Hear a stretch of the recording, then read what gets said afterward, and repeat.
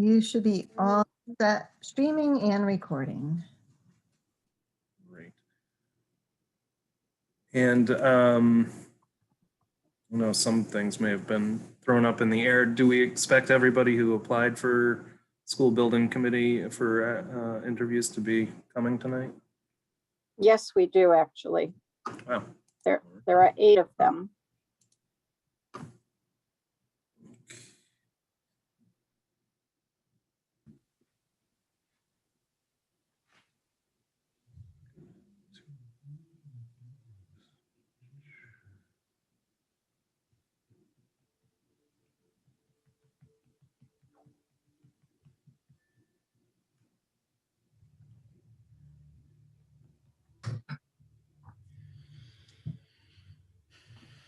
All right, let's see what we have today.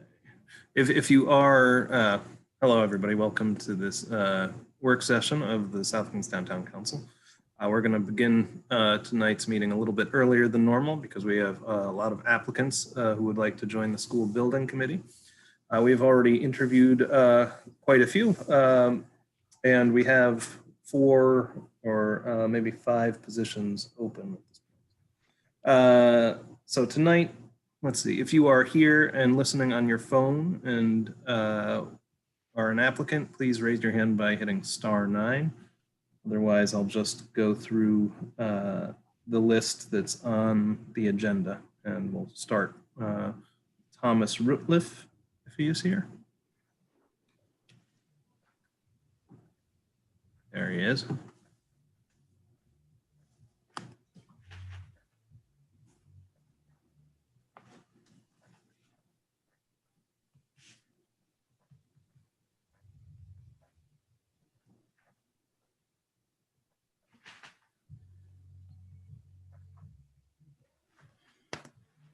Okay, he should be coming in. There he is. All right, Tom, you are now in the meeting. You just need to unmute yourself. And if you want to be seen, hit that little video camera icon.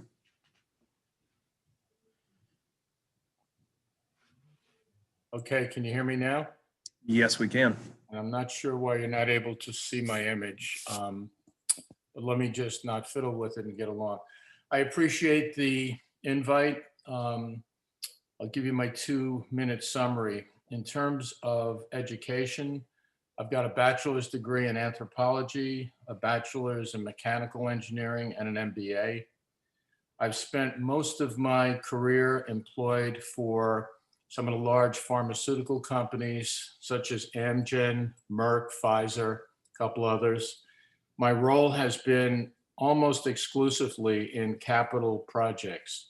So I started as a project engineer and worked my way up to director. These were for projects that were mostly pharmaceutical and vaccine production facilities, so pretty highly technically complex. It also included some very large research labs. I did have some minor experience back when I was younger, before I started in the pharmaceutical industry, working for NYU and Bronx Community College. So I have had some peripheral exposure in the education environment. And certainly in the research labs, I did a lot of interactions with academic type folks. So in the capital projects area, I've been involved in pretty large capital projects, most of them domestic, a couple of them international. I did a large one in Italy and Puerto Rico. And so my involvement started in the planning of these projects, which is scope development, establishing what the needs are. And typically the needs exceed what the resources are. And that's where the trade-offs and the discussions occur. So scope development is a critical first step. And then that leads to, again, with lots of discussions and compromises, to requests for funding, which is partly sales and partly just laying out the technical pros and cons of all the options. Once you get funding approved, sometimes it's preliminary, sometimes it's full, that launches you into preliminary design, which typically gets you to a point where you can get a pretty good estimate and schedule done. And that's when final funding approval occurs. And that launches you into detailed design, procurement of long lead items, and then the start of construction, site development and actual construction. And finally, and at least for the technically complex projects, the most difficult stage was startup, because that's where all the pieces have to come together and work. And so not so much on high school projects, but on the more technically advanced ones, that was also a significant phase of the project. So I've been there through the whole life cycle of these projects. And when I saw the opening for the school committee prior to the election, I just thought, hey, maybe my services could be of use. So that's why I volunteered. And I should also mention, Rob knows, I'm currently on and have been on the EDC for about 3 years now. So I don't know if there are any questions. Thank you, Tom. I guess one initial question that pops out to me, it sounds like you might be more interested in sort of that stage 3 type of area of the process. Would you be interested in sort of taking it back to the beginning and going through, stage 1, stage 2, and stage 3, if that's what the school committee decides? Yeah, I am. Absolutely. I mean, that's where it's most difficult, because you're trying to balance all the needs. You've got resources, which are a limitation. You've got the needs, and they invariably aren't aligned. And so in there are rubs and trade-offs. And, I've been involved in contentious site selections where each site wants a project and are vying for it. I think there's some similarities to what we've gone through recently. So I've concentrated, if you look at the years, and again, I've been over 35 years at it. I'm now not working, I'm retired, but I spent a little more than half my time on the early stages, the conceptual planning, scope development, funding requests and approvals. And once you get to that point, it's sort of a hump. And then from there, it's by no means like downhill, but it's in a way easier, because at least you've got a set scope and rough restraints in terms of cost and schedule to work with that. All right. Other questions for Tom?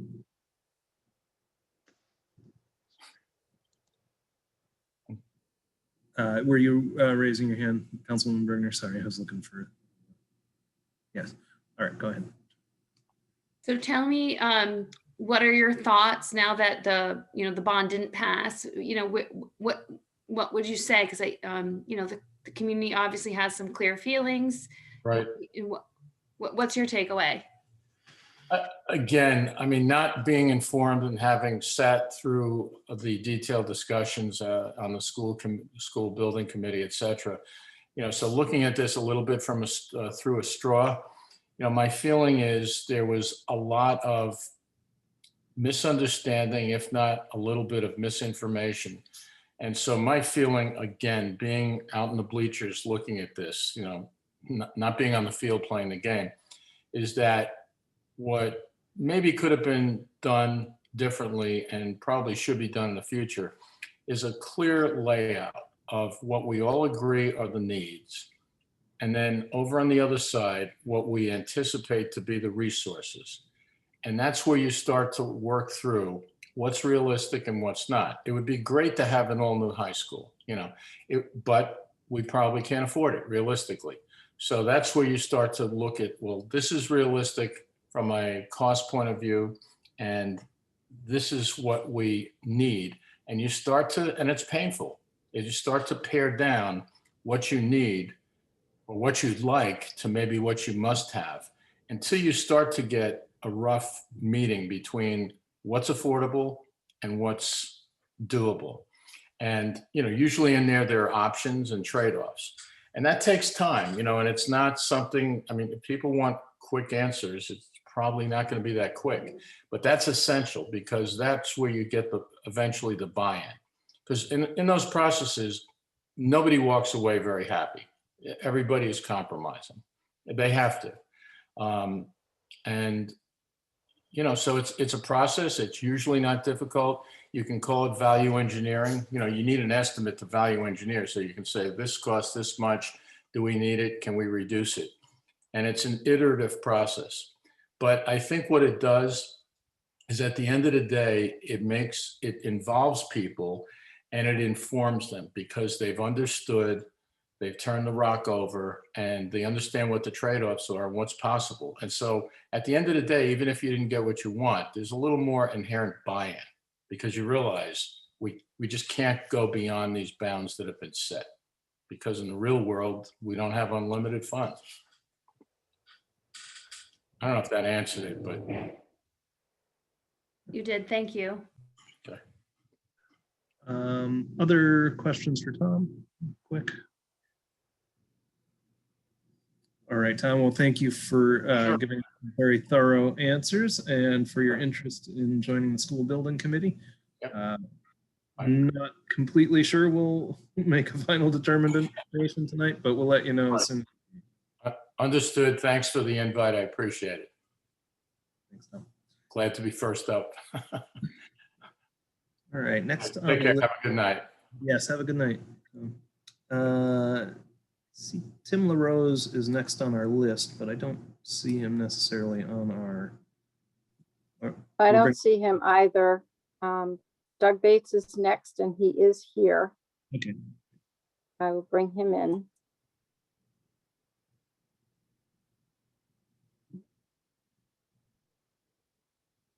All right, Doug, you've been brought into the meeting. You just need to unmute yourself. And if you want to be seen, click on that little video camera icon.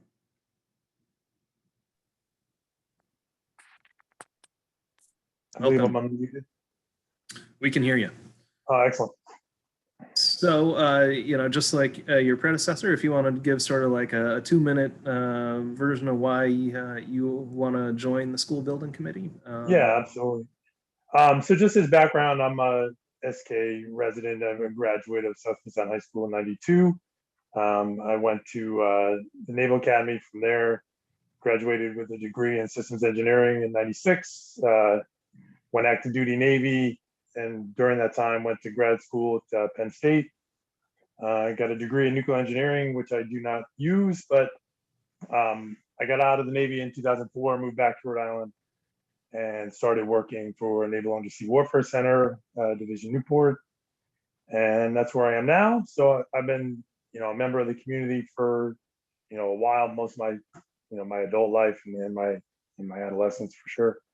I served on the zoning board for approximately 10 years, so I'm pretty familiar with some of the town requirements and ordinances and things. And I just think it's an opportunity to continue to serve and help the community. Certainly, as an engineer, I'm pretty familiar with specifications and requirements, and I think a lot of that was missing from the initial proposals, in that there were not a lot of tie-ins to design decisions back to specifications and requirements. So, I think we can improve upon some of that stuff, and this was obviously an opportunity to throw my hat in the ring. Very good, thank you. Questions for Doug?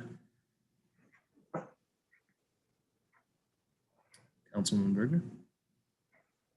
I'll just ask you the same question. Doug, what's your takeaway after the special election? What are your thoughts about the election, and what's your takeaway from the results?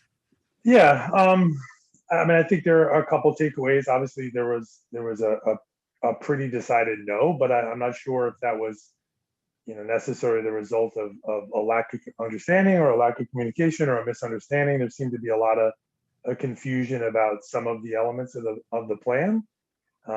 Certainly, there was, I think some of those come down to understanding the decisions and a lot of I don't know if heavy-handedness is the word, but there didn't seem to be a lot of communication and understanding between the various sides. So I think at one point it just came out to one group it seemed like both groups were unwilling to compromise or see benefits on either side of the approach. And I think that's really dangerous, because every trade-off, it comes with assumptions and risks and calculated decision making. So I think basically it comes down to understanding the plan and understanding the guiding principles behind the decisions made for the design elements. And I don't think those were really well articulated. So it came down to, you know, a lot of bullet points about affordability and not listening to one side or the other. So, I mean, I think a lot of that needs to smooth itself out or work it out, or we're going to be in the same position on any plan, really. Thanks, Doug. Other questions for Doug tonight? Does it give you any pause to know that the school building committee is probably going back to stage one? Do you want to be part of a committee that's looking at like 2 years of work?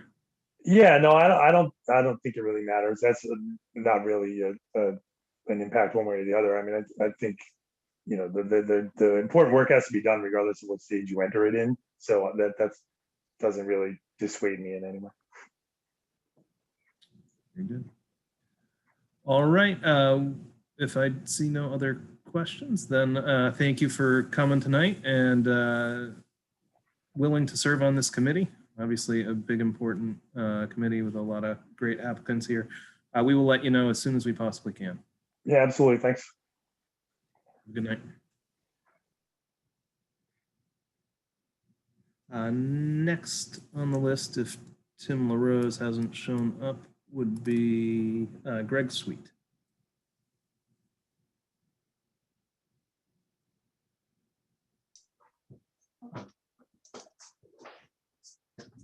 Can you hear me? Yes, we can. How's it going, Greg? Not too bad. About yourself? Doing all right. Good. Like the beard. Trying to hide the ugly. It's a great tactic. Of course, you have submitted your name for consideration for the school building committee. Tell us, I mean, obviously you've been sort of involved up to now. Tell us what you see going forward. Based on what we saw with the election, I think we need to start basically at stage one. I think we need to be, when I say we, I mean everybody who will be involved, I mean school committee, town council, and everybody else.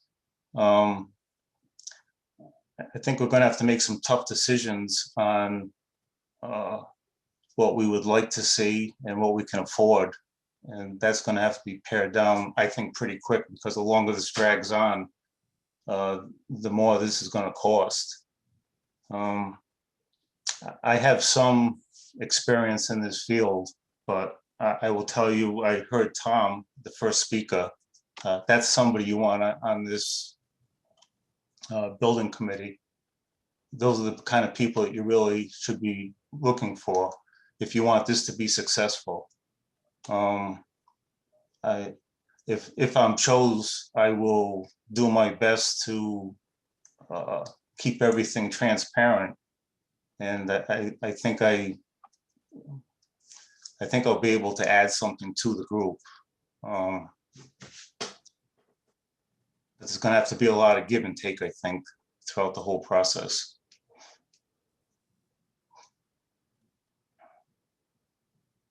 All right. Thanks, Greg. Looks like Councilman McEntee, you have a question? Greg, how's it going?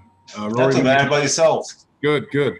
Question for you. Obviously, you've been actively involved in what's going on with the project, and just want to ask you, if legislation is passed that allows the amount of time for which we be shovel ready extends a year, which means shoveling ground by December 31, 2023, we'd still have the opportunity to get 50% reimbursement.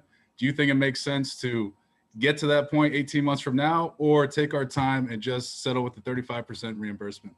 If you were on the committee, which approach do you think would be the best way? My approach would be, let's look at it as not doing this, not making any mistakes up front. If we're able to do this and get the 15%, I think that's fantastic. If we're not able to come to reasonable conclusions or wants, I don't think it's worth going after the 15%. It doesn't make any sense to me. We don't want to be an albatross around the town, you know, for years to come. We need to get to, we have one shot and we need to do it right. Understood. Thank you. Yeah. Any other questions for Greg?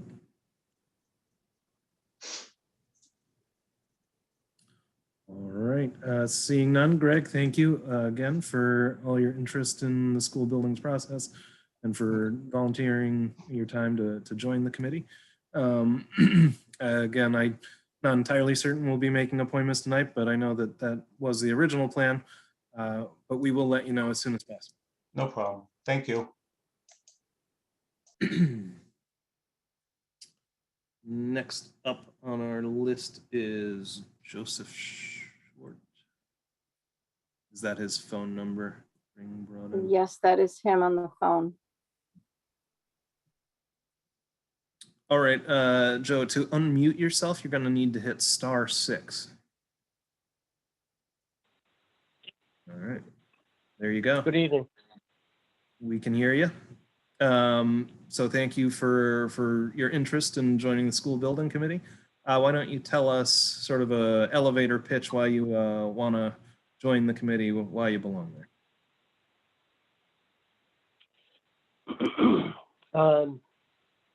I've been a resident of South Kingston from, I think, since 1991. A big reason we came here, we had 5 children who went through the school system. When I went to vote on the bond, I went to Matunic Elementary School, and I was struck by what a great environment that was for my children. It was absolutely awesome. My interest is, like many people, I've too much stood on the sidelines and shouted at the heavens. There's been things over the years in the town that I've had opinions on, but always felt too busy. And I just felt, now that I'm not so busy, the kids are all grown, maybe it's time to give back a bit and be a little bit involved. As far as some of the questions that have been asked of other people and thinking in my head what my response might have been, as a nation, we just have all fallen into throwing sound bites at each other's heads. And I think maybe a little bit of that was done by both sides as to the pro and cons of the school. And really getting into the meat of why it was needed. I have some concerns, having read the report, that we spend 14% more per student than the average town. I'm concerned that our enrollment at the high school is going to go down 8%. And in truth, I look and say, why are we doing this? What's wrong? I think I tend to be more operationally minded. Years ago, it came out rather suddenly, and I apologize if I'm offending anybody who was involved in it at the time. But rather suddenly, we were going to close South Road School. And then a subsequent article said somebody said we're going to save $60,000. $60,000 is nothing to close a school. And we didn't get the school back onto the tax rolls. It's been sitting there. And when I went to go get COVID tested, there was no heat. So we're not maintaining our investment. And I read in the report and in letters that people write in, and even my daughter, who substitutes at the high school, we can't lock a classroom door. Heaven forbid we had some serious issue there. The liability to the town that we know we can't lock our doors and we continue. And we have floor tiles that are missing. I'll bet half the people in this meeting know how to replace the floor tile. I certainly do. I just think we're in a habit of always looking to buy or build new, and then we don't maintain. If we had a new school, obviously everything would be new. There would be virtually no maintenance for the first 5 years. I didn't see anything about realigning facility staff. I was surprised to hear that we were going to move people from the Hazard School to the South Road School. But I didn't hear anything about money allocated for moving. My time at the Providence Journal, I was involved with a lot of moves. It costs a lot of money to move people. And there's always somebody who's not happy. So I just felt I wanted to not sit on the sidelines and shout at the heavens. I wanted to get involved and give my 2 cents worth for whatever it's worth, all 2 or not, but that's all. Very good. Thank you, Joseph. Any questions for?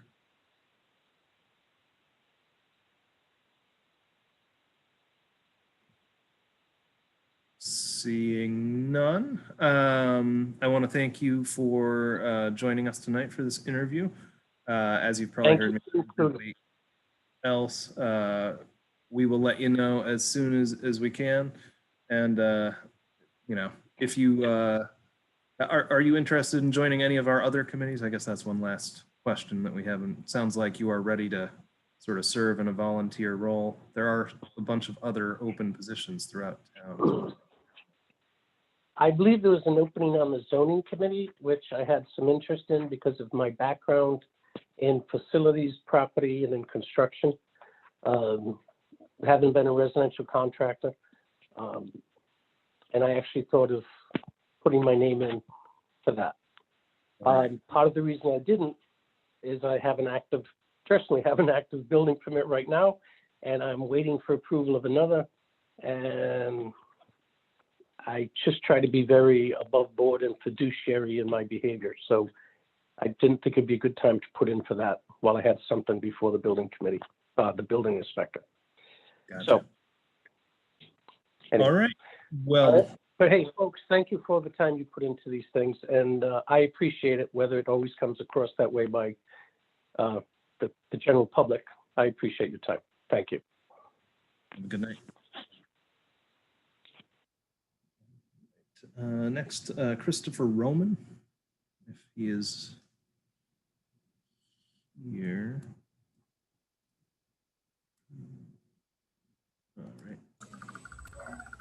All right. Do you go by Elliot or? Oh, sorry. It's on my son's computer, and I'm in his room because it's quiet. Our dogs are barking downstairs. So, Chris or Christopher? What would you? It doesn't matter. Chris is good. All right, Chris. Welcome to the meeting. Thank you for your interest in joining the school building committee.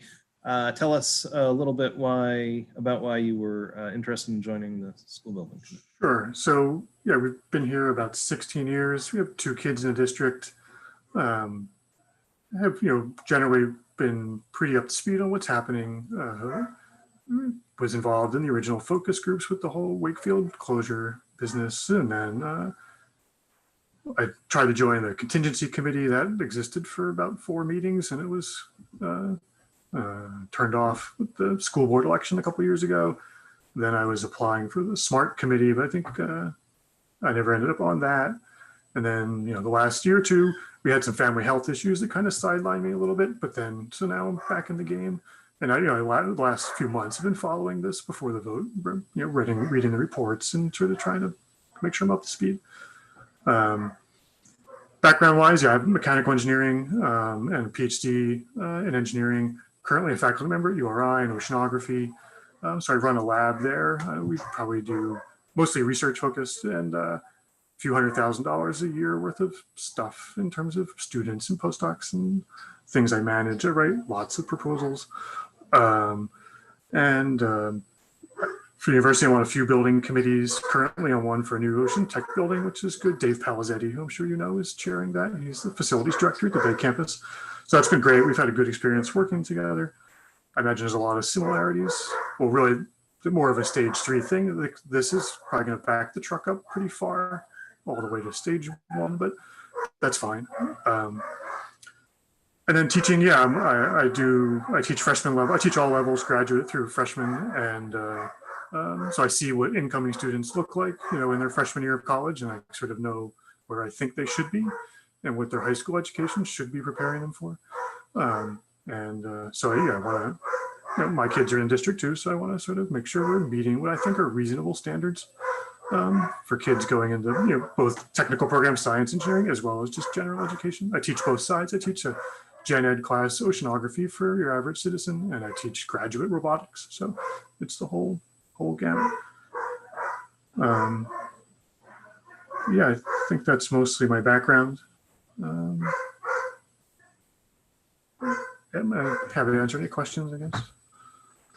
Thank you, Chris. Questions for Chris?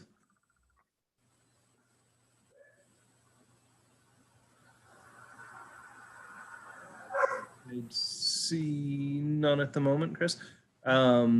You did mention that you've had interest in other committees in the past. Does that still hold true if, if there doesn't happen to be space for you on the school building committee? You'd be willing to? Sure. Yeah, I would like to sort of get more involved. My kids are getting a little older now, so not as demanding in time-wise. So I think I want to start, doing a little more. I do. I like the building committee. I think that would be a good fit for my skill set in terms of, I know, I'm comfortable with financial planning. Being a faculty member, I'm very familiar with limited resources, and I've got a good technical understanding of the drawings and the site plans and all that stuff. And so yeah, and I guess the biggest thing, if we do back the truck up to sort of stage one, the question is, I think just getting straight sets of facts. I think there's been a lot of, we could do another sort of revision of clarity there and try and get people back on the same page as to what reality is.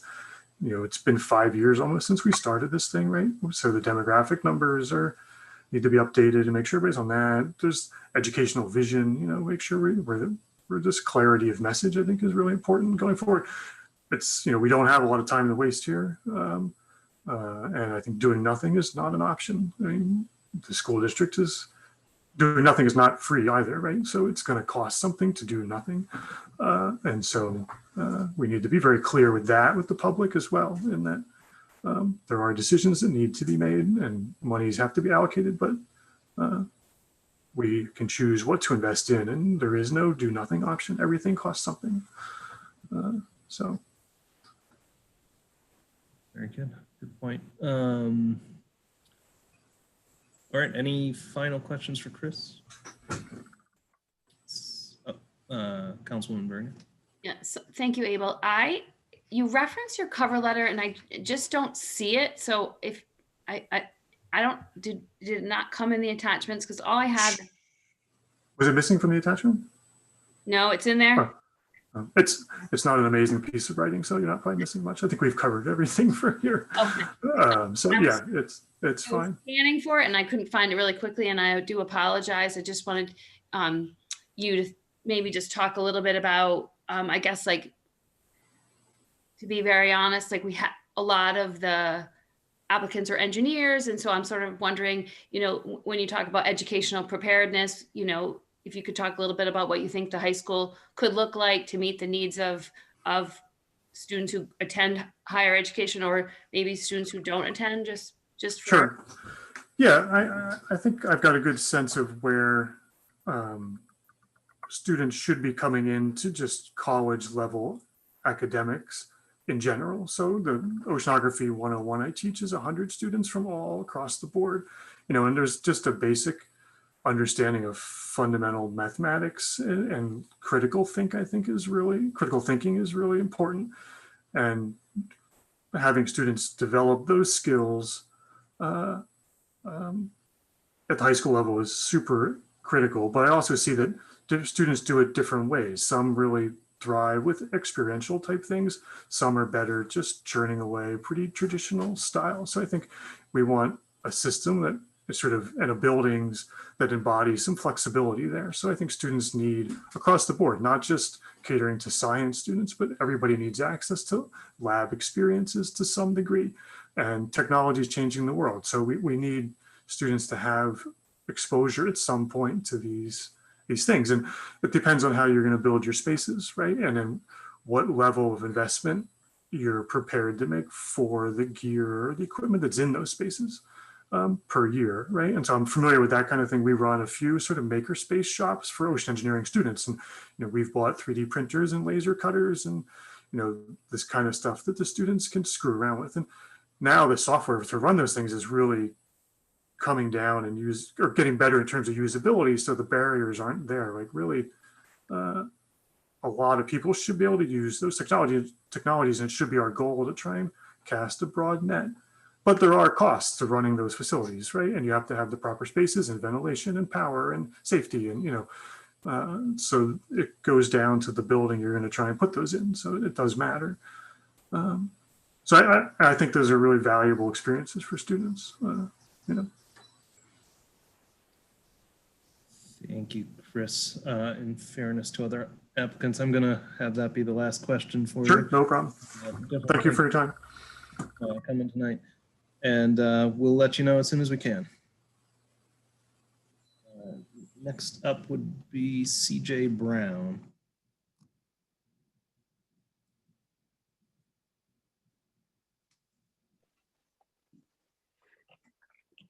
Good evening. How are you? Very good. Welcome. Thank you. Tell us a little bit about why you want to join the school building committee. So my children will be the third generation in South Kingstown. My wife grew up in South Kingstown. My mother-in-law grew up and graduated from South Kingstown. So I feel it's time to give back. After the bond failed, I felt this was the right time to put my name in the ring. With children that will be going through the school system, obviously I want to see what's best for them, but also with my mother-in-law reaching retirement age, I also understand the financial impact that will play for the older generation of South Kingstown residents. So I feel I'll be able to bring a good understanding on both avenues, both viewpoints. With my background, I think I bring a lot to the table. At the nursing home, when I was the director of maintenance there, I was there for the planning and design of the new greenhouse homes at St. Elizabeth's in East Greenwich. And I left just before ground broke and went on to South County Hospital and came on board there as we were starting the development of the 6 OR. So I was a part of that project and also a part of the retrofit and renovations of the labor and delivery floor and the oncology center. And now up at Women and Infants, I'm in the process of working with a $10 million pharmacy renovation and also designing a $30 million expansion possibly onto the hospital. So I've been a part of it all. And also I've been a part as a director of facilities of maintaining it once the building is turned over to the end user. So I feel I have a good viewpoint and understanding to bring to the committee. CJ, questions from other council members?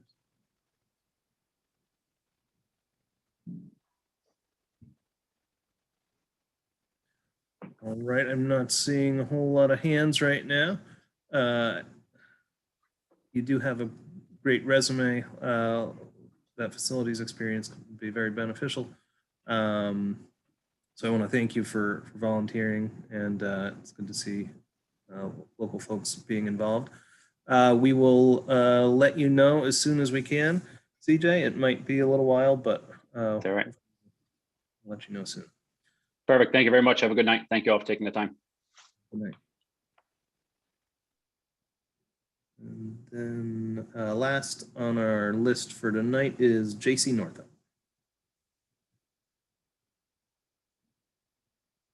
All right, JC. Hi, yeah, I don't have the little thing to have my camera on either. So just know that if I could be live with you, I would be, but I can't. So you don't get to Imagine you. my hair. Well, welcome, JC. We, of course, all know you well, so we can imagine you quite well. Tell us why you want to get back on the school building.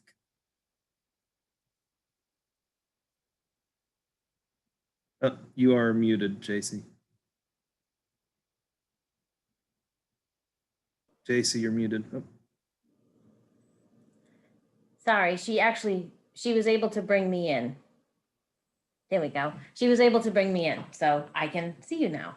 I'm sorry, you wanted me to tell you why I want to be on this building committee, right, Abel? For a second time, yes. Yeah, that's why. That's kind of it in a nutshell, because I feel super vested in this project. And when the first opportunity came to put my hat in the ring for this, I didn't feel like I was qualified because of the criteria of people you were looking for. And then when only men put their hats in the ring, I heard that they were looking for some diversity. And I thought, well, maybe this is fate's way of saying you do have a seat on that committee. So I threw my hat in the ring. I care very much about this project. I care very much about schools in South Kingstown. I've lived here myself for 16 years. I've worked in South Kingstown right on Main Street in Wakefield since 1989. My grandparents moved to that same location in 1984. Wakefield and South Kingstown is my second home. I grew up in Richmond, not far away. So I'm a South County girl through and through. I spent hours and hours and hours and hours of my life, as Deb Kelso can tell you, on this committee, and walking away from it when I didn't get reelected to the school committee was crushing. And that being said, I feel like my work is not done here. And with so many positions open, I feel like you can still get the engineer, contract guy, construction guys that you need, and still maybe have room for what I could bring to the table. I did also serve as the building committee secretary. I worked really well with the folks up at RIDE. I worked well with Sam from Peregrine. I feel like I'm a good fit on this committee. And I feel like feel like my work is not done. The failure of the bond told me a lot. I think we all learned a lot. There's still a lot of work here to be done, and I'd like to be a part of it. I'd like to help in any way that I can. Thank you, JC. Questions for JC?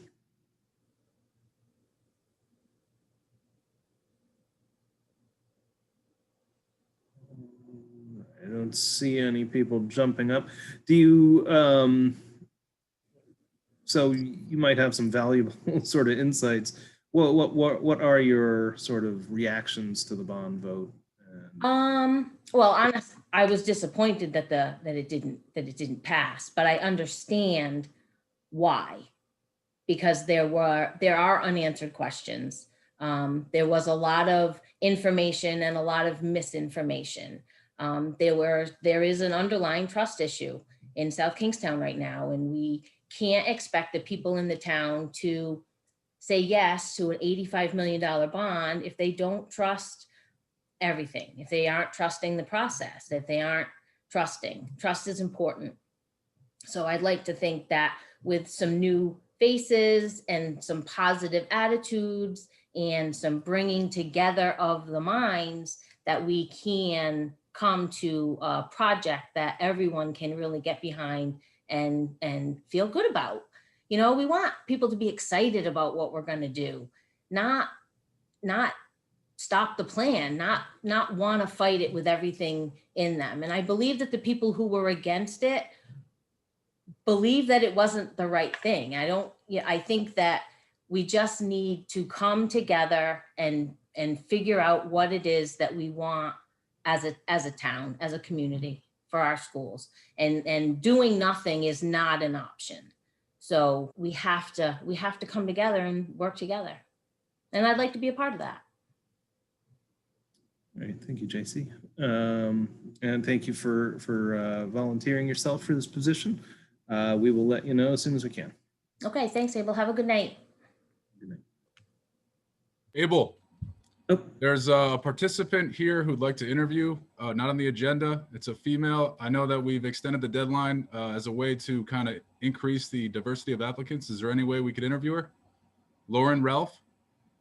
I see that. Abel, if I may, we received 5 applications today, additional for this committee. It would not be fair to interview one and not the others. I hear you, Susan, and It's up to you, but we did get 5 of them. Yeah, and my other concern. Sorry, Abel, I don't seem to have a raise hand function. I just wanted to comment on that real quick.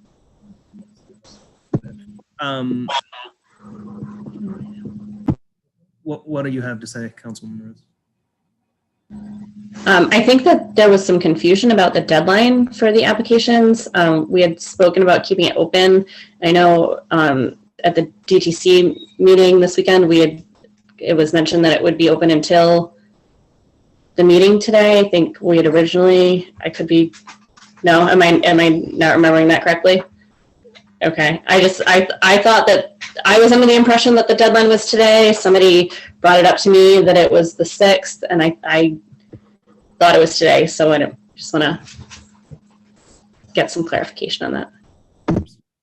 So yeah, you know, I think it's a totally valid conversation about whether we want to keep these positions open following tonight's interviews, because there are obviously more people who want to join this committee and have submitted applications.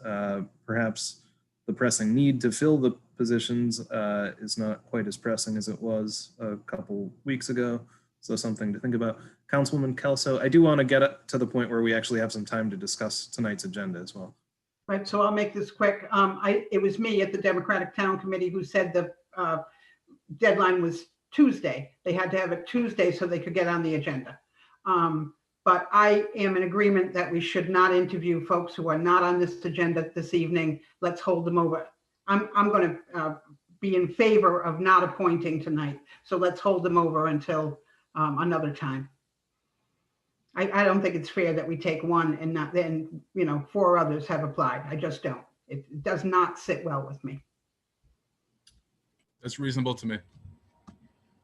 All right, I see a lot of nodding heads to that. So yeah, I think for tonight, those will be our interviews.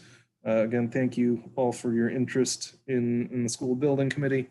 Rob, let's take a walk through our agenda tonight. Okay, we're going to walk through quickly. I am getting a little bit of feedback, so if anybody's having difficulty hearing me, please let me know and I'll shut my video off and try to streamline the packet going over the internets. The big items that I want to make sure that we touch on tonight are the Hanson's Pub lease request. As you know, 210 Oyster Bar, Hanson's Pub is the company. 210 Oyster Bar is the doing business as name for that company. They are the lessor of property that we own, that the town owns down on Salt Pond Road, across the street from the Marina Park. The lease requires that whenever improvements are made to the building, that the company come to the town council and ask for your permission to make those changes, those improvements to the building. My understanding is that this is a replacement and expansion of an existing dining deck.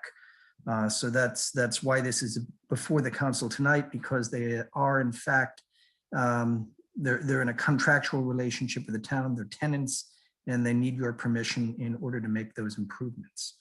The other item that I want to make sure we touch on in the work session is the Natural Resource Officer's position. This is sort of coming to the council out of left field, and I want to make sure that the council is aware of what's happened to make that, that item pop up and sort of walk the council through how we've come to the decision to make this request. Many of you know Mike Steck. Mike Steck is the harbor master for the town, and Mike has indicated that he may not be able to continue in that role for much longer. He's looking for different career opportunities and may not be able to perform as harbor master for much longer. We've also gone out this year and looked for assistant harbor masters, and we've come up empty. We've not been able to find any assistant harbor masters to take care of the harbor patrols and the sort of boat checks and the safety checks and the things that the harbor master and assistant harbor masters typically do during the summer. So I sat down with Terry Murphy, sat down with Chief Ewing Chow, and we started to think through how we wanted to solve that problem, the problem of not really having a harbor patrol or potentially not having a harbor patrol this summer, though I do want to point out that Mike Steck has said he will do everything he can to make sure that we're not left completely high and dry. But we did want to figure out for the town how we would take care of the harbor master's position for this summer. And during the course of that conversation, it became very apparent to us that there were a bunch of other things, particularly around the waterfront, that we really don't have covered by the harbor master or by anyone. So for example, the council will remember the discussion we had a couple of months back around water access, shore access down at Green Hill Beach right-of-way, the right-of-way at the end of the Green Hill Beach Road. We had the parking discussion. We discovered during the course of that public hearing that there were food trucks, that there was trash, that there were issues around not having sanitation facilities down there. And that was a surprise to the police department. That was a surprise to the administration, in part because there's nobody who sort of monitors what's going on at those shore access points. That's true there. It's true to a lesser extent, but still somewhat true at Moonstone Beach. And it's also clear that we don't really monitor what's going on at Marina Park very closely either. Marina Park has not been developed the way that the Waterfront Advisory Committee, that Terry, that those of us who've looked at that park and said, boy, it's a gem just waiting to be improved. The leases, such as the deck thing tonight, currently fall pretty much to the Director of Leisure Services, but we don't really have anybody on the ground working as a tenant's rep for the 6 leases in the Marina Park area. We haven't done things that we'd like to do, such as improve waterfront access at Marina Park. We've talked about kayak launches and this sort of thing. We just don't have anyone who does that. We also don't have anyone who serves as a liaison for the water testing on the Saugatucket or the Narrow River. We don't have anyone who's working with the ecology and conservation groups here in town on a full-time basis or on a regular basis. And it occurred to us that what we need is not just a harbor master. We need a harbor master and sort of town natural resources manager. We went out and we looked for job descriptions, looked for comparable positions elsewhere in Southern New England. We found a couple of examples, and that's what's before the town council tonight. This is our determination, our finding that what we really need is more than just somebody on the boat this summer. We need somebody on the boat this summer, but we also need somebody who can begin to build a true management of our waterfront and natural resources going forward. This is a good time for us to try this, to work this, because the federal funds are now available. We could, we believe, fund this position for the first 2 years, largely using federal funds, although we're also suggesting reprogramming the harbor master funds for this position. So that's the other big item I wanted to make sure the council had some background on before going into the regular session. I will answer questions on anything else that's on the agenda. It's probably the easiest and fastest way to go from here.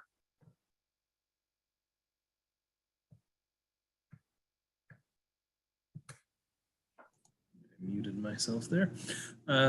Any other questions for Rob on the agenda tonight?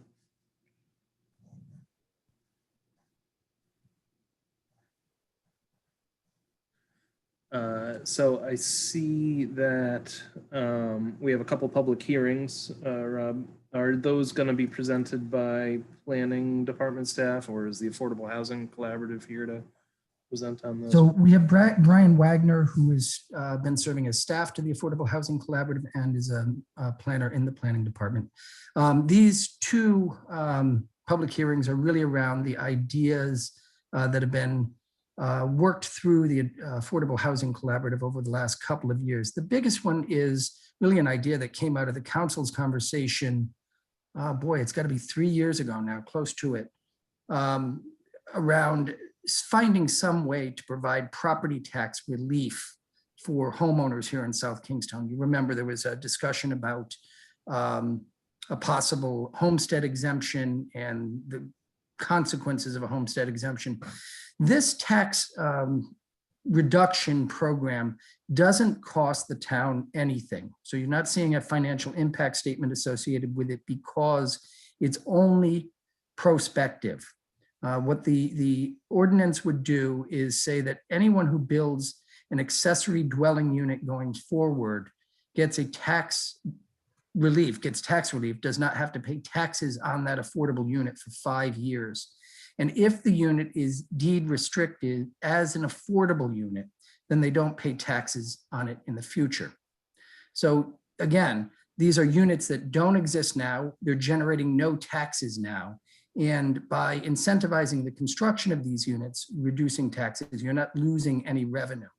It's also a way to make sure that the program is sort of testable. You can put this on the books and start figuring out how many people want to build these affordable housing units, how many people above and beyond what we have seen in town. We've got a number of them. We've seen them over the years. It's not a huge number. You know, it's in the low 1-200 range of affordable housing. I'm sorry, accessory dwelling units that have been constructed in town in the last 10, 15 years. There aren't too many of them. This is also something that has been tried elsewhere in the country, incentivizing the construction of affordable accessory dwelling units is common in California and the West Coast. This will be the first time it's been done in Rhode Island. And the thing that is sort of neat about this, from my perspective, is it is a way to incentivize the development of affordable housing that doesn't put money in a developer's pocket. This puts money in the pockets of people who already live here, people who are already paying taxes here. It's a way to help people who are finding it difficult to deal with the increasing costs of living by helping them put an apartment that they can rent out in their own backyard or over their garage or in the back of the house. This is a way to help people find a new source of income. And it's a way to help people sort of maintain families and relationships. If we often talk about the idea that if, you know, the old couple, the senior citizens who are knocking around in a 4 or 5 bedroom house want to build a smaller unit in back, they can move into the back apartment now, or the accessory unit in the back, and have the kids move into the larger house. That's a way to do multi-generational housing. And we actually see that is a pattern that shows up when accessory dwelling units are commonly constructed in other communities. So there's a lot to this program, but it really has great potential to help do things on a small scale that will have a big impact on taxpayers, on families, and on, hopefully, the affordable housing market here in South Kingstown.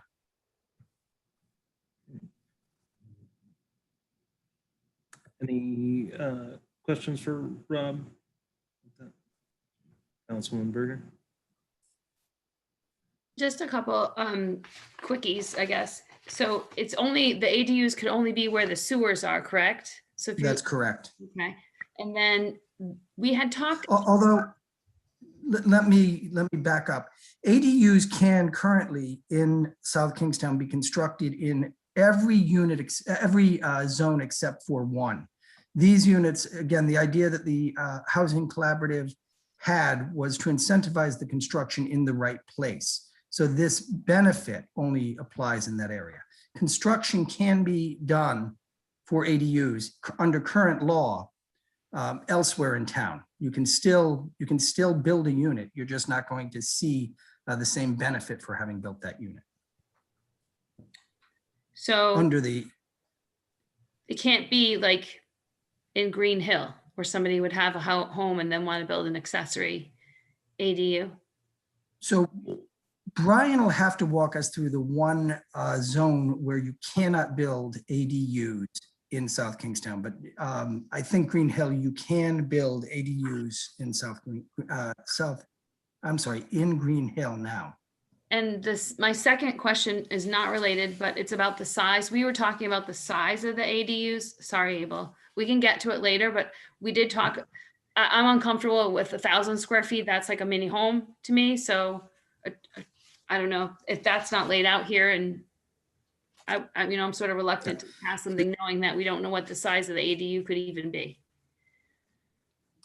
All right. Yeah. Let's get to those details when we get to the public hearing, because we have reached 7:30 at this point. We're all ready to begin. Councilwoman Rose. Sorry, I'm just going to try to sign in from my town laptop because for some reason I'm not able to get half the functions on the meeting right now. So I'm gonna log off here real quick and log in. Is that cool? You go right ahead. Thanks. Tried using 2 screens and not printing and it's not working for me.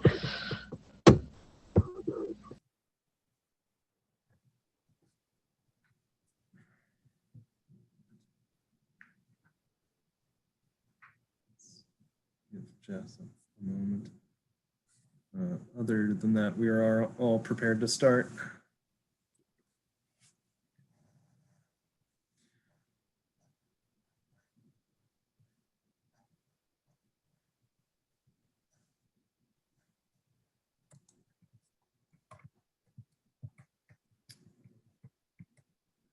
I see her there.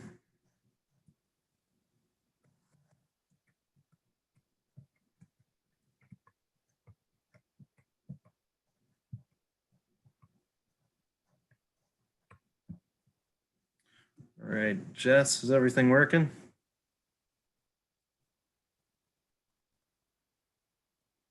That's good. You got full operational capabilities there? All right, very good. All right, well, welcome everybody to this meeting of the South Kingstown Town Council. It is Monday, May 10th. The time is 7:32. This is our regular session. Our first order of business is pledge to the flag. Susan, if you wouldn't mind leading us in that.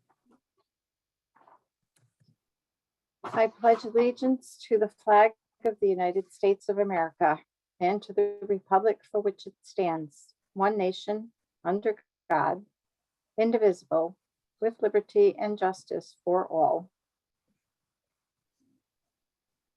Thank you very much. And will you please take the roll?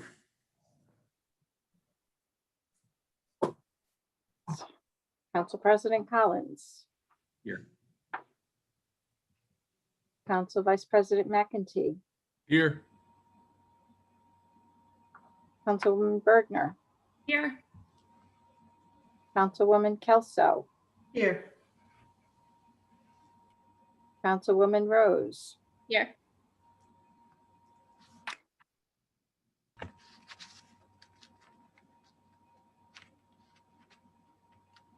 Present. All right, that brings us to item 4 on the agenda. Rory McEntee, I'll make a motion to approve for A and B. Deb Kelso, second. You have a motion from Councilman McEntee, second from Councilwoman Kelso. Any discussion? Anyone opposed? That motion carries unanimously. Item 5 is the consent agenda. Rory McEntee, I'll make a motion to approve the consent agenda. Deborah Kelso, second. Motion from Councilman McEntee, second from Councilwoman Kelso. Any discussion? Anyone opposed? All right, that motion carries unanimously as well. And that brings us very quickly to item 7 on the agenda, our public hearings. 7A is a public hearing relative to proposed amendments to the Town Code, Chapter 14, Planning, Article 1 in general, Section 14-2, Affordable Housing Fund, as shown on Exhibit 1 on the agenda. Susan, is there anything that we need to read into the record for this?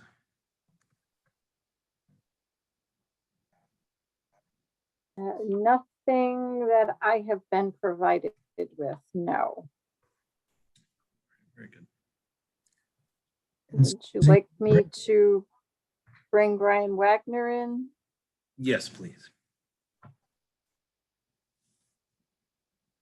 And Jamie.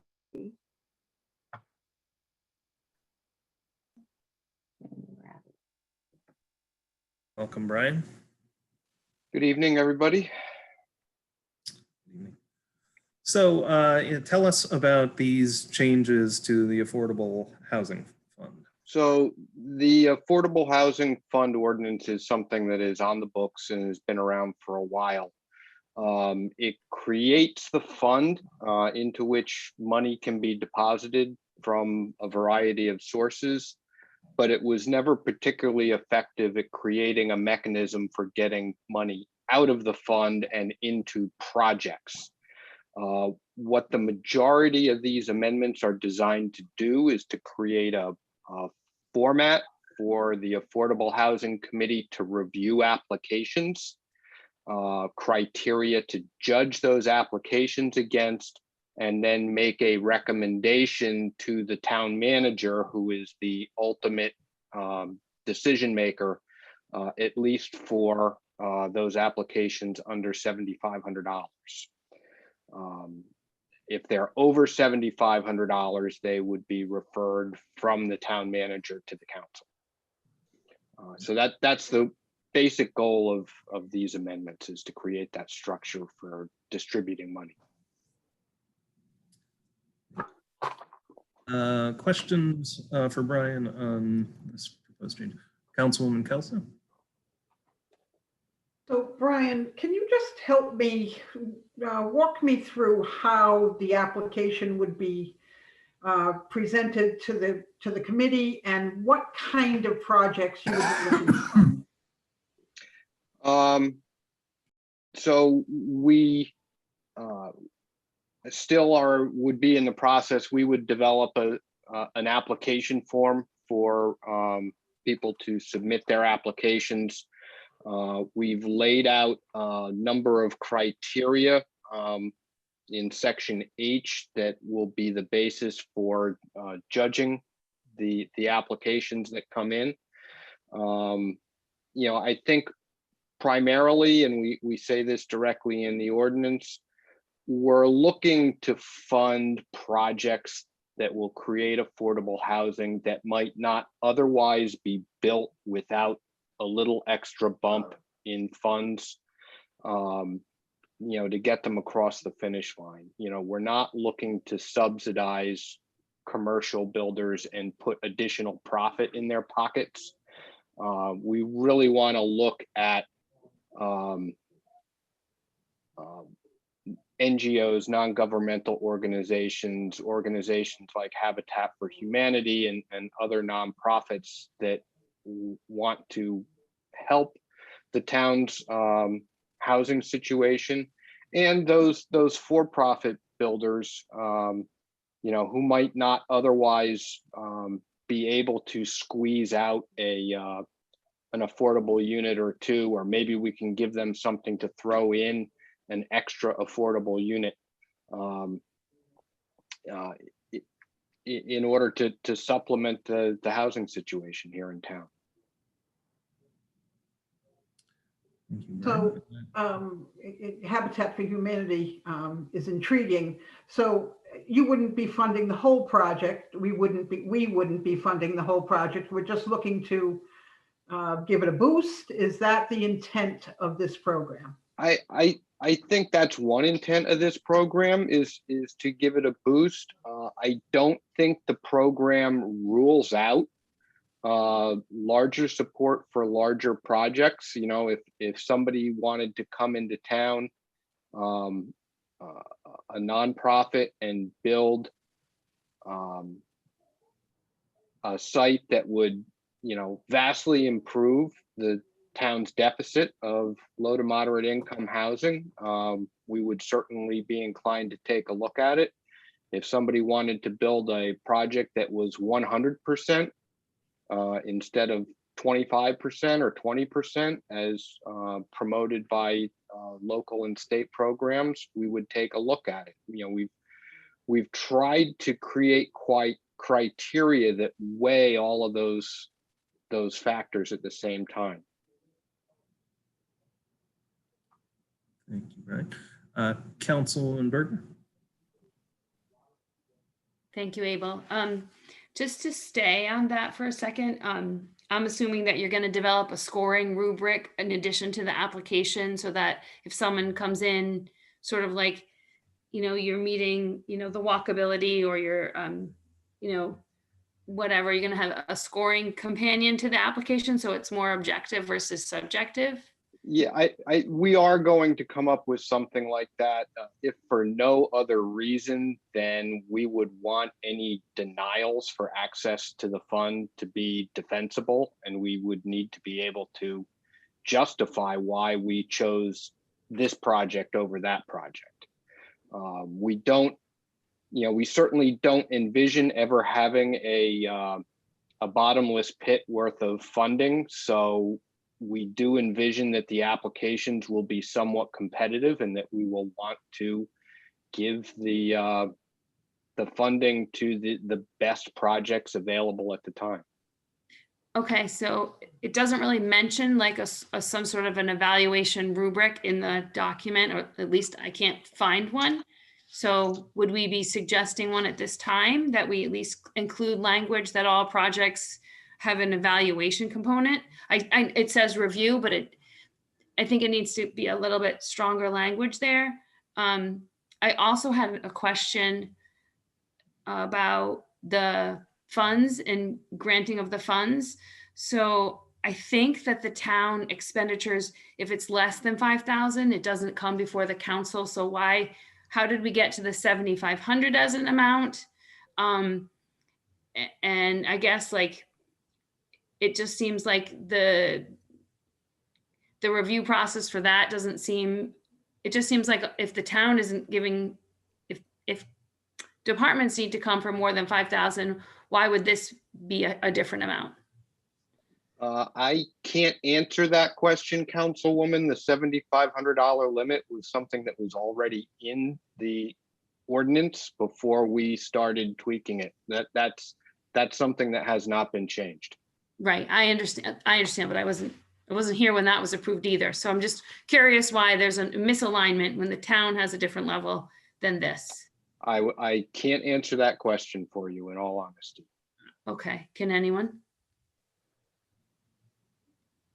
So in the one case, the agencies come before the council on procurements. This isn't a procurement, this is a grant program. So the criteria are different. We operate under the procurement rules when the town's coming looking for a purchase approval. Here, we're operating only under these criteria, not under the procurement rules. But it's something that we could change, and this is a juncture that we could make that change? Yes. You could, and in fact, one of the things I would suggest though is that for quite some time, the town has talked about and has, sort of kicked the can down the road, increasing the procurement trigger point to greater than 5,000. That's an old number. It's probably about a decade behind the state's procurement rule, which grows, isn't fixed to a solid number, but actually grows according to inflation. Well, not So, my Mike, yeah. not my experience at URI. So for things over 5,000, we have to go out to bid, and I didn't know that. That's why I was Yeah. curious. So I can't tell you either then.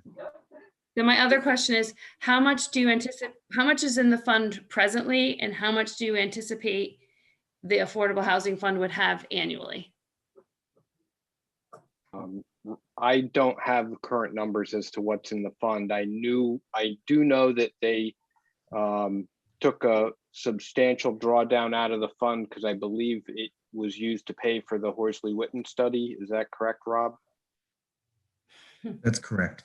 Okay. It was a $100,000 drawdown. It was a $100,000 drawdown a couple of years ago for that. And I don't know how quickly it's been recuperating since then. Yeah, it was basically depleted to zero essentially at the beginning of the current fiscal year. So whatever has grown in the fund during this current year is its balance. And we can, if Zach is in the audience, we can get him to look that up while we're talking. I'm sure I'll have a few more, but I'll pass in this round. All right, thank you. Councilwoman Kelso? Will the application process just be ongoing, a rolling application process, or will there be a fixed period? We had debates about that in the Affordable Housing Collaborative, and I'm trying to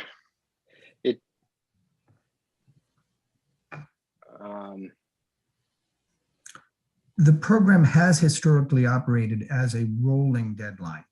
There has not historically been a call for proposals with a set date for a deadline, and then a review date, and then a next cycle. They have been open to proposals whenever someone has a particular project that looks appealing. So they could that way going forward. To be honest with you, they've not been overwhelmed by people requesting funds. And that may be because there aren't a lot of projects that this is relatively small money at this point. There may not be a lot of projects that this makes a big difference in, and so folks just don't make the request. It could also be the case that advertising and actually having a deadline and actually having an announcement and a process could encourage more applicants to come out and make a pitch. The fund, may benefit though from growing for a while too.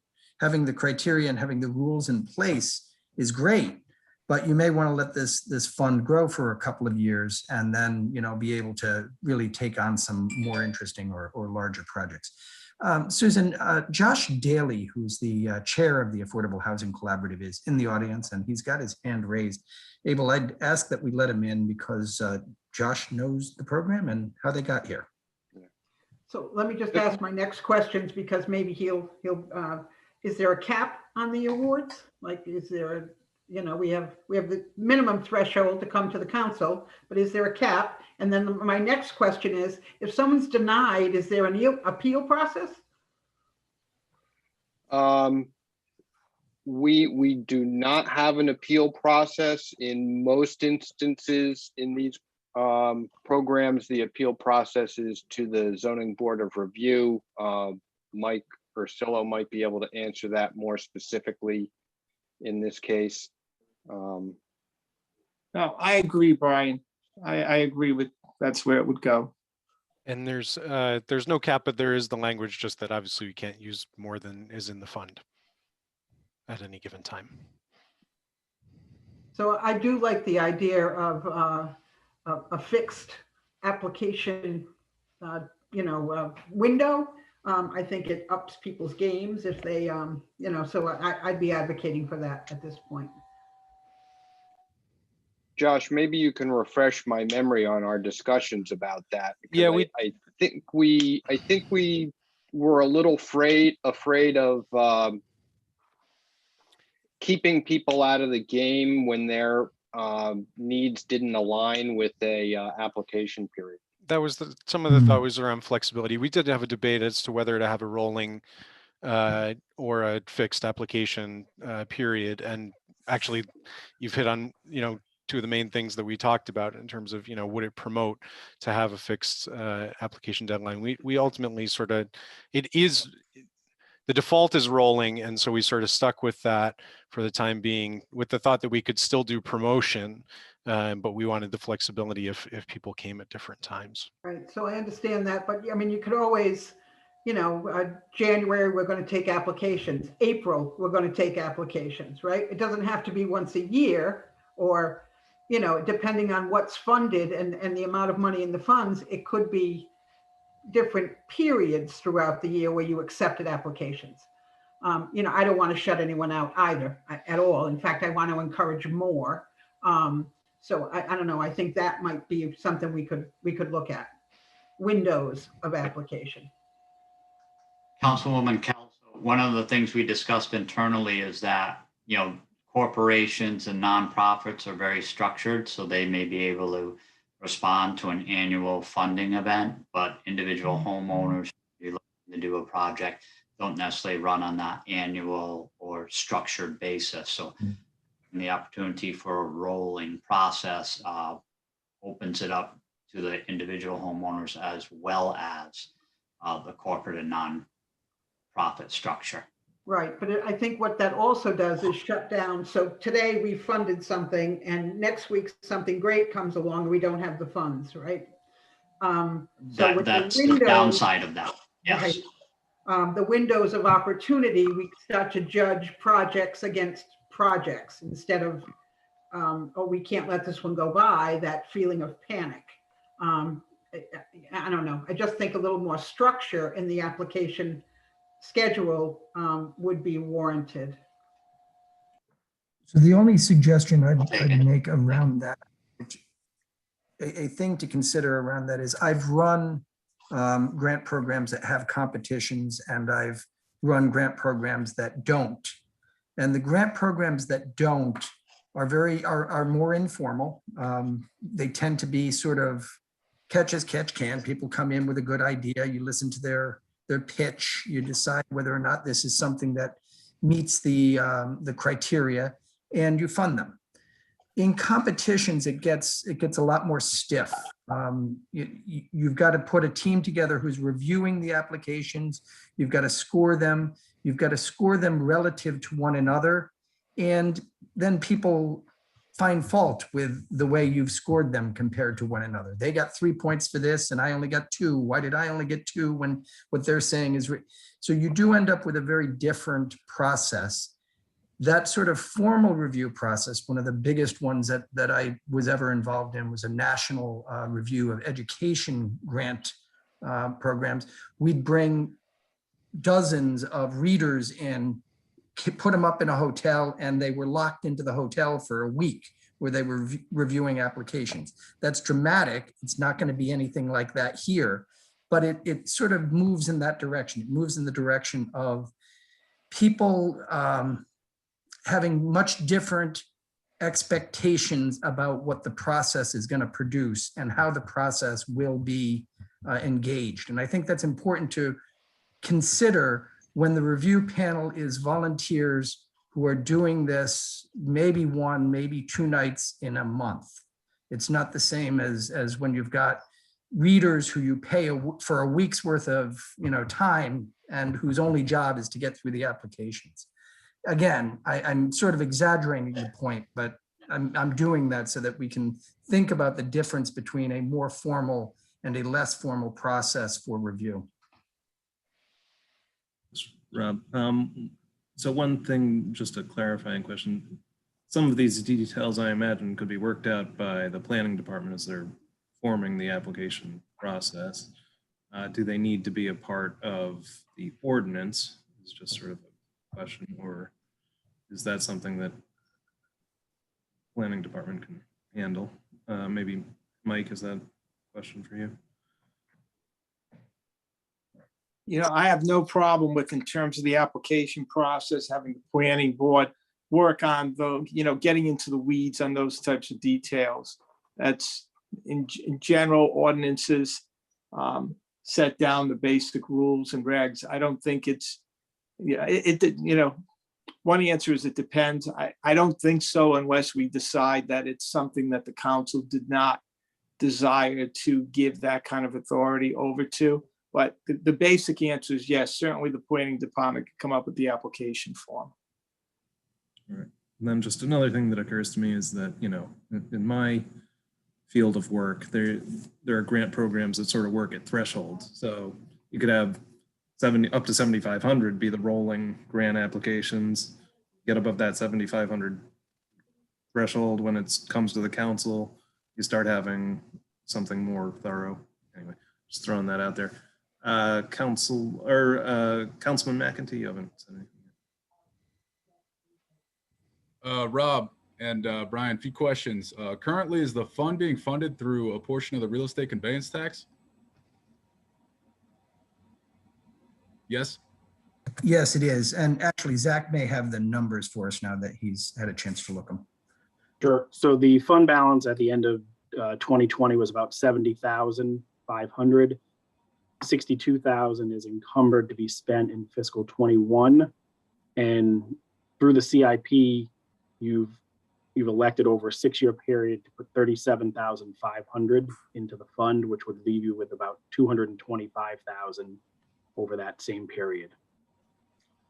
So if we received, I don't know, an increase in applications in excess of, 4 amounts in excess of what's in the balance there, would we, on an annual basis, as we go through the budget, decide to allocate funds to this fund to make months more available at the council's discretion? Is that how we would treat this, Rob? You could do it that way. And the other thing that we've talked about, and I imagine staff will be back to the council to make a proposal around is in payment in lieu of construction of low and moderate income units. Under state law, a developer can give a payment to the town instead of constructing affordable units. So for example, the units in, I don't know, Curtis that are being constructed. Right now, there's a certain number of units that will be low and moderate income units up there. Developers don't really love to build those units as part of their projects often because it just complicates the construction process and the marketing process and all of that. If they were to make a payment to this trust fund, the town would have those monies for these projects. And the developer would have met his or her obligation under the affordable housing comprehensive permit programs under the state law. So rather than making them build the units where they don't want to build them, we'd take cash, put it into this trust fund, and then use those funds to help facilitate the construction of affordable units where they are wanted, where somebody else does want to build them. Okay. Rob, as part of the first tranche of the federal aid that should be coming in by end of this month, around 4.5 million, would it be the recommendation of you and your staff that we would apportion some of that money to this fund to sort of get it going? So this fund is a complicated fund. Yes, is the short answer. Yes. I think that it's a reasonable thing for the council to jumpstart this program with some federal funds. The question really is how much? What's an appropriate amount when you're getting a program that's really, the reason $100,000 was sent to the Horsley Witten study a 3 years ago was that there wasn't a demand for these funds. Developers weren't coming to look for them, and there wasn't a way to sort of get those monies out the door. So that was a study that needed to be done. It was a good thing to spend the money on, but it certainly wasn't direct expenditures on affordable housing. This is going to take a little while to stand up. So I wouldn't put too much federal money here because I'm not sure you're going to be able to spend it in 3 years. Some, but not too much. Now I see in the provisions here, it allows for a portion of ADU monies, expenses toward those to be funded for the town. That seems to me sort of like a double dip. We're giving the abatement and we're paying for a portion of the cost to do the ADU. Brian, I want to ask you about that. Do you think that's wise to have this in here? I think ADUs are an interesting way to create affordable housing. They're a small footprint design. They're a way for homeowners to create a little income for themselves, and also a way to create space for young people, young individuals, retired couples, and whatnot, looking to reduce their monthly expenditures.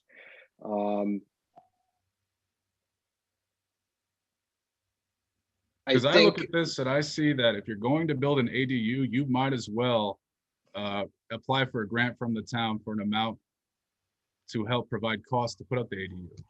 To me, that sounds like every single person that's going to do an ADU is going to make that application. Would that occur? I can't answer that question. The important Yeah, thing and to know- again, it would have to be evaluated against the criteria. I think in order to get access to these funds, we would want assurances that ADU is actually going to be rented on the open market, as opposed to having mom and dad move into it rent free. And we'd also want to see an actual deed restriction on it for 30 years. That's right. Which is not necessarily required for the tax deduction. Tax deductions goals are slightly different, and we can talk about that when we get to them.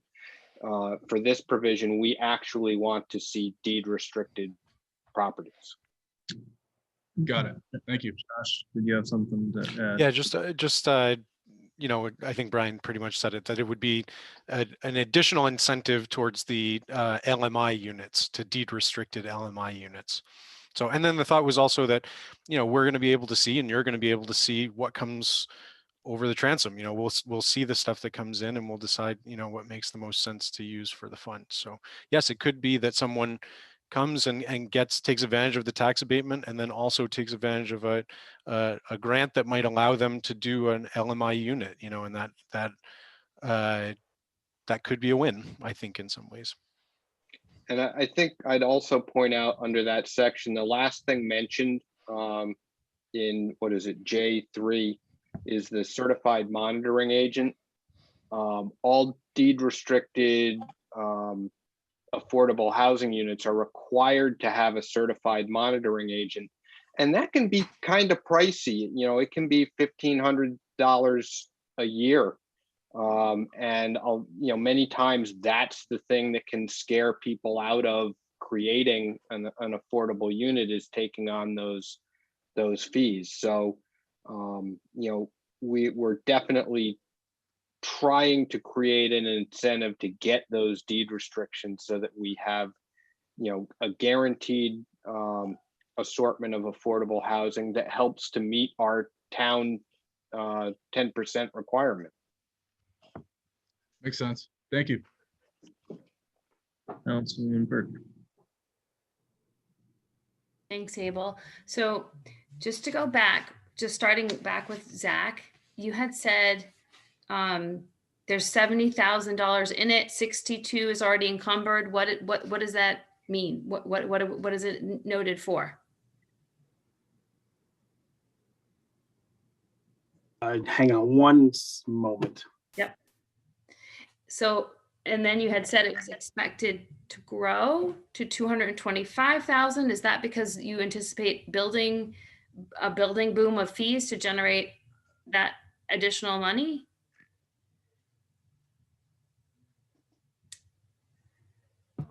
The growth that Zach's projecting is growth associated with the real estate conveyance tax. Right. Okay. So So, it's sales, not.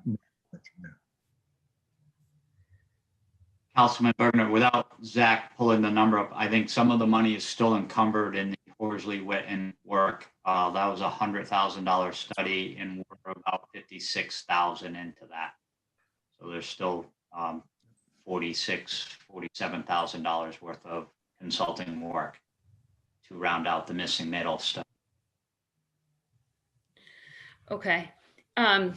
Just a note that that's 3 years in the making. To go back, I think Rory is onto something. I don't think that we should have, you know, we're using taxpayer money and we need to take it very seriously.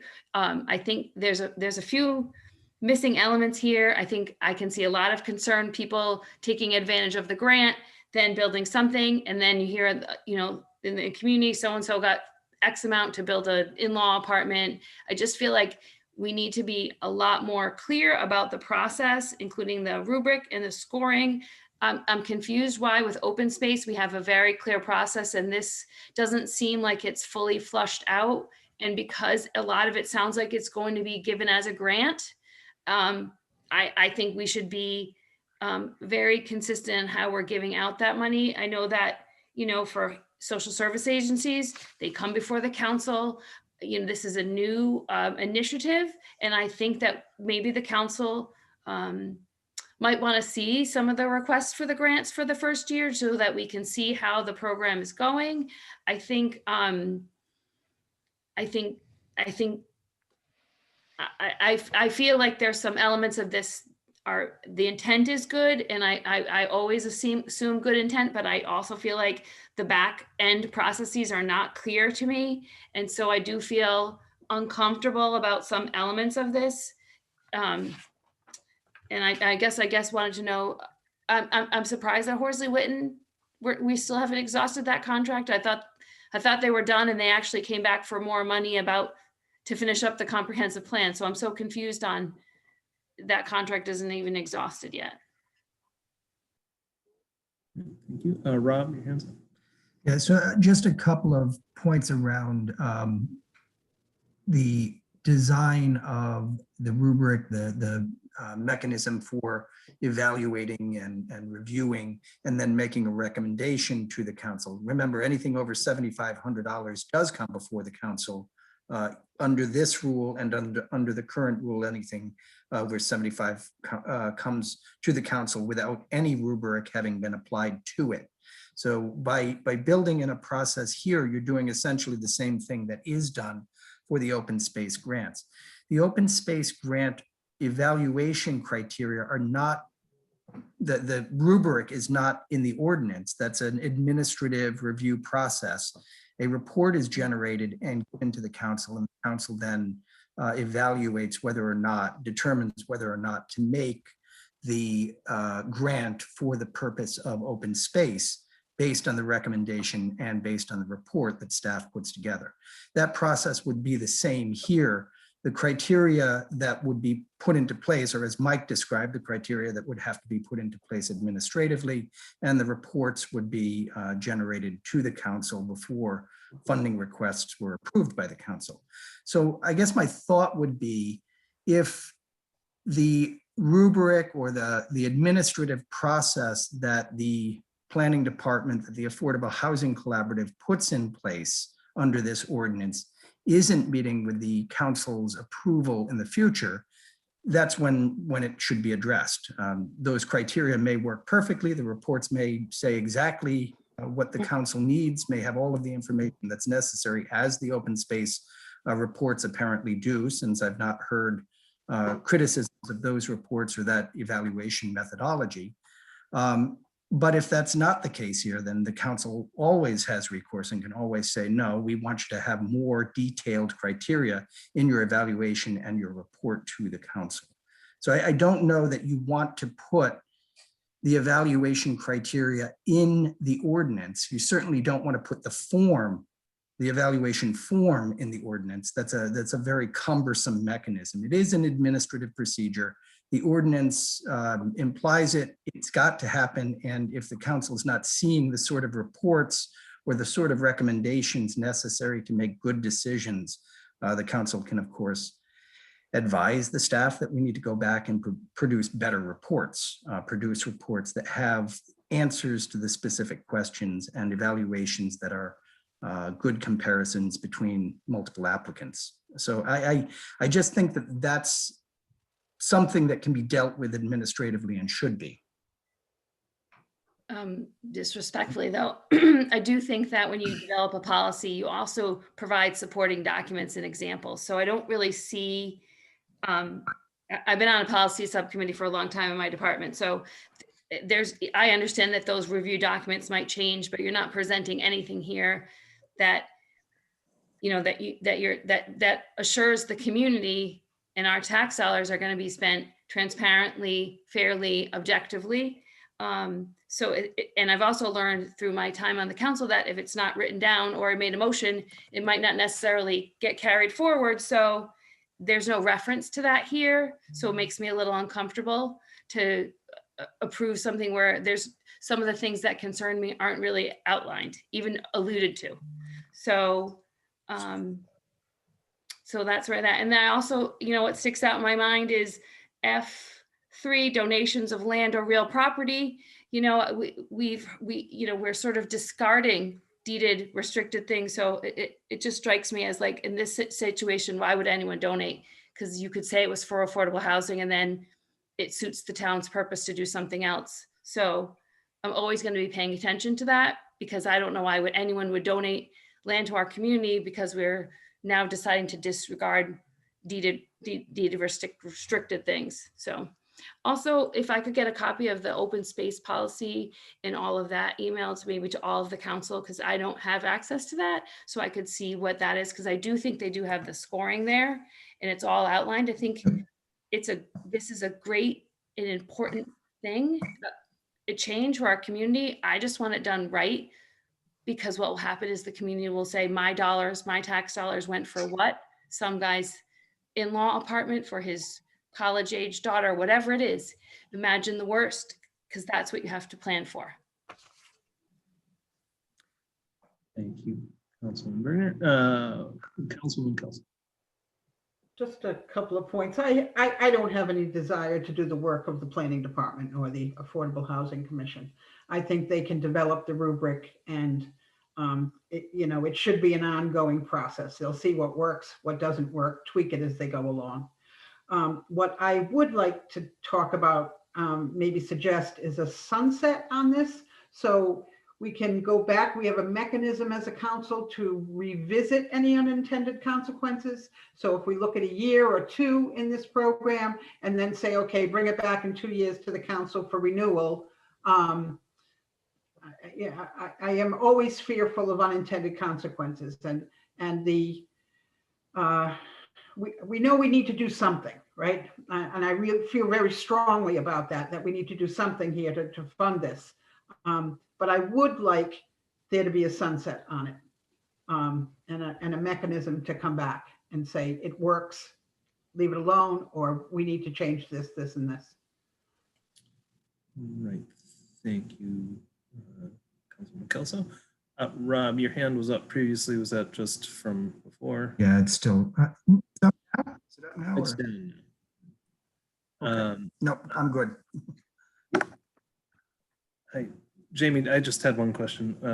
There is a provision in there about, the town giving land to an organization basically for affordable housing development.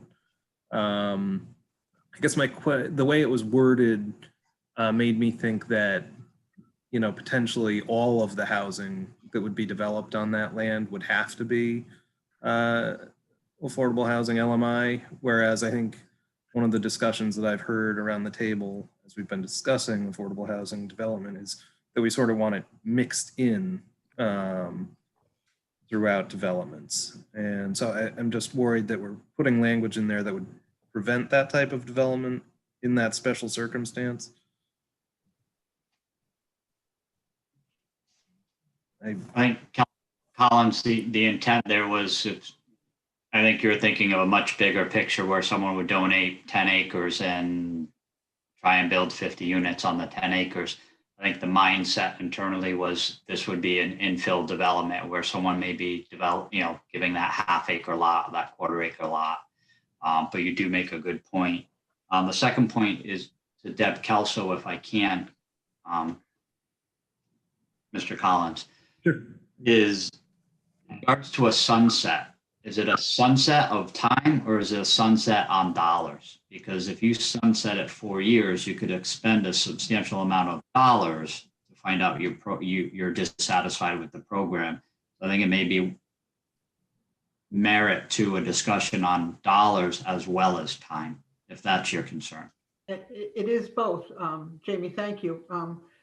My original thought was time, because I do like the idea of the program very much. I do want, as you know, the council to be able to, and the town to be able to say, this is great, right? We should give it more money. We should, or this portion of this isn't working. So it's both money and time. Thank you. Brian? Yeah, just President Collins, just to address your question about land. The original ordinance invited the donations of land to the town to be used for affordable housing, didn't really have any mechanism to dispose of it or use it. And all we've really said is that the property needs to be used in accordance with the housing element of the comprehensive plan, which certainly encourages, not having standalone developments of all affordable housing. And I completely agree with you that having mixed developments makes a lot more sense for everybody. So.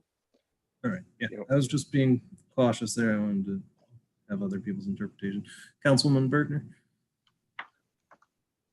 Yeah, I guess I'm trying to understand.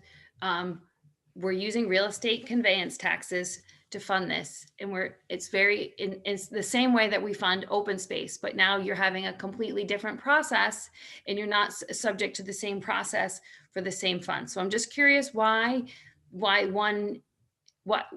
would have such less clear, consistent standards for one when you're using the same real estate conveyance taxes. So for affordable housing, it just sort of seems sort of loose, and and with open space, it's much more clear.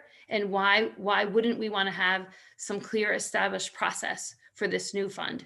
I like the idea of sunsetting it. I think, you know, while it has a good idea and concept, I can see a lot of obstacles and things that would probably be slightly embarrassing if not properly handled. So I'm just curious why we wouldn't treat it the same as the open space process. There's a couple of answers to that. The first one is the open space criteria have evolved over 20 years. And this one hasn't had 20 years to evolve. So part of what has to happen is you have to let the administration have a first run at it, then a second run at it, and things improve over time. The other thing to note here, though, is that this is an existing program. We're talking about changes to an existing program, not creating a brand new program. Part of the reason why the program hasn't had a long, extensive evaluation criterion criteria that developed over the existence of the fund is because there's been no money in it. The history of funding into this account before last year was this: $10,000 in 1990 and $100,000 in 2000, and I believe it was 16. That's it. There were no other funds allocated to this account. So having criteria developed made no sense because there was no money to expend. The criteria need to be developed with a program that is viable. The changes that the Affordable Housing Collaborative is recommending here are to establish a viable program. The council loses no control, even in the skeletal form that the Affordable Housing Collaborative is suggesting here. Anything over $7,500 will be reviewed by the town council. Each of those applications can be the subject of individual questions, individual review, individual inquiries about every aspect of that project by the town council. There's nothing in this that creates opaqueness. This is a perfectly transparent process that allows the council to ask every question that you're asking or trying to ask now in a very generic term with regard to very specific projects.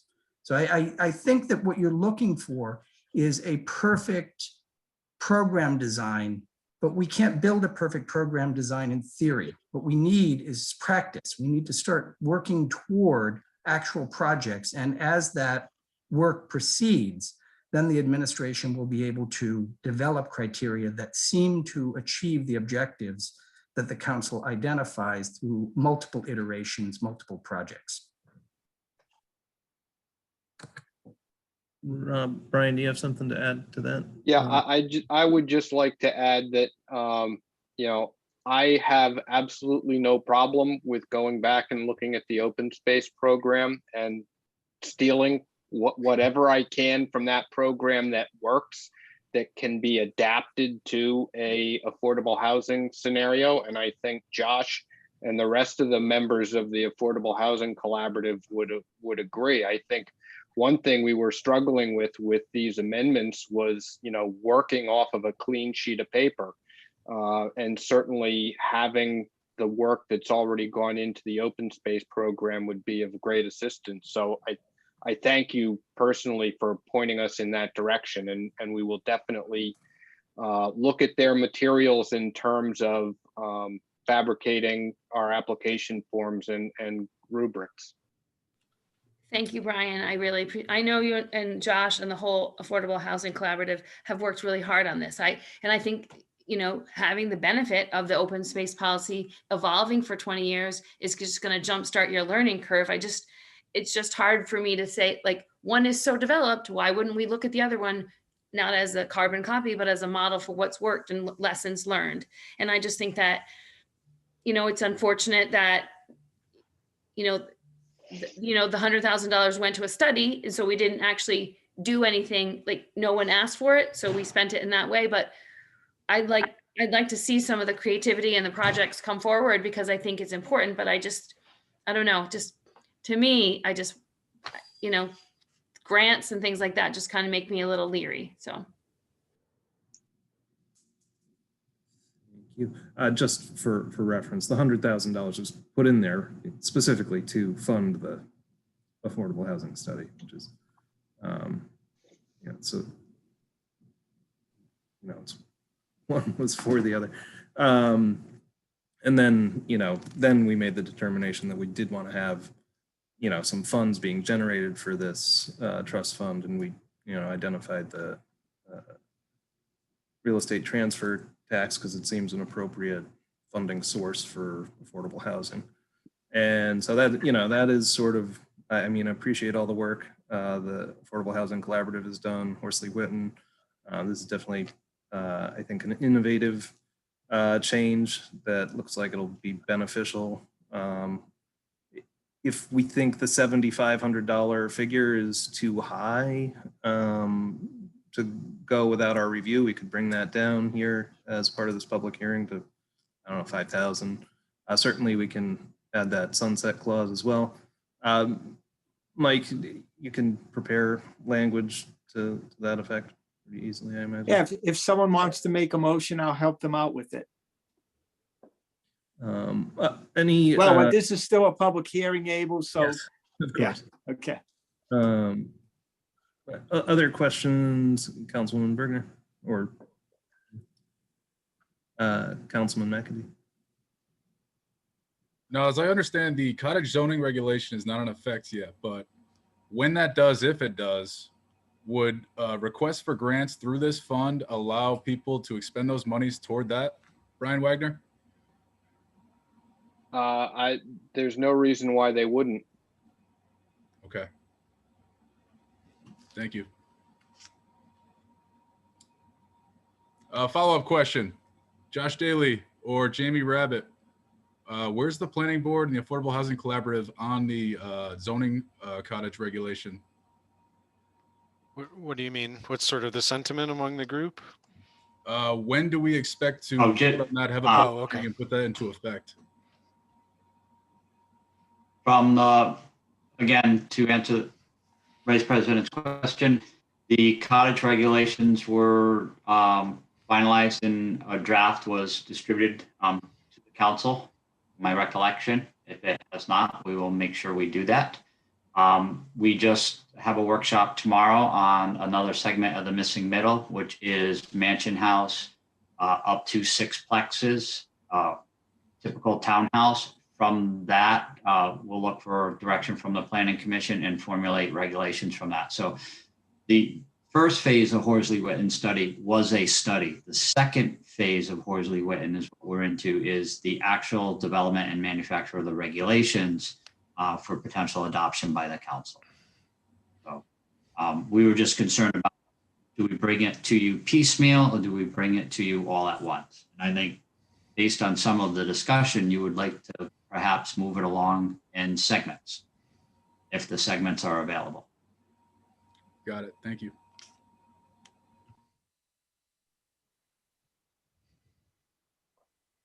Any other questions before we go to the public comments? All right, very good. This being a public hearing, we want to invite as much public commentary as possible. If you are listening on your phone and would like to make a comment, you just hit *9 to raise your hand. If you are on your computer or other device, you should see a little hand icon that you can click to raise your hand. I'll call people in the order that they raise their hands.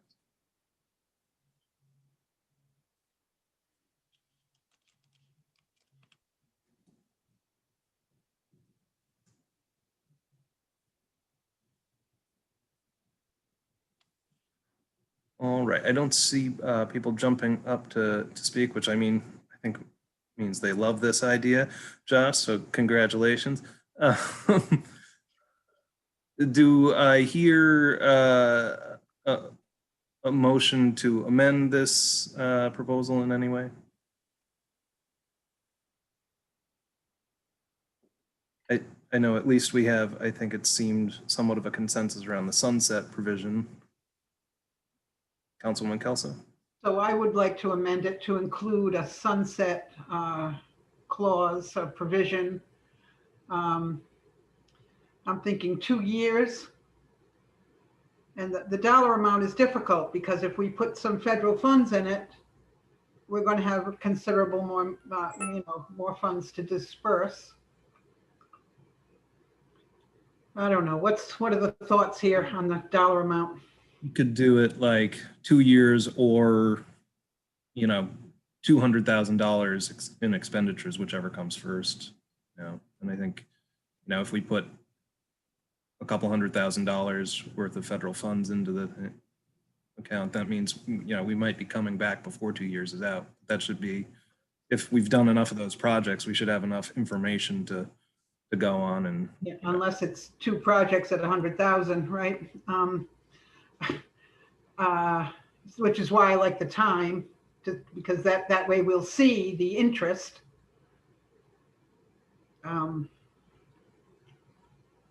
I think I'm more apt to just say, bring it back to the council in 2 years. All right, that is. That would be my motion, 2 years, because I'll leave the money out of it because we're going to approve those projects as they go along. So at that point, the council could discuss the issues, if with the money, because we'd have that power. So I'm going to leave it 2 years. All right, I hear that motion. Do I hear a second? Second, I agree. I see no reason to put a dollar threshold. I think a 2-year time limit is sufficient. All right, we have a motion by Councilman Kelso, a second from Councilman McEntee. More discussion? Yeah, Councilwoman Bergner, your hand is up. I don't know if it was in relation to this topic. No, I was going to make a different motion, so no problem. I also support 2-year sunset. I think that's a good amount of time to have a good amount of evidence. I think for purposes of the minutes, we should put in a date of, say, May 1, 2023. That way it's absolutely clear and the council will be able to act on it during one of its 2 sessions in April of 2023. So I'd put May 1, 2023. So I will amend my motion to include the date. Second. Motion by Councilman Kelso, second by Councilman McEntee. So any further discussion on this amendment? Just have a question if I can, if that's all right. On just the mechanics of a sunset on an ordinance. So it's an ordinance, and as the town manager pointed out, it's one that's existed. We're proposing amendments, and you're discussing and then voting on such amendments. What is the sunset?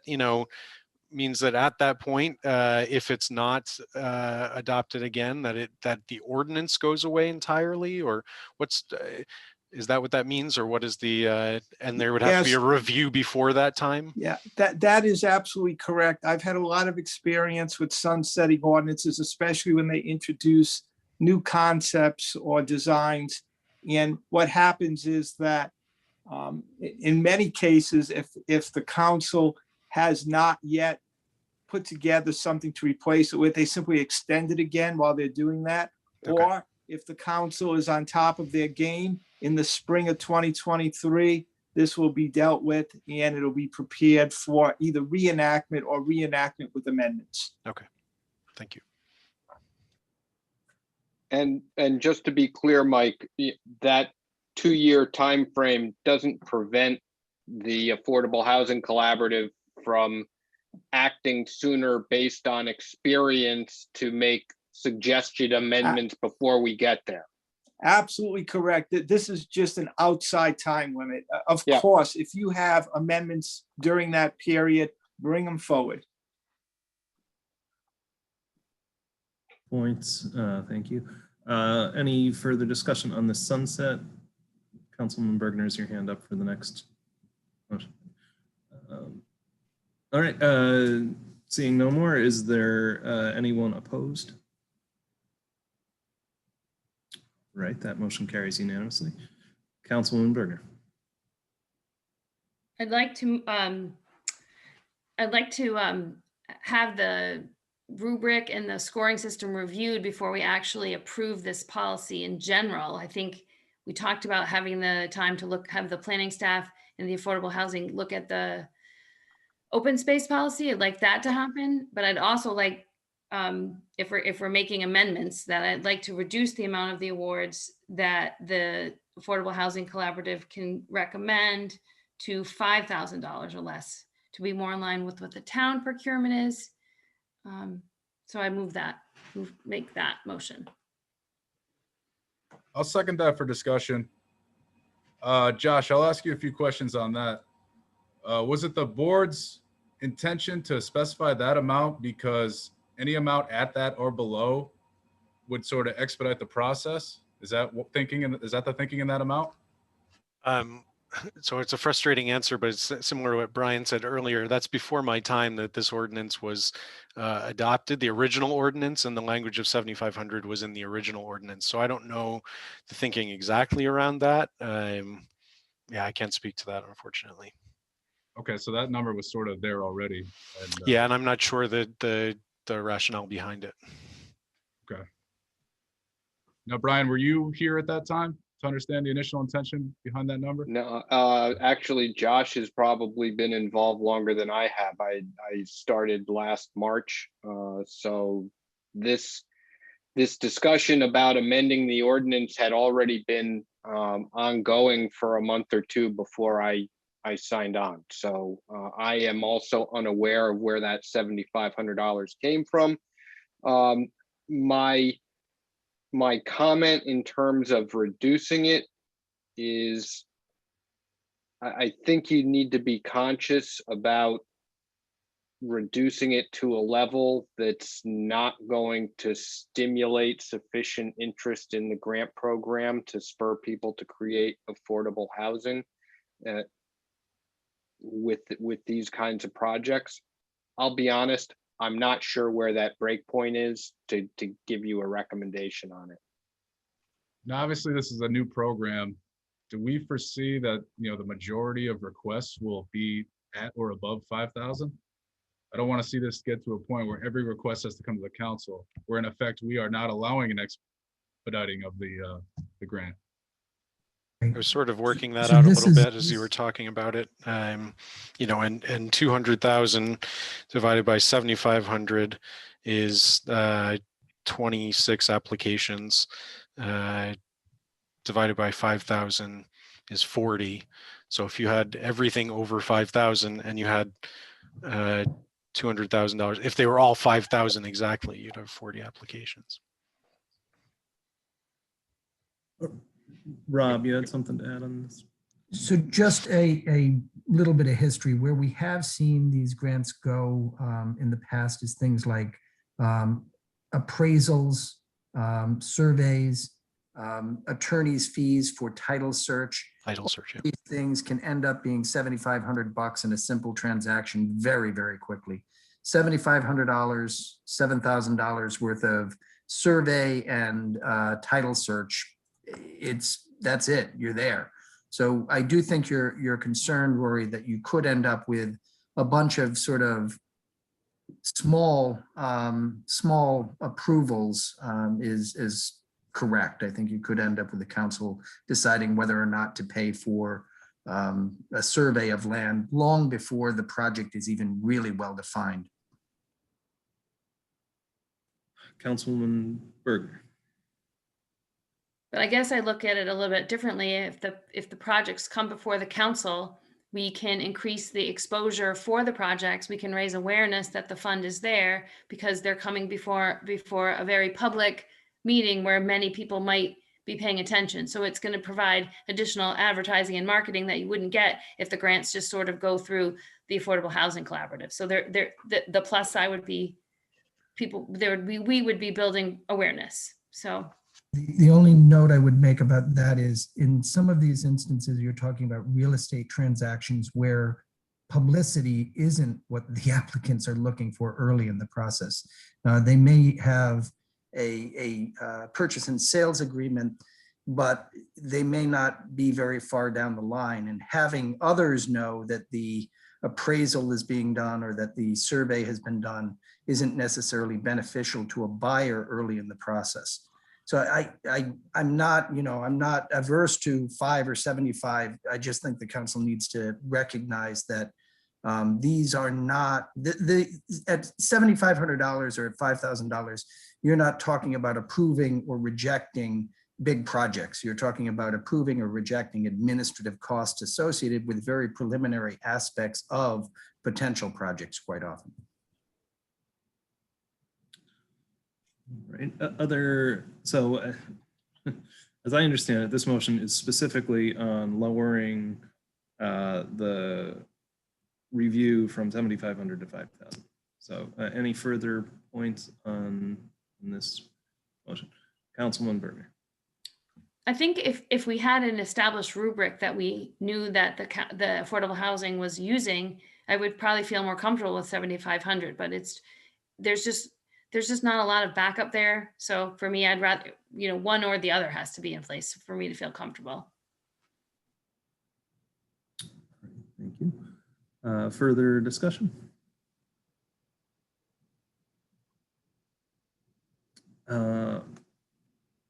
All right, so we have a motion, we have a second. I think we should take the roll on this one. And this is specifically for lowering the threshold for council review from 7,500 to 5,000.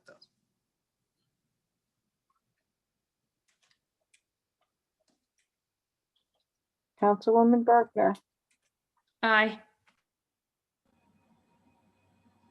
Councilwoman Kelso, Nay. Councilwoman Rose, Nay. Council Vice President McEntee, No. Council President Collins. Nay. That motion fails 4-1. All right, and now to Councilman Bergner's second point about the rubric and us sort of having the ability to review that before, say, we start getting applications. Is that something that we can do? I don't necessarily know if that needs to be written into the ordinance, but something we can certainly make happen. Would that make... Councilman Collins, we have no issues doing that at a department level, running that back through the council, if that's the wish of the council.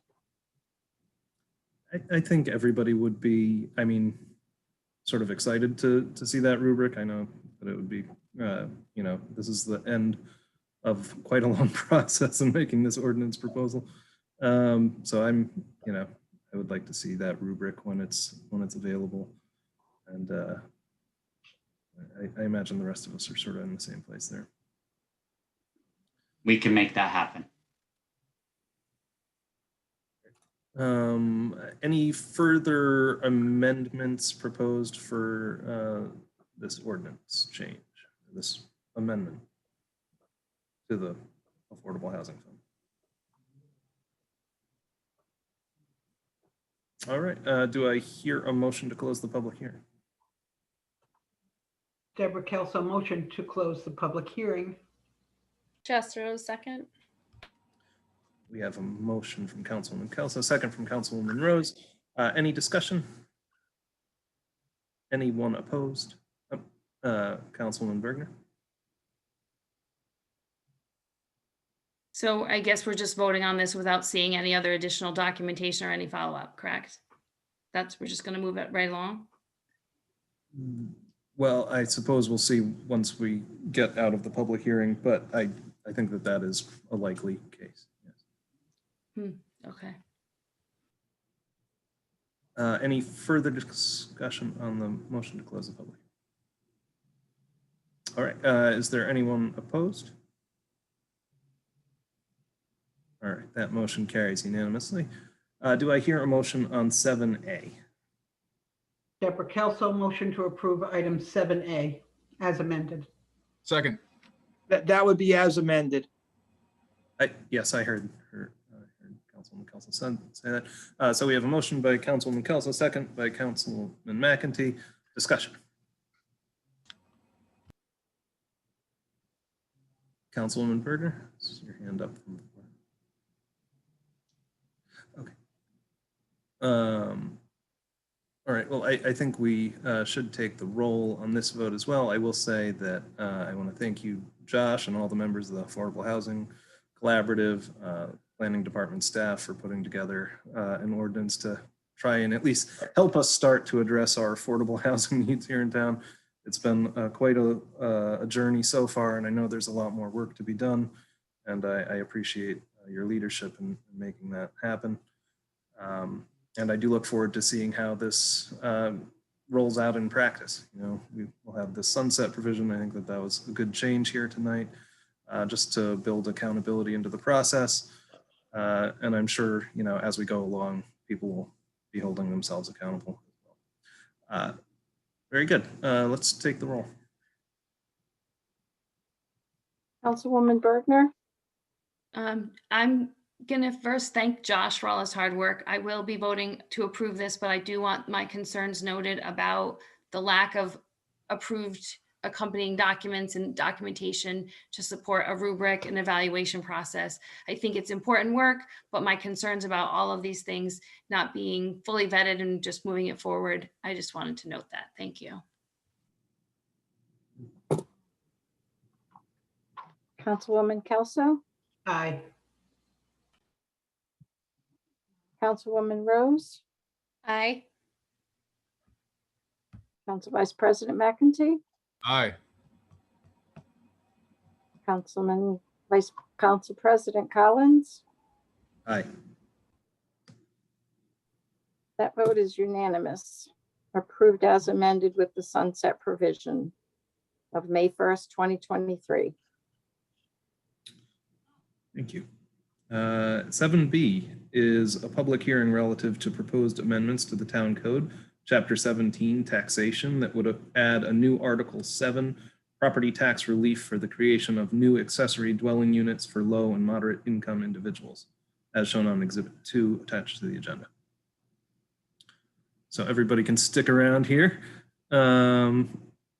Josh, did you want to sort of lay out the groundwork here? I can lay it out. I also wanted to just, thank you for the robust discussion and questions. All the points that you all raised were really, really valuable on the fund. And true to our name as the Affordable Housing Collaborative Committee, I anticipate that we'll continue this dialogue with you and coming back to you with what we're able to develop, with what the planning staff is able to develop as well. So we want to make sure we knew that what we were putting forward here in both the changes to the fund and in the affordable accessory dwelling unit things were new and needed to be rolled out to get some experience with it, and then also carefully monitored and make sure that we learn from what we're doing. So very much the intention, and not just the intention, it's what I certainly plan to do with the Affordable Housing Collaborative. So that said, speaking to this accessory dwelling unit proposal that we have here, I think a couple of important things to sort of note here. So one is when we talk about affordable in this sense, and whenever we talk about affordable in the Affordable Housing Collaborative, I think you all have heard this, but for the benefit of the public too, we're talking about both capital A affordable, the deed restricted LMI sort of units, and we're also talking about what we call lowercase a, or sort of housing affordability. And so the intention and the conversation around this property tax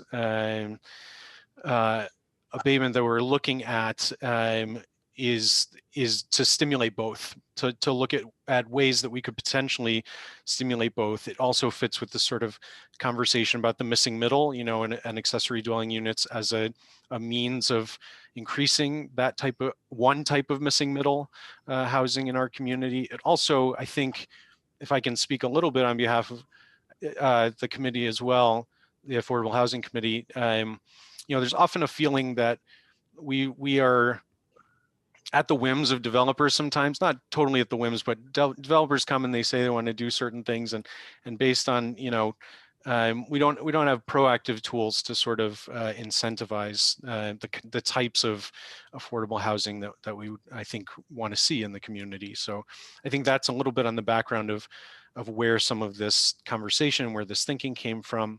The proposal itself is to encourage the creation of these accessory dwelling units, what people know as kind of granny flats. You know, it might be attached or unattached from a main unit on a property.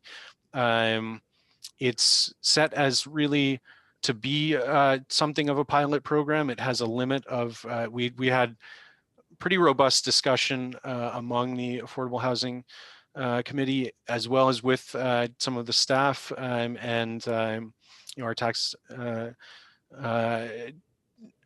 Jean Bouchard came to several of our meetings, and we went back and forth on the best ways to do this to make it fit with the current sort of taxation structure. So what it allows for is either one of two things: a 5-year tax abatement for the creation of new accessory dwelling units. That's any new accessory dwelling unit, whether it's deeded affordable or not, again, as an incentive to encourage that kind of construction. And then the second piece of it is a 30-year exemption for deed restricted affordable units. So there's, you hear both of those, the lowercase a and the capital A sort of going on there in terms of the affordable housing that we're talking about.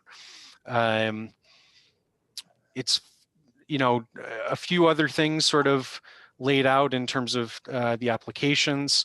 We talked about, you know, a little bit about how it would be best handled, you know, with regards to the town staffing, and that's sort of laid out in there a little bit. And then what's eligible and what's not, and what limitations this has. So again, you know, highlighting that no more than 20 applications in any one calendar year, as a means of, again, rolling it out as kind of a pilot and allowing us to see, does this spur on, you know, a number of applications, or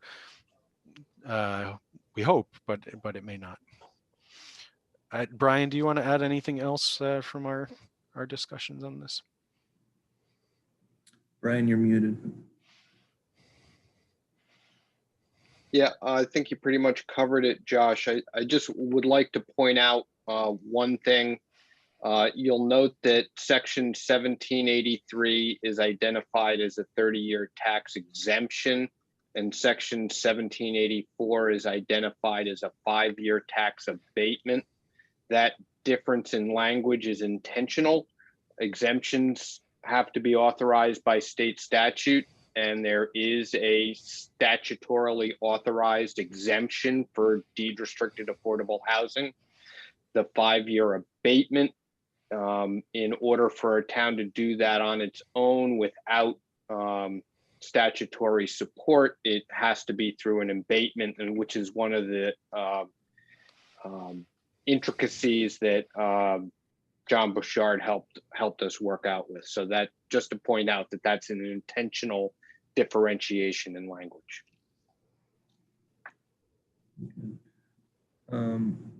One question that just about the sort of calendar year. So is that this program would begin, you know, theoretically after this hearing, if it passes.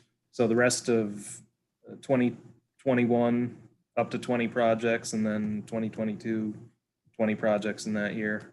So that's how it's written, yes. Correct. All right, other questions regarding this ADU ordinance?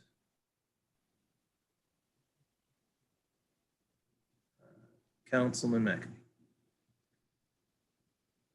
Yeah, Deb Bergner, I think you brought it up earlier. I just got a question in regard to the square footage here. There's no language explicit in this provision here.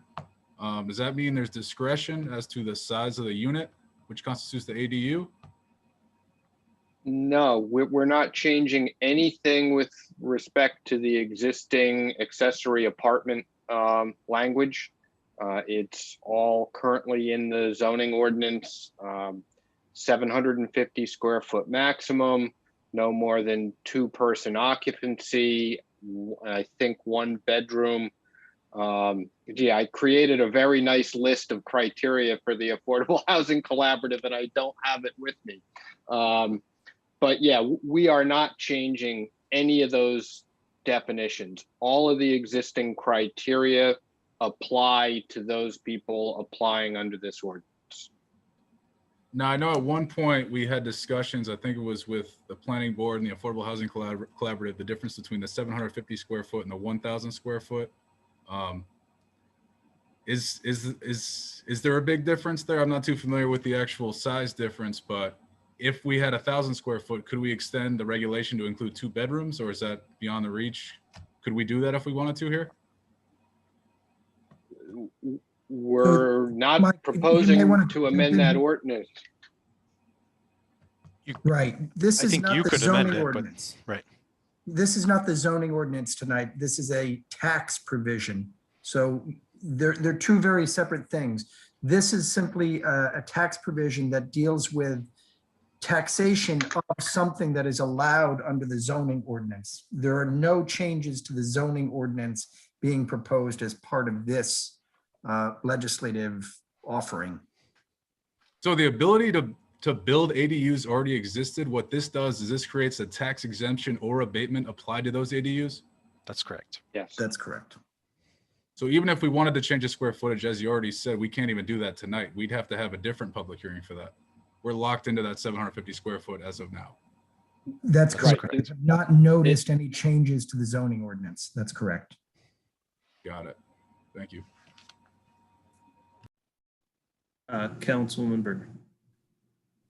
Thanks, Abel. So to go back, I was asking in the work session, is there a limit or is there a restricted area where these ADUs could be built? Like you can't build them where they're not sewers, right? Well, again, that's all laid out in the zoning ordinance. We're not proposing to change any of that, but I did go back and look. The way the existing ordinance reads, that it is restricted to sewered areas, except that you can apply for a special use permit for an ADU in the R200 area where there are no sewers. Of course, you would have to meet all of your DEM septic system requirements for flow for the for any additional bedrooms that were being hooked into an existing system, or create a new system for it.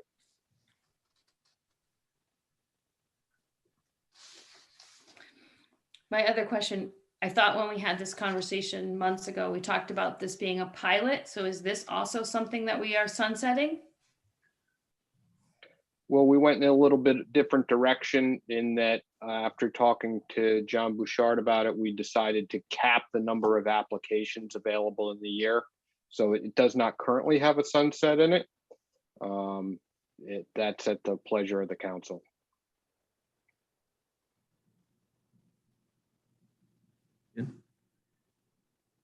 Any other questions? So would we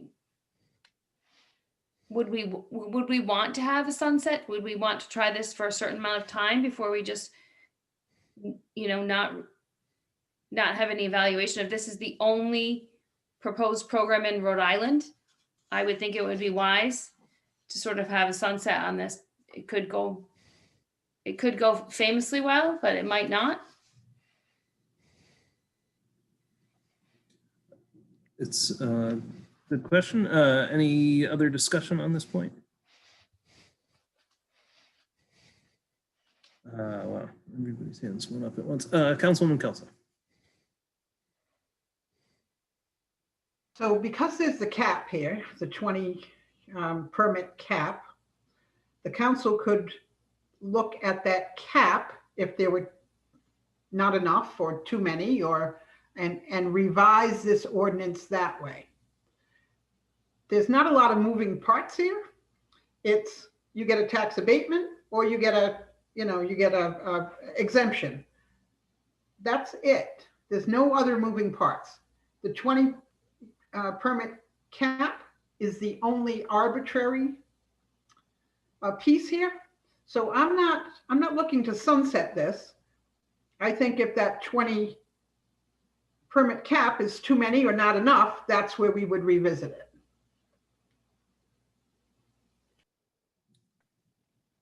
All right. Any Councilwoman Berger? So just a question for the solicitor, what would be the process to repeal this in the future if it wasn't going well? The process is the same for adoption of amendments. We would have to notice it, have it on an agenda for repeal, and you would discuss it and then decide. Okay, thank you.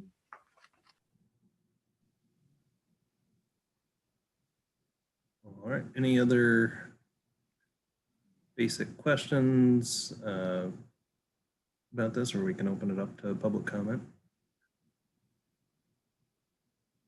Councilwoman Berger? I know that it was said earlier that it's really, the units aren't built, so we're not really losing any tax revenue, but what would be the anticipated difference in tax revenue if these were to be built and not under this program? So like somebody who can't take advantage of the sewers or isn't in the R20, they're gonna pay the increased real estate appraisal, but the other person wouldn't. So what's the anticipated cost? We went through that discussion a bit with Gene about, anticipating what the taxes for, and where we sort of arrived was that because there are so many different variables to what could change, in terms of the tax on someone's units, that it would be difficult to model that out and know exactly what the difference would be. And so because the variance is very high between different units. So that was where we arrived at 20 as a cap was a way of sort of identifying, and keeping it manageable. I think I'm recalling that conversation correctly, but Brian, if anything you'd add. Yeah, I would agree with that. And just to be clear, I mean, there aren't any people who are going to get this this tax relief or not get this tax relief. If you're entitled to have an ADU under the zoning ordinance, you're eligible to apply for the tax abatement. If you're not eligible for an ADU, you're not eligible for an ADU.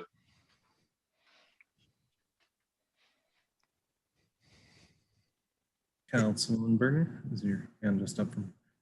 Just to put a number on it, Deb, if you think about the value of an ADU at $300,000 per ADU, 20 would be $6 million. So you're talking about approximately $85,000 to $100,000 in tax revenue would be what they would generate if not taxed, if taxed. Of course, they might not be constructed at that point, but. Right, you would have to weigh that against, 5 years down the line, if these people haven't gotten them LMI designated, they are going to start paying taxes on these units. That's correct. That's right. Correct. What extra tax revenue are you generating at that point? Yeah, so that's right. Yeah, you're not talking about a permanent waiver. I mean, at most, you're talking about deferral for 5 years. And then if they haven't made that 30-year commitment, they're back on the tax rolls. That's right. All right. If there's no other comments or questions from council members, we can open it up for public comment. Same as before, if there's anybody who would like to comment on this particular ordinance change, please raise your hand. If you're on your phone, hit *9 to raise your hand. See, Greg Sweet would like to make a comment.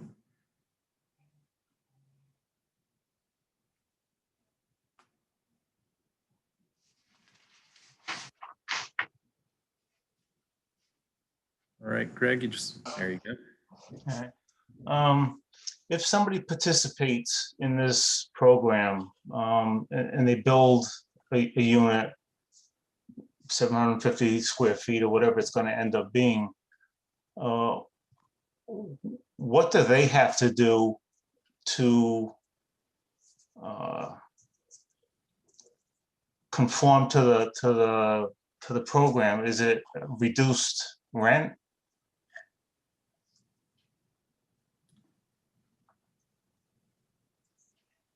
Brian, do you want to? Yeah, so as we described at the beginning, big A affordable, little a affordable. If you're all in for the 30-year deed restriction, then yes, the rent will be regulated by the state. You'll have to rent at specified rates. If you don't go for the 30-year approach, then no, there is no rental limitation other than what the market will bear for a 750 square foot apartment. And that's what we mean by small a affordable. It is affordable simply based on the fact that it's small, is limited to 2 people in 1 bedroom. I should add another point here, which I think that's a great point. And then the other important point about that too, is if these go on the market at market rate, one of the provisions in the limitations, if you look under section 1786, D is a limitation. It says that rental agreements for ADUs receiving abatements shall be for a period not less than 12 consecutive calendar months. So the thought with that was to discourage the sort of typical thing that we see in our town, which is the students during the year and then beach rental sort of stuff so that this would be raise the stock of available lowercase a affordable housing. I'm assuming it's not going to be the same rate throughout the state. I'm assuming like South Kingstown would probably have a higher rental rate than say Providence. In terms of the calculation of the rate, yes. So there's Brian, I shouldn't have jumped over you. Yeah, the affordable housing costs are regulated by the state based on what's referred to as area median income, or AMI. There is one AMI for the Providence metro area, and there is another AMI that basically covers the rest of the state. Okay. If no renters come or apply to rent somebody's unit, then what?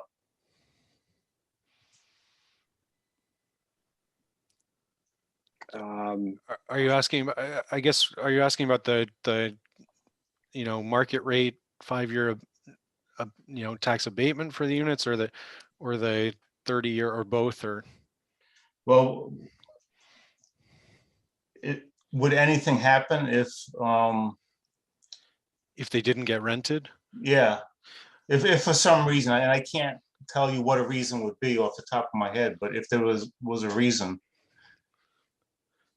It's given the demand for housing, I think we haven't anticipated that if they're put on the market at a reasonable rate, I think we anticipate that they're likely to be rented, but we may find out that they aren't for some reason, and that would be surprising, but we try to learn from it. I asked that because there's some condos over in oh god, I can't think of the name of it, by Peacedale Mill. What the hell's the name of them? There's subsidized condos, I think, and you can only make so much, but in order to buy one. And at one point in time within the past year, there were like 5 or 6 for sale, and they couldn't find people to fall within the parameters to buy it. So if there was a scenario where that would happen on renting these homes, where does that leave the homeowner, or the town for that matter? Well, more the homeowner, I guess. Yeah. I think that's a little clearer. I think so. He's asking, if somebody does go for the LMI, the deed restriction, yeah, just can't find anybody to fill it, they'll still qualify as an LMI, unit, just not, they won't earn any rental income. Yeah, that's right. I mean, in the way that this is written, it would just be that. It would, it certainly would be an issue that we'd want to try to understand and figure out why that might be happening. But yeah, as far as the way that this is written, it could happen, I suppose. And if it did, then, there'd be a loss of rental income, but there wouldn't be, they'd still have the, so long as they have the 30-year deed restriction, they would qualify for the tax exemption. Okay. Oh, Meadowbrook, that's the name of it. I couldn't think of the name, but it's Meadowbrook. I'm not sure that we can take a lot away from affordable units being not marketable over the last year. I mean, that's a segment of the population that's been hit particularly hard, and being able to come up with a down payment for even a regulated affordable ownership property may be extremely difficult for people that qualify for those programs right now.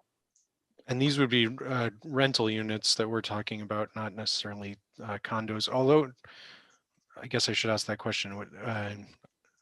I believe this was all with the thought of rental units. Yes. Okay. All right. Thank you. I think for ADUs, I think they have to be rental units. Right. I don't think you can sell Right. an ADU. Right. That's what I thought. Thank you. Councilwoman Berger?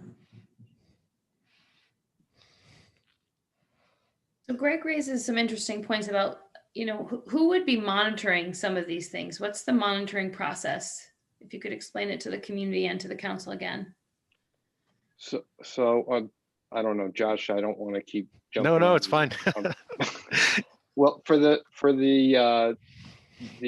official affordable units that qualify under the Low and Moderate Income Housing Act, the units are required to be monitored by a certified agent. So there is already a network of professionals who monitor those units to make sure that they are being provided to people who qualify to be in them. In terms of the 5-year tax abatement, we're not requiring that those people, that those renters qualify on any sort of economic level. Again, lowercase a, that's the component of this that is simply looking to create units that are more affordable based on size and nature, without imposing a big regulatory requirement. And again, as Josh explained, the one thing we did with those units is specify they must be rented on a 12-month cycle, so they don't simply fall into an academic seasonal cycle. If somebody goes for the 5-year plan, then after the 5 years, they no longer have to rent them to low income. For the 5 years, for the 5-year abatement, there's no requirement that they rent to anyone who's low to moderate income. So for the 5-year abatement piece of this, it's as Brian was saying, it's more around the lowercase a affordable. It's getting more units, different type of units available in town. As we talked about, sort of in it's more things that are like infill, it's more in the Seward areas, and with the idea of, again, more units, at a naturally somewhat more affordable rate, and also increasing the number of units. At 20 units a year, you're not drastically changing the market, but as you increase the number of available units, you increase affordability more generally. One of the things that drives price up so high in our town is how much open space we have versus how much housing we have. It almost sounds like, and I just may not be understanding it, this is just kind of potentially this is just a Band-Aid, because if people do the 5 years and they opt out and they can get what they want for rent, then we're kind of back at square one again. No, it's not I think I understand what you're saying, that it's, it's not, it's meant to be an incentive. So it's not, it's not a huge change to our housing situation in general in the town, and it wasn't meant to be ever, a big change to that. After the 5 years, they don't have the abatement anymore. So now they're just normal ADUs, like anyone has an ADU in town, and anyone right now has the right, if they're in a place where they can do it, they have the right to build an ADU right now. It's not happening in a huge way. Maybe people don't realize they have that right, but some of our thinking behind this to sort of incentivize this is that some of the reason that people may not have ADUs or may have not considered ADUs is that maybe they, feel like there's not enough incentive for them to do it. And this might offer a bit of an incentive. Okay, do you guys have an idea of what an ADU would cost? To build? Yeah. We did talk about that a bit. So yeah, and it does differ based on a variety of different factors, but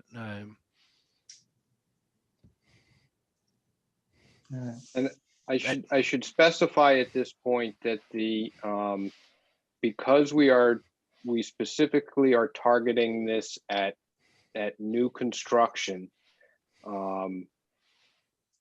we are only offering the exemption to new floor area that is added to a house. If you take existing floor space and convert it into an ADU, it does not qualify for the exemption, so it won't wind up reducing the tax base in any way. Okay. All right. Thank you. Thank you. Rob, you had something to add? Just one way to think about this, Greg, is that the project or the program has been designed to allow for market flexibility here. We're trying to figure out how to incentivize the construction of these two types of affordable units, deed restricted and non-deed restricted. So we may see a large number of people just doing the 5-year abatement, and that's going to be information that the council will have going forward to design new policies. We may see that everybody goes for the 30-year restriction, and that's great because it does produce actual state recognized affordable housing units. But the program is designed to allow the market to tell us what property owners want to do. Okay.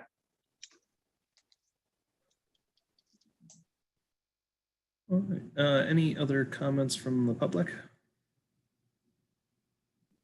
And if you're on your phone, you can just hit *9 to raise your hand.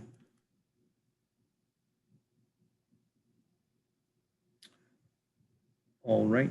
Seeing none, back to council. Any final comments, or do I hear a motion to close the public hearing? Councilwoman Bergner.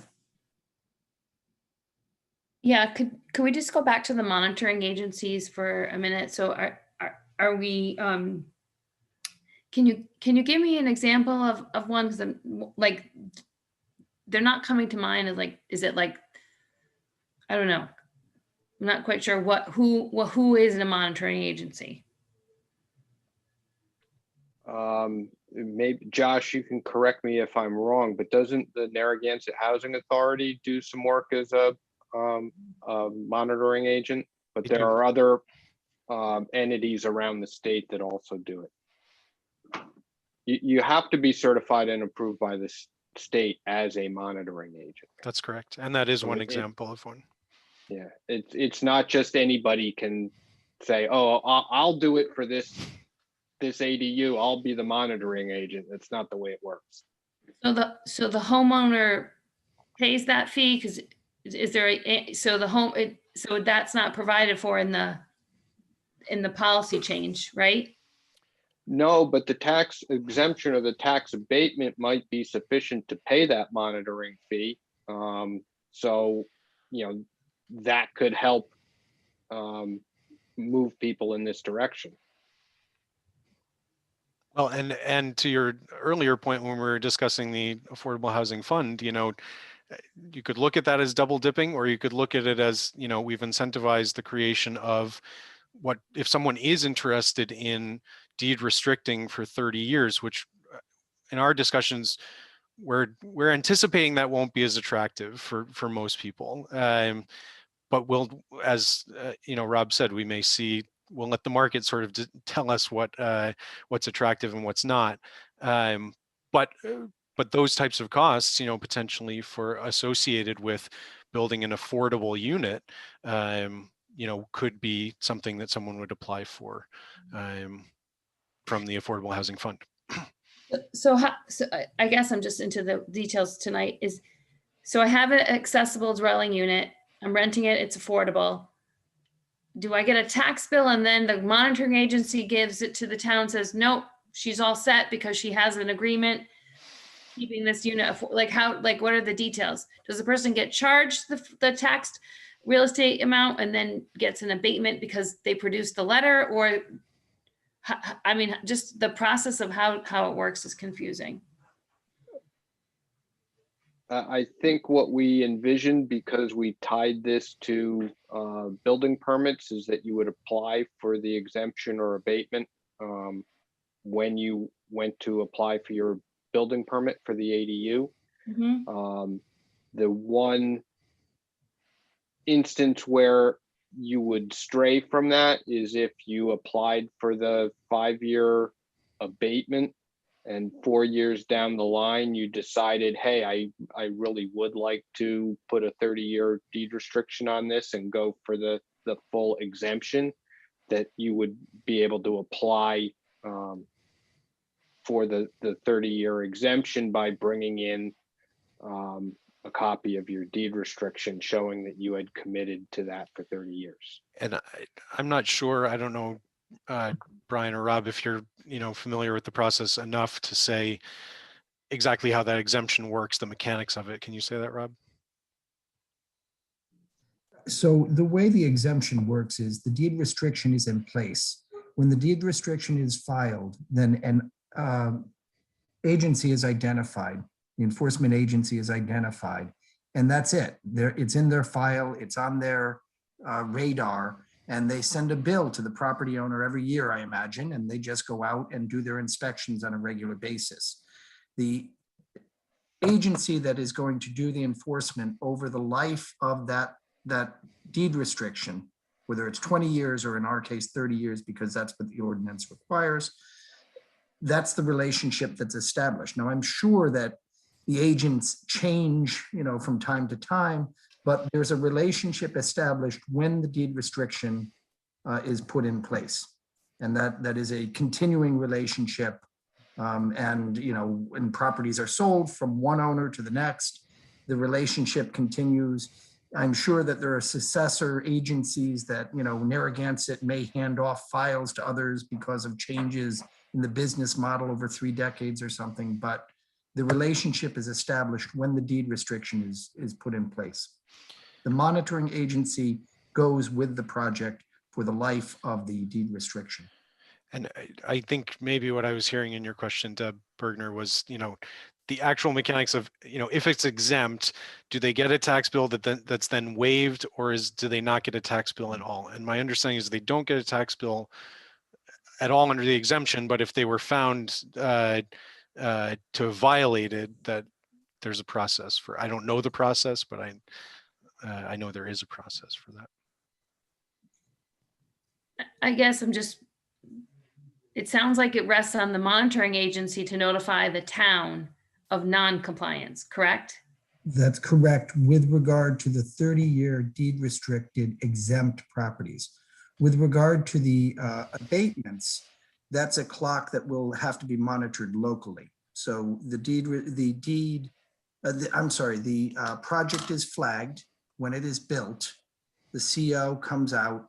We know that the project is going to be tax abated for 5 years. So in that case, what we will see is Gene will have a value associated with that property because we'll go out and do an assessment when the property is constructed. but there will be no tax. And each year there will be an abatement associated with that value of that property until the 5th year. And then that value comes back onto the tax, or comes onto the tax rolls for the first time and will be taxed.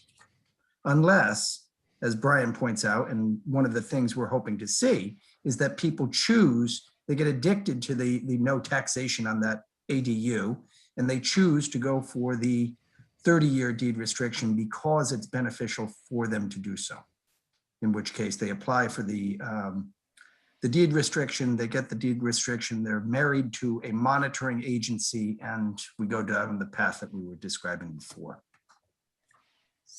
So this public hearing sounds like there's a more clear process behind it, so that there's the policy that we're approving and there seems to be a process. Is it going to be written somewhere, and is that going to be, handled through the assessor's office?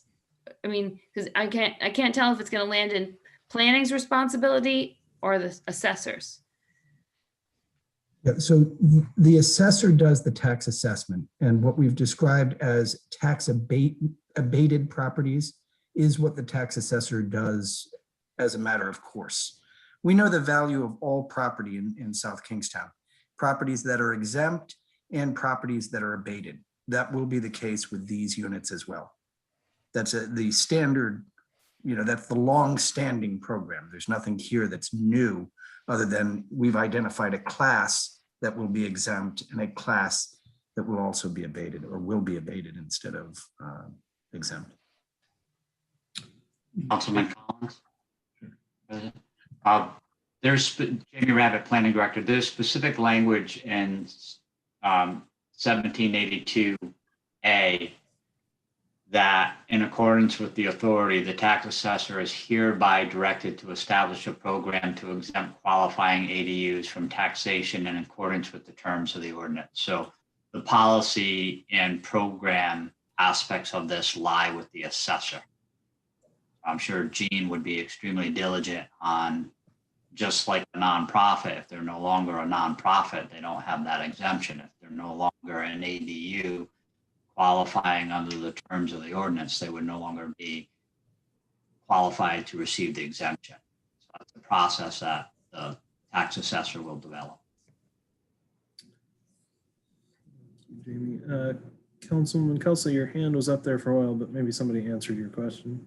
It wasn't a question. It was just going to be a point of information, is that Rhode Island Housing does list the agencies who are the monitoring agencies. If you want to read those, there's about 9 or 10 of them, and they have all the forms there. So to reassure you, Councilwoman Bergner, the processes are in place.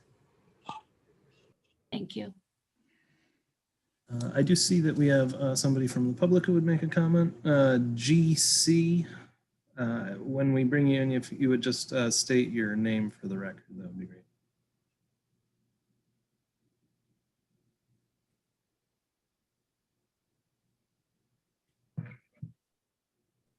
You are muted at the moment, GC, if you just click that microphone.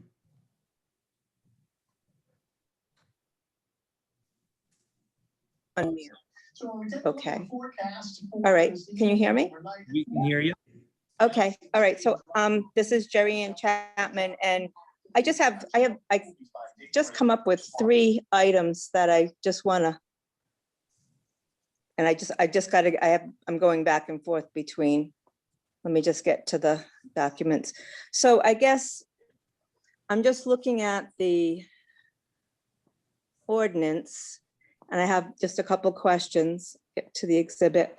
So my understanding is that the 5-year abatement, these are, from the discussion, these are really, because of their size, we're hoping that they're affordable.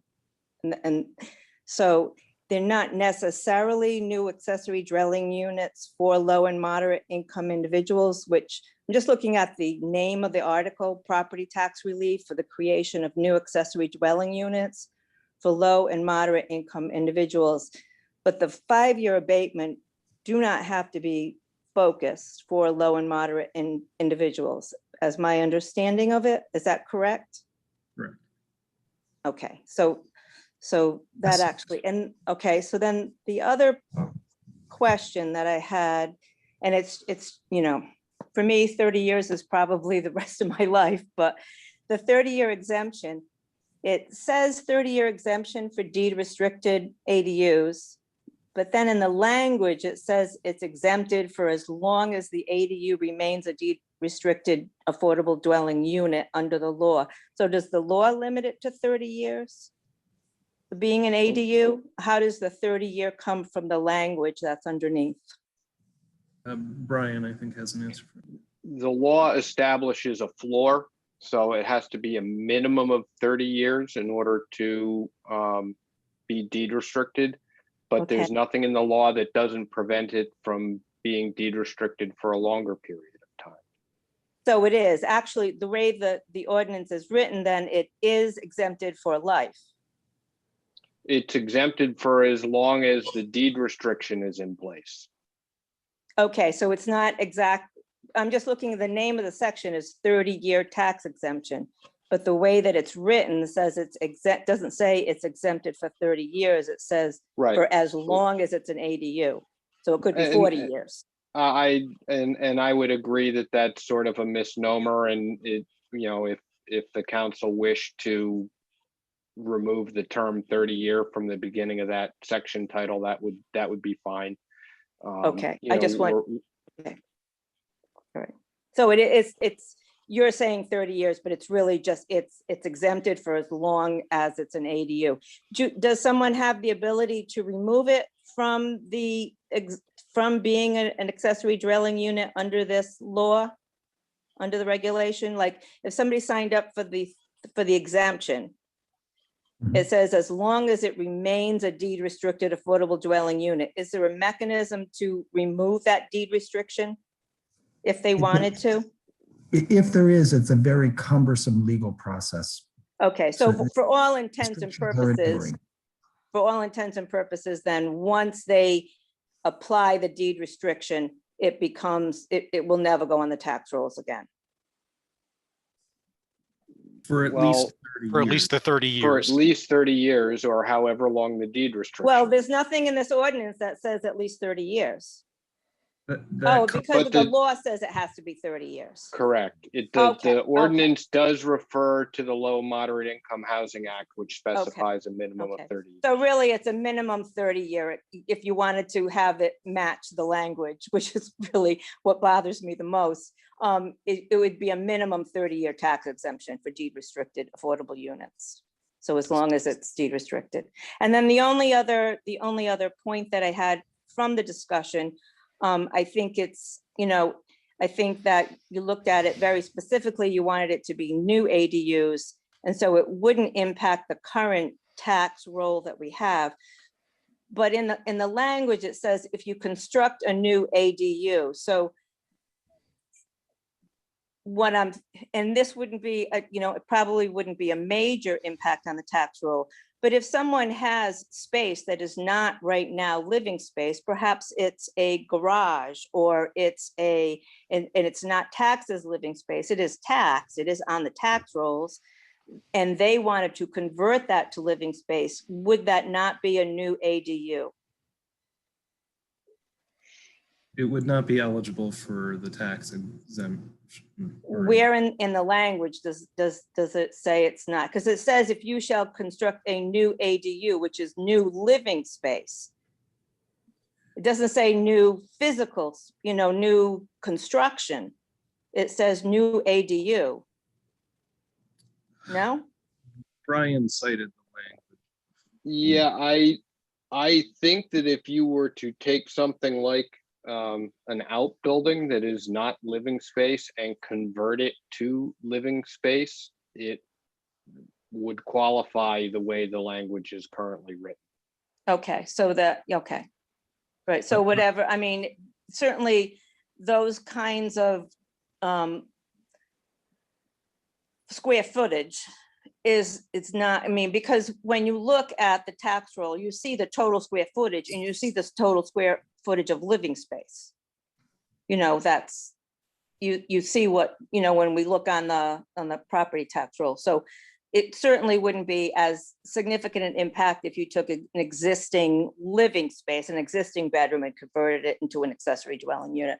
But there still could be some incentive for someone to take what isn't currently living space and convert it to a mother-in-law unit, you know. That's right, above a and garage, rent it for to their instance. mother-in-law and get a 5-year tax abatement. And it wouldn't probably get us anywhere more towards affordable housing. So I think it's, you know, it's interesting. I think it probably, you just got to try it and see if it works. You know, but so those are my 3 points. Well taken. Thank you. Thank you. All right, any other comments from the public or from council members? Councilwoman Berger. Jerry Ann Chapman just raised the point, though, if we're converting a garage, we're taking something that is on the tax rolls, maybe in a very minor way, and converting it. So there is some impact, and I'm hopeful that there's some monitoring of that. There will be some impact, because not everybody is just going to build new. They might convert a garage, correct? So if Brian's saying that's included, there'll be an impact in some way. Are we just gonna, I just was hoping that we would be tracking this, because we want it to be successful, or we want to be able to know that it's not working and make changes, correct? Well, I certainly think that if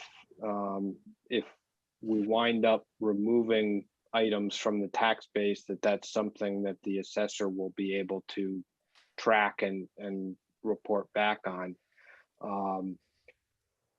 If the council wishes to adjust some of that language to ensure that we're not drawing down on existing tax base, that's certainly your prerogative as part of this discussion.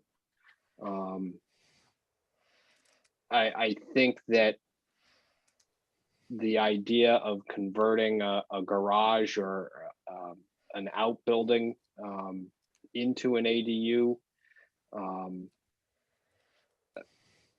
I mean, that's sort of a typical method of creating an ADU is to convert a structure like that. What we didn't want to see was somebody, taking a living room and slapping up a couple of interior walls and throwing an exterior entryway on the side of the house, and all of a sudden, reducing their tax bill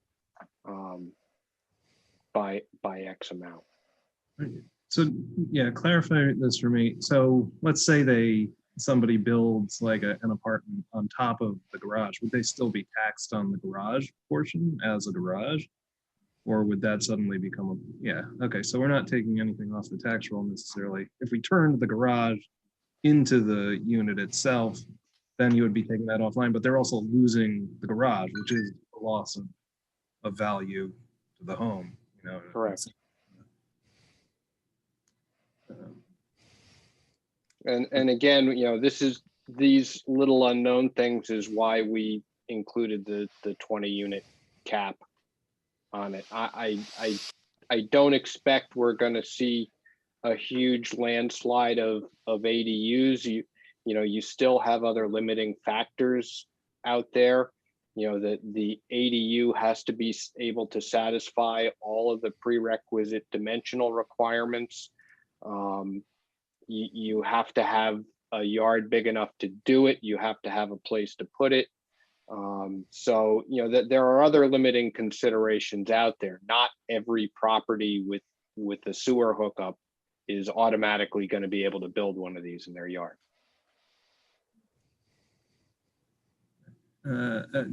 Greg Sweet has another comment.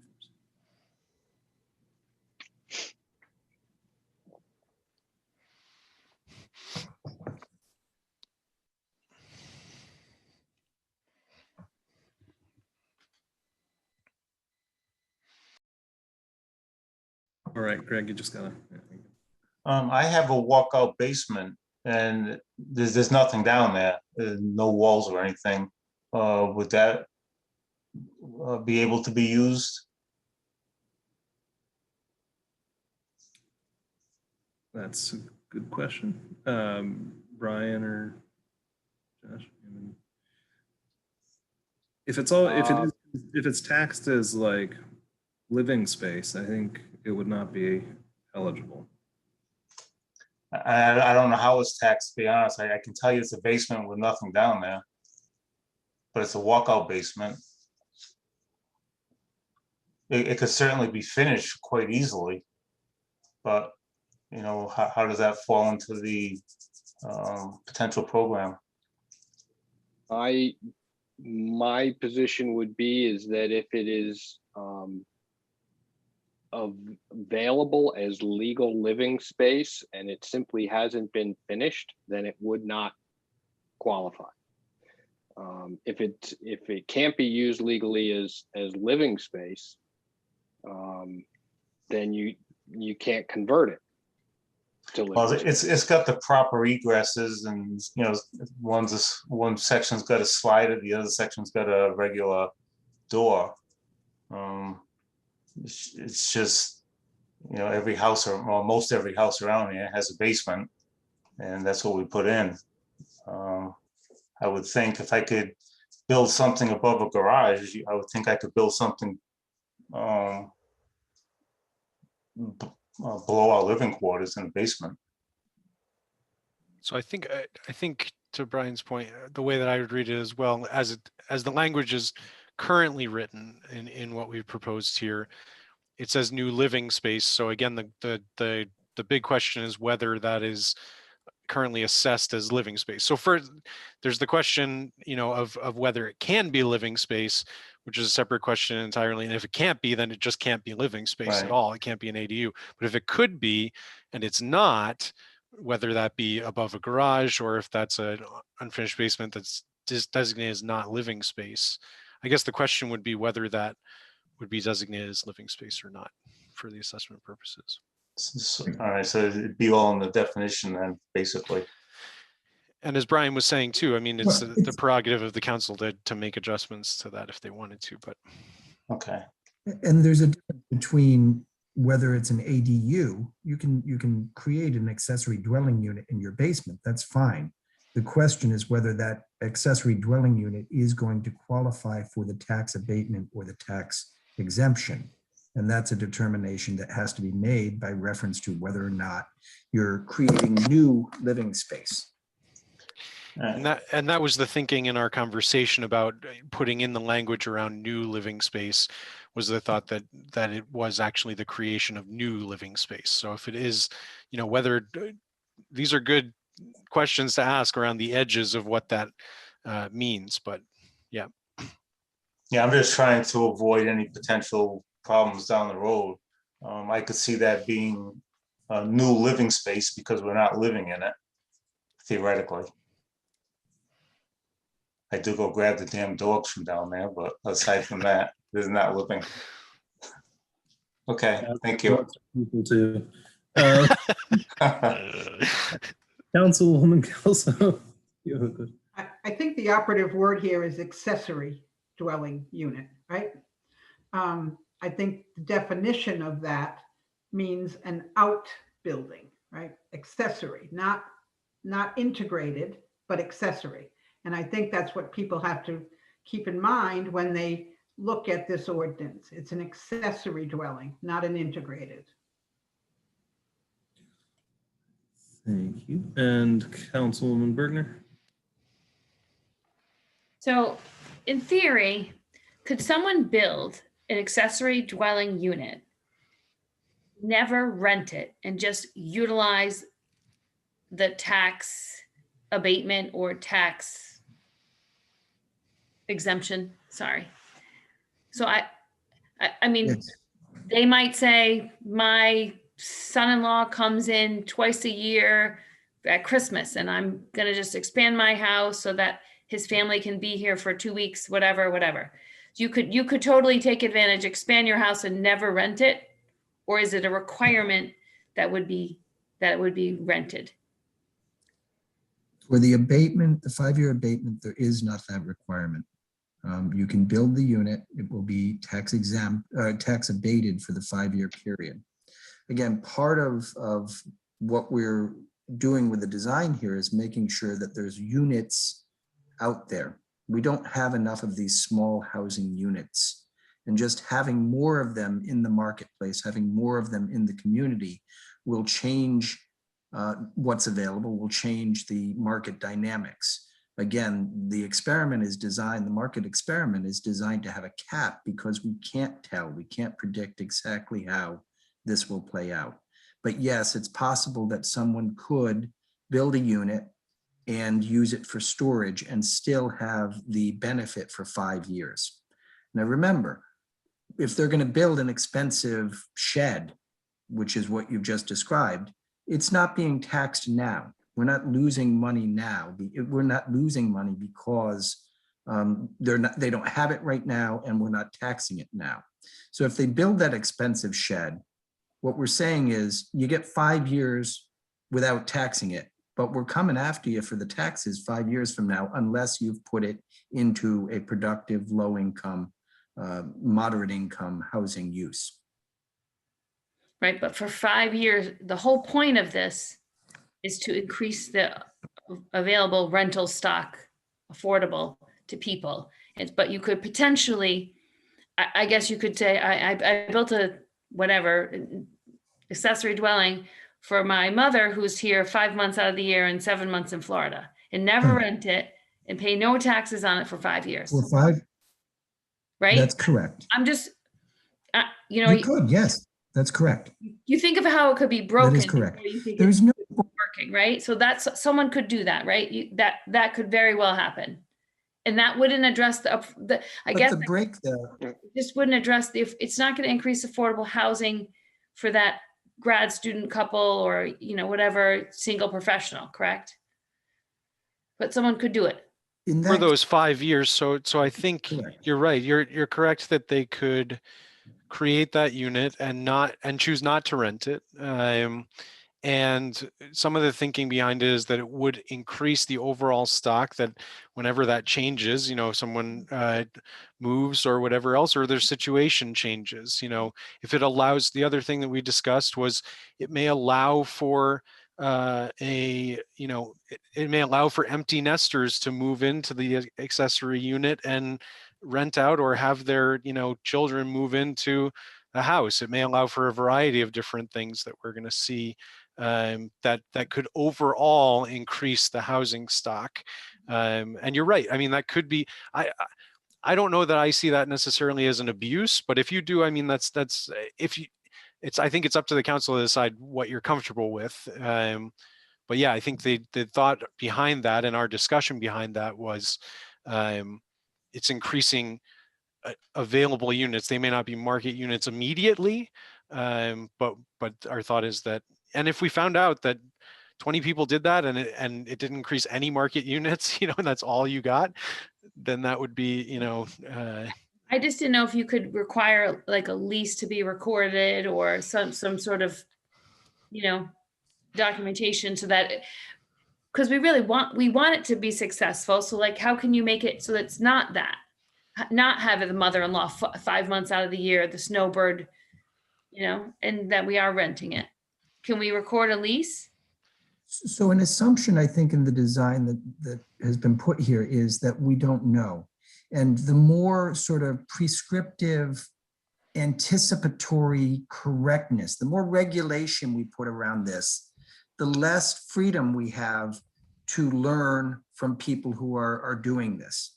What we've designed with the program is something that's flexible enough to allow the town to avoid economic loss, because we're not taxing these things anyway, so there's no loss of taxes. The garage case notwithstanding, the impact on our tax roll will be 0 to negligible.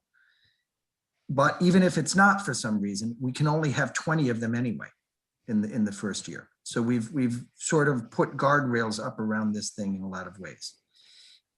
If what we find is that folks are not producing housing units that are available to anyone, then you walk away from this and say it didn't work, or you modify it 2 or 3 years down the road and try to figure out how to make it work then. If we try to put in place rules right now without having any experience here, we run the risk of having the rules crush the system, crush the program, prevent the program from working.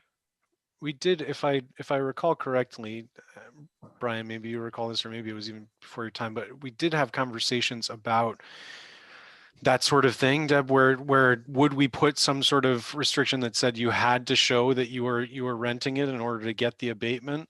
And I think where we arrived in that discussion was a little bit about with the affordable units, you have something set up, a process set up where there are monitoring agencies, and they do that as a matter of course.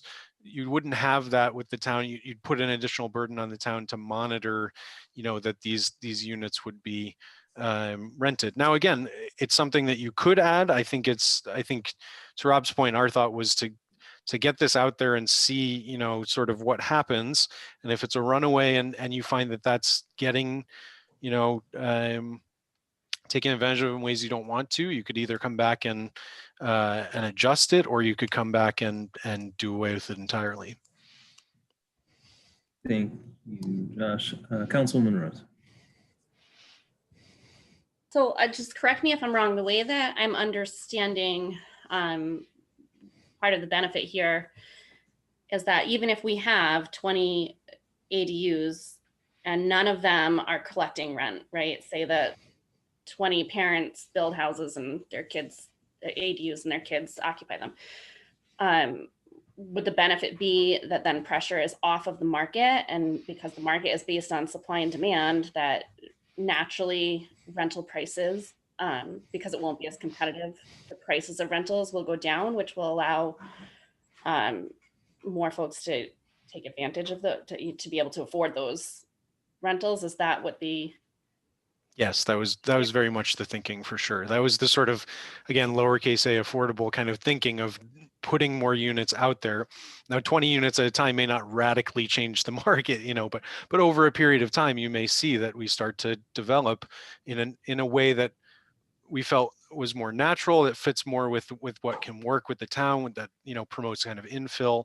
But yeah, absolutely. The idea that whatever they might use it for, it relieves a certain pressure in terms of the demand for units on the market. I think too that the people who are occupying those ADUs that might not otherwise be able to find a place in town would be contributing to our local economy, right? So that would be another benefit. Is that? That's true. Yeah. That was definitely part of the discussion as well, for sure. Thank you. Thank you, Councilman Rose. Yeah, to my mind, even if all 20 units ended up not being turned into rentals and were used to create multi-generational households, that would still be a benefit to the community, benefit for elderly couples who are wanting to spend more time with their families, and benefit to their children. I could definitely see that being one of the main uses of sort of this program. So I don't think that that's a fault of it. I actually think it's a strength in some ways. Although we definitely want to see more rental units come on, definitely more LMI units, but all of these things are benefits to the program. So I think that's why this is pretty cool. Proposed ordinance. I'm glad to see that SK is sort of leading the way on this policy. We do have Greg.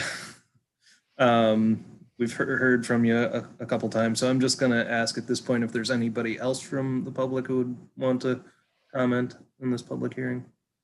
And if not, I would ask for a motion to close the public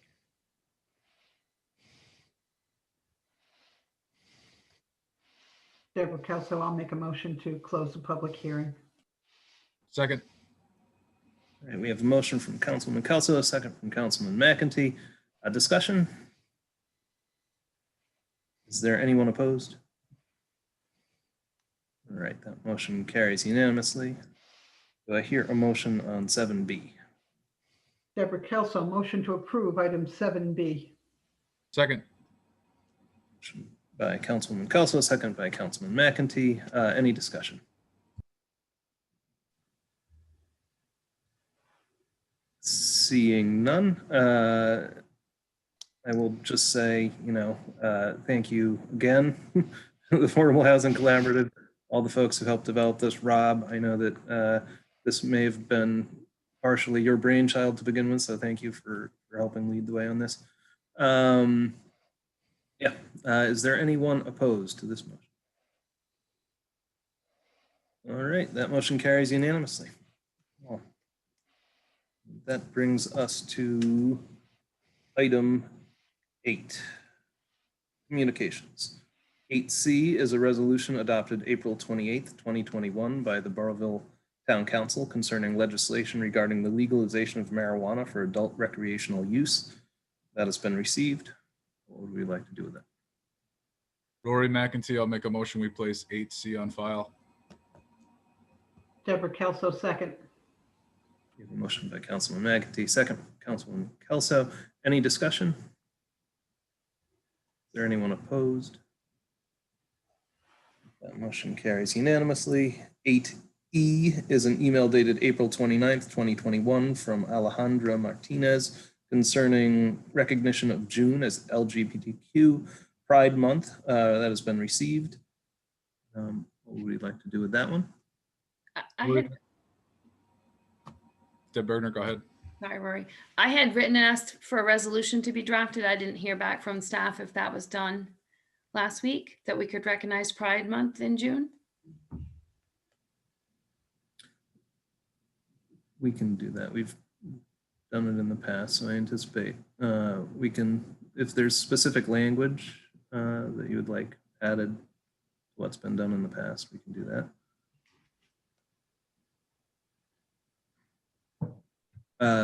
What do we want to do with this specific communication? Should we forward that to staff and helping the creation of that resolution? Or?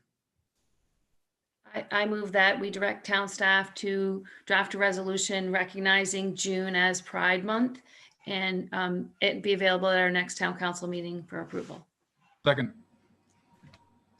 Motion by Councilwoman Bergner, second by Councilman McEntee. Any discussion? Anyone opposed? That motion carries unanimously. 8I is an email dated May 5th, 2021 from Joe Tiger Patrick, commander of the VFW Post 916, requesting a certificate of appreciation for James Haldeman.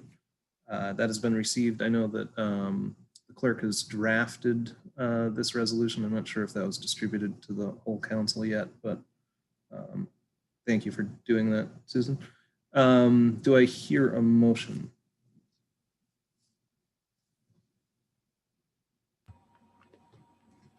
Rory McEntee, I'll make a motion that we approve the resolution drafted by the town clerk. Deborah Kelso, second. Right, we have a motion by Councilman McEntee, second by Councilwoman Kelso. Any discussion? Is there anyone opposed? That motion carries unanimously. I understand that Mr. Haldeman, Lieutenant Colonel Haldeman, is going to be moving out of town, so hopefully everybody got to enjoy his 10 years of being the MC there at Memorial Day, Veterans Day. He did a great job. All right, item 9, comments from interested citizens. And of course, anybody listening on their phone can raise their hand to be heard by hitting *9 and then *6 to unmute yourself. Otherwise, just click that hand button to raise your hand, and I'll call on you in the order in which you raise them. Greg Sweet, you are first. Or that may be just from before.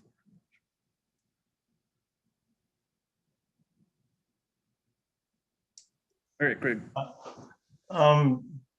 Just something quick on the investigation for the email.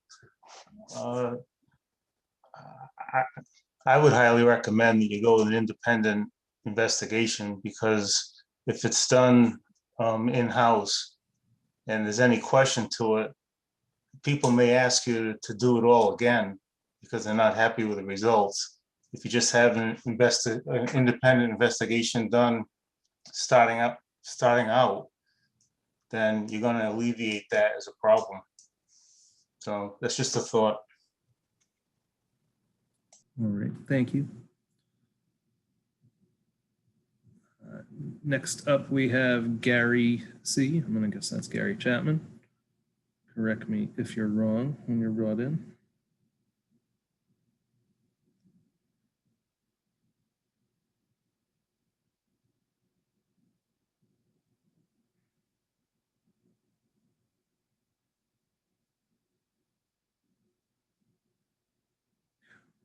All right, Gary, you just need to unmute yourself. Okay, thank you. I just have a couple questions I wanted to ask you. One, I'm not sure if you're going to be taking comments on the new business, but I wanted to ask you about new business item B, which is having to do with the adult day services that you're going to be executing a lease agreement with St. Elizabeth's, which I think is great. I'm glad to see the program back in session. I think it'll be a plus for town residents. But I guess I have a couple questions. Before the program was closed due to the pandemic, I believe the town of South Kingstown, North Kingstown, and Narragansett all contributed, I believe, to the program. Is that correct? Rob. Yes, it is. And I think the program was, I think South Kingstown residents had a pretty reasonable reduced rate for using those services. And I didn't see anything in the memorandum that addressed that. I mean, is obviously St. Elizabeth's is I guess they're a for-profit company. So, I mean, what is going to be the cost to South Kingstown residents? Is it going to be the same as it was, or how is that going to work? So that will be addressed when this comes up. Terry Murphy is here and she can speak to that. I can't tell you exactly where the lease negotiations ended up, but one of the proposal dimensions, one of the things that St. Elizabeth's recommended to us or offered to the town was that the town residents would be taken care of and that we were not going to see exorbitant fees for anyone using the services. I'll also point out, Gary, that when we say that Narragansett and North Kingstown contributed to the program, they didn't subsidize South Kingstown residents. They paid a fee associated with their people coming into the service. So, Right. you know, it wasn't that we had sort of a cut rate fee for our folks because the other two towns were participating. They did help defer some of the sort of fixed costs, but it was because their folks were participating in the program. Well, I assume St. Elizabeth's won't only be taking in residents from South Kingstown, right? They'll be taking in residents from whoever wants to use the services. Yes, but we did, again, negotiate with them to make sure that South Kingstown residents would be taken care of at the same level as we had provided when we were running these services in municipal service. There'll be more details. There's actually people from St. Elizabeth's here in the audience tonight. They may be able to shed some light on that for you as well. Right. Okay. And then I guess the other aspect I was wondering is if the town has any say in how the program is run, and I say that from the aspect of the, you know, there's a lot of talk about you know, having to have a vaccine and things like that, and I'm just wondering if St. Elizabeth's said that, you know, they didn't want to handle clients that weren't vaccinated. I'm just wondering if the town has a situation with that, and you know, there may be some residents because of health concerns can't be vaccinated and wouldn't be able to take advantage of the services. I'm not sure that is happening. I'm just bringing it up to see if the town has any kind of say in how the program is operated in that manner. No, I think it is fair to say, Gary, that essentially the relationship is a landlord-tenant relationship. It is not a program partner relationship. Okay. Well, hopefully the town monitors how well it's handling, you know, our residents. That it's an important program, I think. The other thing I wanted to ask you was I was on for the appointments of the interviews for the appointments of the building committee, school building committee. And I guess I'm wondering where we're going with that, because it was said a couple times that it looks like we're back to stage one. We're going to be pretty much starting over. And if that's the case, I mean, stage one, if we're going to start at stage one, then we really don't have a plan at this point. And if we really don't have a plan at this point, we really shouldn't have a building committee at this point. And so I guess I'm wondering why we're thinking about appointing people to a building committee where we don't have a plan that the building committee has anything to do with.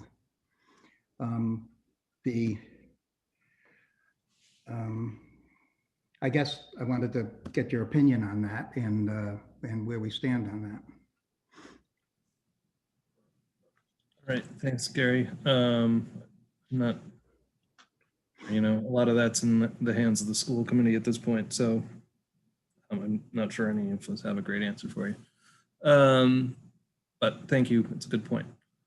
Well, I mean, I think that, Abel, what you know, RIDE has said that the school building committee is appointed according to the town charter or bylaws, and our town charter specifically says that the committee is formed once a new school building or addition is planned, and obviously we don't have one planned at this point.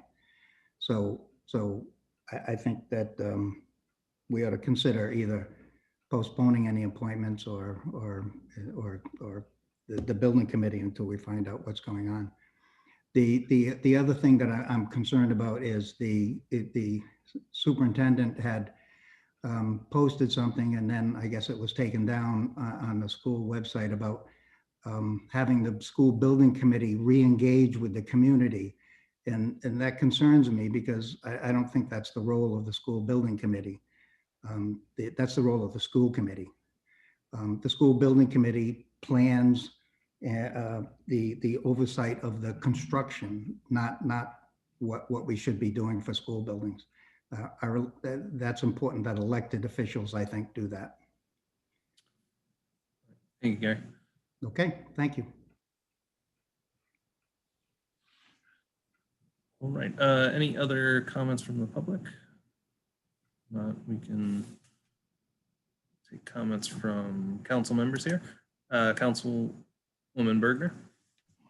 Thanks, Abel. I know we don't typically invite comments during new business, but maybe since Gary has some specific questions about St. Elizabeth and the adult daycare, you might consider making an exception should he have a question based on whatever Terry says in the next agenda item. Hope you would consider that because his questions didn't really, he could get a little bit more from the presentation from Terry. But I did want to talk a little bit about the AFL-CIO mailer. I attended the school committee meeting last week and I did speak. I guess I just want to say publicly to the community why it's so upsetting to me that this happened. Using the kids' information for a political mailer is one thing, but I just want to remind the entire community that the unintended consequences of that were created fear and distress in our community. I said at the meeting last week that right after the mailer went out, I received a text from a community member who was afraid, who was fearful that her abuser would find her, and was very concerned that she had gone to great lengths to protect her address. And I just, while I'm upset about the whole thing, we should not lose sight that there were very unintended consequences by innocent, unknowing members of our community who are fearful that their information is not protected. I continue to say that this information is held by the school department, and it is concerning to me that people don't seem to be upset that this is going on. And I continue to be, I continue to talk to people about recourse, whether they want to file a complaint. I think that the town council has done a great job in being a great resource to the community, but I think in some places we're falling short, and I just want to assure the community that we take it very seriously, that it's very upsetting to me as a graduate student. Getting my MSW, serving the underserved is our mission, and advocating for social justice is our passion. So to me, what has gone on for a political purpose is just, I guess I'm still in shock that we would use children's information in this way. And to me, when you hear from someone who's quite frightened about their children and their own safety, and it goes beyond that to, to sexual predators, to foster kids in the foster care system, people in custody battles. I mean, I don't think whoever did this thought it through, and it's just really unfortunate that their sloppiness created all of this. But in some ways, had they not been sloppy with our children's data, we wouldn't know any of this. Thanks. Thank you. Any other comments from council members tonight? All right. Seeing none, item 10 is the town manager's report. I will keep this very brief tonight. It's been a long night already. Town Hall is now open to the public. We opened the doors this morning, and I'm happy to report that the public found it easy enough to just work their way through the building. We didn't have any major issues. We were worried about some stacking. We did have to put down social distancing markers on the floor in the clerk's office, but really for the rest of the building, and for that matter, our other buildings, it seems to be working well.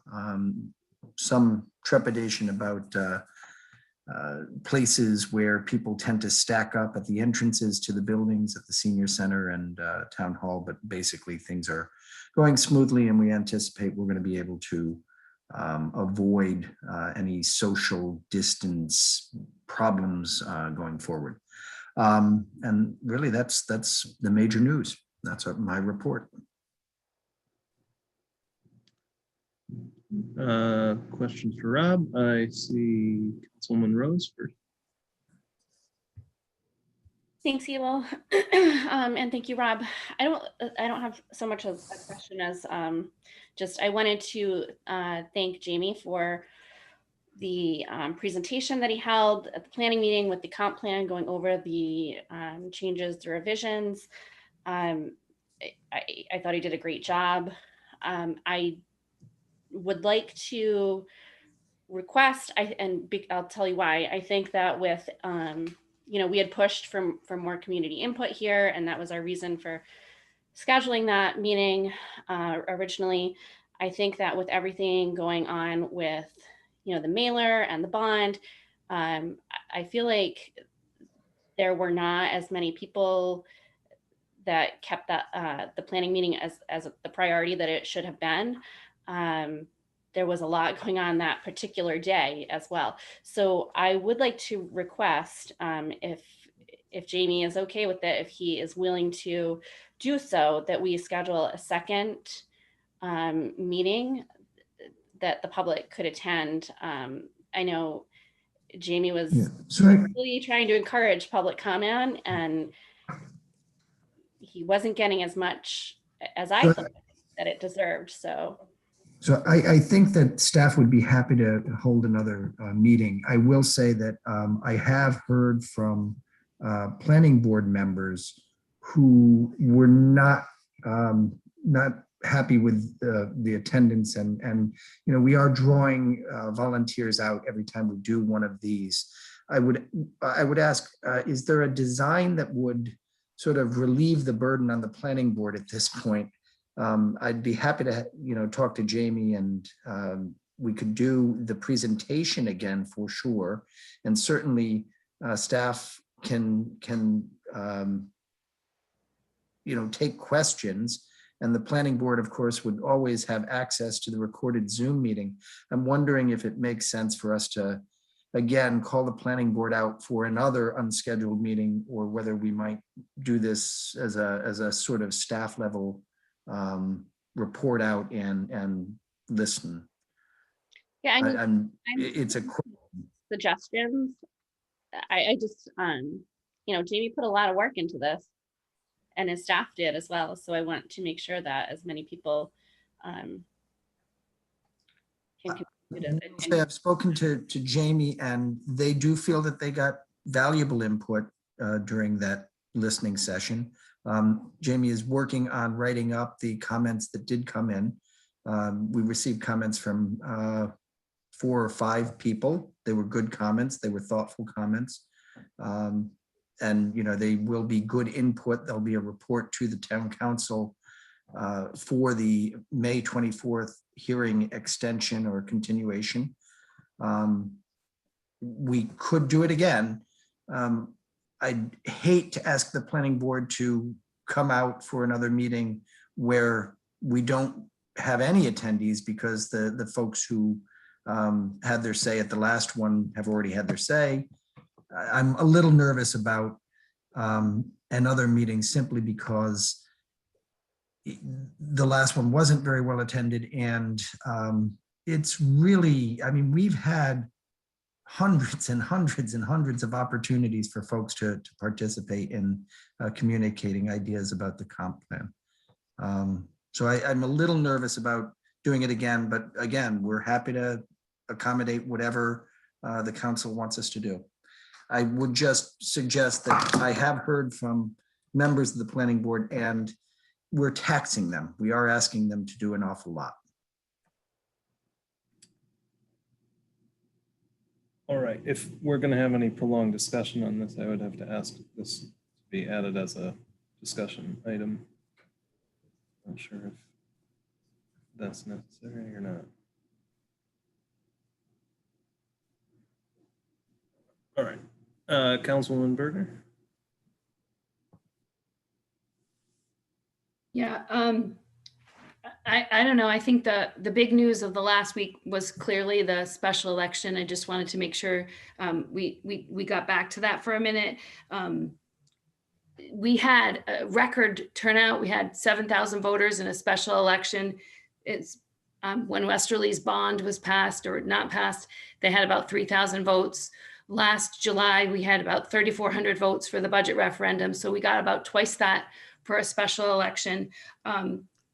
I just wanted to say that I've heard that people are citing misinformation, and even when a mailer came out that said that we were getting a state of the art new high school, the community still rejected the plan. And so there's a lot of mailings that went out for and against the bond.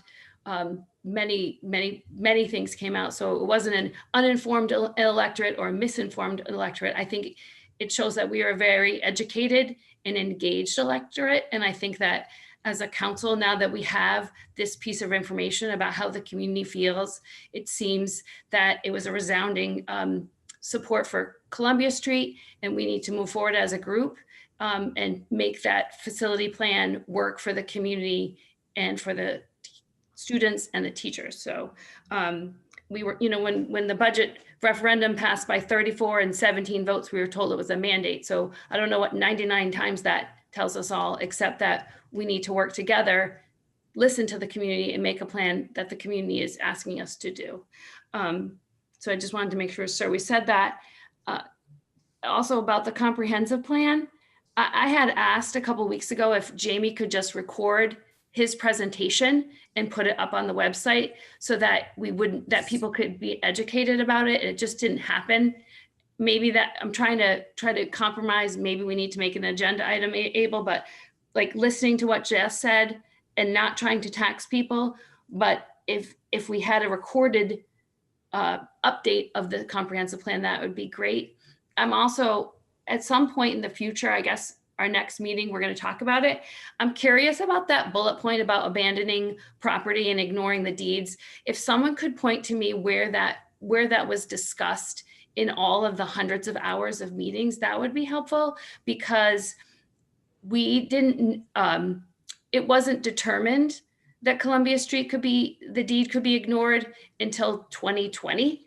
So I'm not quite sure where that came aboard. And, that's a bullet item that I plan on moving to reject. So I'm just looking for the origin of that item. The origin, the origin to that item is actually South Road School, not Columbia Street. South Road School had been disused at that point, at the point in the beginning of the rewrite of the comprehensive plan.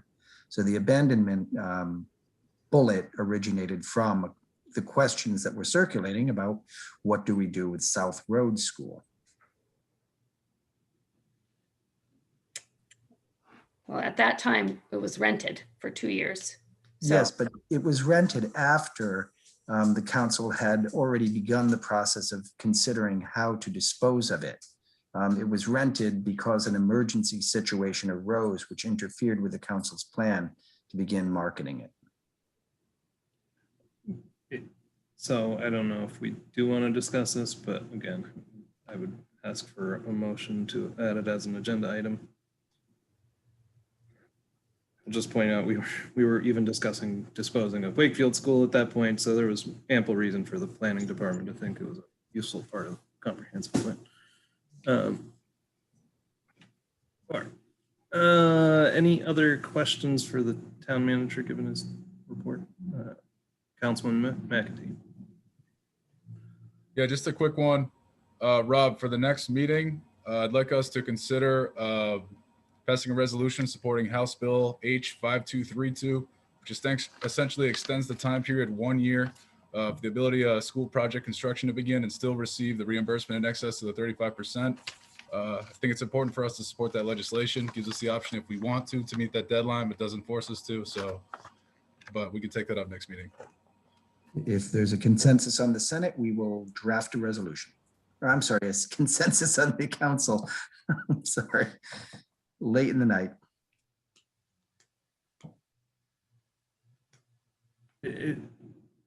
Mike, in order to give Rob that direction, do we need an agenda item? Yeah, we're going to need to add it to the agenda. You can not vote, but you can give direction to Rob. All right. Councilman McAtee, do I hear a motion? Make a motion to add that to the agenda. Specifically, that's a resolution supporting House Bill H5232. Motion from Councilman McAtee. I think I heard a second from Councilwoman Rose. All right, discussion. I can't see that such a resolution would hurt us in any way, Councilman McAtee, so I would also be in support of this. I don't know how other people feel.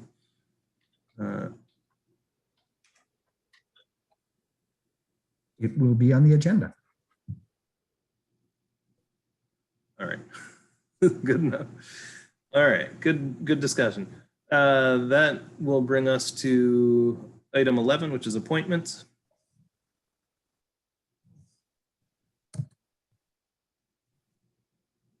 All right, no appointments tonight. Item 12 is new business. Well, let me go back to appointments just quickly. We did get some new applications for the school building committee. So just direction to the clerk's office, whether we're going to accept more applications after we theoretically pass the deadline for those or not. Councilwoman Kelso. The school building committee has a meeting on the 17th, I think, next Tuesday, I think. I would suggest that we keep it open at least through that, maybe up till, you know, the date of the agenda for our next council meeting. The school building committee is going to need direction from the school committee, which in turn is going to reflect what happens here at the council level. So there's a whole, you know, there's a lot of things that need to be worked through before the building committee is necessary and functioning. So I'd be in favor of just holding off on this indefinitely. Councilwoman Rose. So I also would be in favor of holding off on this. I think that, you know, it's been a pretty contentious couple of years. And while we certainly need to get moving on the next steps, I think that it's going to be helpful for us as a community to sort of take a breather and a little bit of a step back and regroup and give everyone a chance to put some space, you know, between. I think we just need to take a little bit of time and maybe slow down just a little bit so that we can get everyone to a place where we can start thinking not only collectively, but, you know, being effective at working with each other. So I would also be in favor of holding off on this. All right, so I'm sensing accept more applications. Okay, very good. Councilwoman May Bergen? I ask, are we holding off on scheduling interviews, or are we just holding off on setting a deadline for receiving applications? I would hold off on interviews as well. And I think we need direction from the school committee. If we're going to stage one, which we have to go back to stage one, if we're going further back than that to the visioning, it's until we know the charge or the mission, or even if there is one from the school committee, we need to, I don't think there's any reason to continue to interview. So yeah, we'll prioritize other appointments and positions. Thank you. Councilwoman Bergen, your hand is raised on this. So just a clarifying question about what Gary Chapman had asked. Is there a school building committee if you don't have a school facility plan process in the works? So is there a need to meet on the 17th if there is currently no plan? And I mean, Mr. President, if I could just answer that. I think there's a need to meet because the school building committee needs to be apprised of the RIDE decision, which is coming this week, as well as, I don't know, to wrap up or a next step or no next step. So I think the committee needs to meet for resolution reasons and not just disband. That would have to happen. I don't know. I think the school building committee needs to meet to wrap up this phase of what just happened. They have no charge at this point, right? Because but the building committee needs to know that, and in turn, the community needs to know that through the building committee. Well, all right, very good. So I think we've exhausted the appointments discussion. Item 12, new business. 12B is a resolution authorizing the town manager to execute a 3-year lease agreement between the town of South Kingstown and St. Elizabeth Community of Warwick, Rhode Island, for the provision of a licensed adult day services program to be located at 283 Post Road in Wakefield for a fee of $1 per year, with an option to extend the agreement for 5 additional years, and further described in a memo from the Director of Leisure Services to the town manager dated May 3rd. And if Terry can be brought in here. We also have a representative from St. Elizabeth's, Roberta Merkel is here. And we may have another.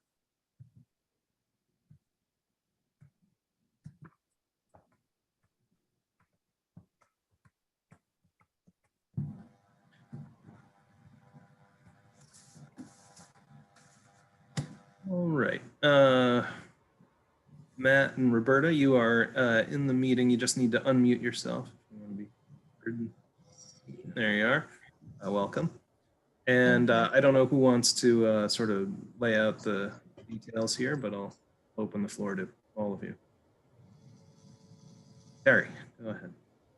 Thank you, Council President. Good evening, everyone. Terry Murphy, Director of Leisure Services.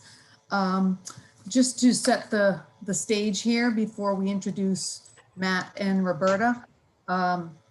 As you recall, we went out to an RFP for the provision of adult day services within the existing building that we have on Post Road in Wakefield. We had received 2 proposals, of which Cornerstone and St. Elizabeth's was selected. Mainly because their program, their adult day services program, reflected the type of program that existed in our building for over 30 years, which was a small community-based program that allowed for families in our communities to have community-based care for their loved ones, their family members, their spouses, in a safe, caring environment, and with employees that truly provided exceptional care. Cornerstone has been in the adult day services arena since the early 1970s. With St. Elizabeth's, they now have 3 locations. We had been through several conversations with them surrounding the type of program that they run. Susan DeMasi and I, along with the town manager and the facility superintendent, went through several conversations about the type of program that they operate, how they would work with our senior services program in terms of, while this is a tenant landlord setup, we do know that we will be working in partnership with Cornerstone in order to ensure that that's a successful program at our town facility. In the past, the town has contributed funding along with Narragansett and North Kingstown to support the program. The tenant landlord association here, the town's contribution would be the infrastructure for this program. Of course, we want to see it be successful. In terms of the fee structure, that is up to St. Elizabeth's and Cornerstone. We do not have a say in the fee structure, except to say that the majority of our clientele during the history of our adult day program were part of the state Medicaid and or copay program. I'd have to put a 70% number on that in terms of the number of clients who came through. Typically a client, by the time we closed, there was a $15 a day copay, or they were fully funded through Medicaid. We did have some private pay clients, but for the most part, the folks who were part of our program received some assistance. We feel like Cornerstone is a very good match for the town. We don't anticipate that there will be any issue with members of our community being afforded the opportunity to take part in this program. You may recall that for the past 3 or 4 years, we had never reached a full census. We have a capacity of 20 clients a day, or the building does. It's not us anymore, but between Narragansett, North Kingstown, and South Kingstown, we averaged about 14, 15 clients a day. So we don't see that as an immediate issue in terms of Cornerstone not being able to accommodate the South Kingstown community. Unless there are any questions, I can turn it over to Matt Trimble, who is the CEO of St. Elizabeth Community, and he can give you a little more detail on their organization. They are a nonprofit organization also. Matt? Terry? Thank you, Terry. Hi, everyone, members of the council. I'd like to thank you for the opportunity. We've had some great discussions with with staff and town manager. So St. Elizabeth Community, as Terry mentioned, we are a nonprofit organization with a 139-year history of caring for elders in Rhode Island. We have 9 locations throughout the state. We serve about 2,300 individuals a year, and we have 600 employees. We have a facility in East Greenwich called St. Elizabeth Home, in which we provide short-term skilled rehab care. We provide long-term care, and we provide specialized care for those with Alzheimer's disease and related dementia. On that campus as well, we brought in the greenhouse model of nursing home care, a very innovative model of nursing home care. We have 4 greenhouse homes on the campus, and we are 4 of only 300 of these such homes throughout the country. And we're the only provider in Rhode Island that offers the model. In addition, in Providence, we have St. Elizabeth Court, which is an affordable model of assisted living. St. Elizabeth Court has 69 assisted living units. 48 of the 69 units are part of the Medicaid waiver program. So it's taking in folks that need assisted living care, but at a Medicaid waiver program rate. We also have 2 HUD 202 subsidized affordable elderly apartment complexes. One is St. Elizabeth Place, which is located in Providence, and the other is St. Elizabeth Terrace, which is located in Warwick Neck. In addition, we provide a very robust home care program. We provide skilled home care services as well as custodial care services. We also run a geriatric care management division out of our home care agency, and we provide concierge services to elders in the community, such as handyman services, transportation to physician appointments, grocery shopping, and companionship. And then lastly, we have 3 adult day centers currently. We have one in Warwick Neck, which specializes in providing adult day for folks with memory care impairment. We have another one in the Apponaug section of Warwick, and we have a 3rd one in Bristol. And we're certainly really looking forward to the opportunity to open one here in South Kingstown as well. And with that, I'll turn it over to Roberta Merkel, who can answer some more specific questions about the proposal. Thank you, Matt, and thank you, members of the town council, town manager, and Terry. It's been a pleasure to work with you, Terry, and we are looking forward and hopefully we'll be able to open an adult day in South Kingstown. As Matt mentioned, we have 3 adult day centers. In 1973, Cornerstone, at the time, Warwick Central Geriatric Daycare Center, opened the first adult day center in the state of Rhode Island to provide service to people who needed supervision during the day, didn't necessarily need 24-hour care, and the rest is history. So 1973. We also opened the first memory care, one of 2 in Rhode Island, which Matt mentioned is on Warwick Neck Avenue.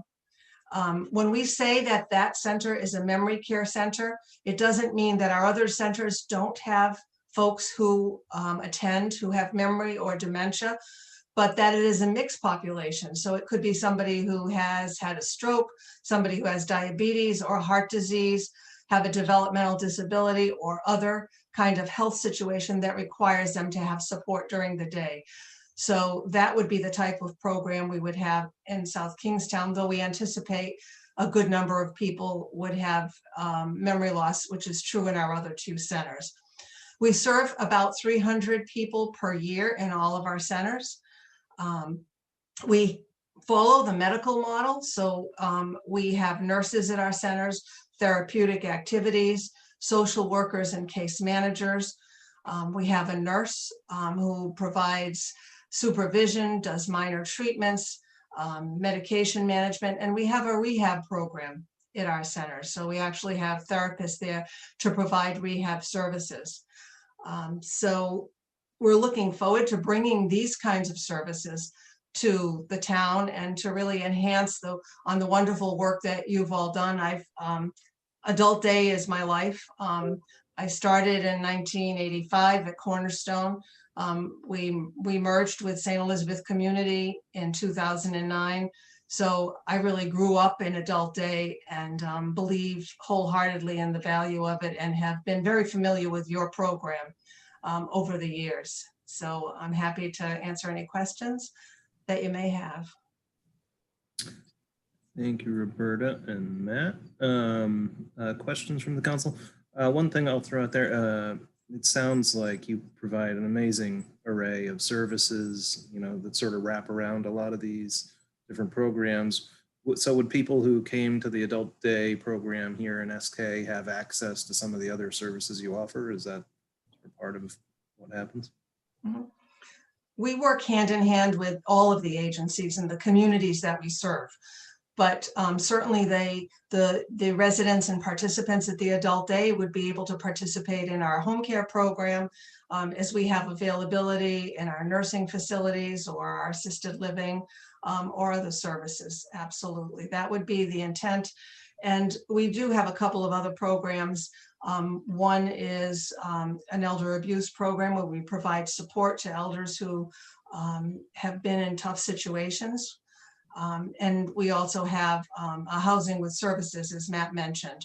So we're bringing those programs and hope to enhance them and bring them statewide at some point in time.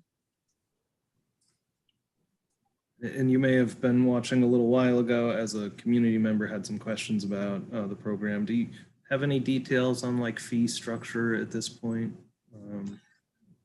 So our fee structure, and I think Terry said it best, at least 75 to 80% of the people we serve in our day centers across the state are on either the copay program or the Medicaid program.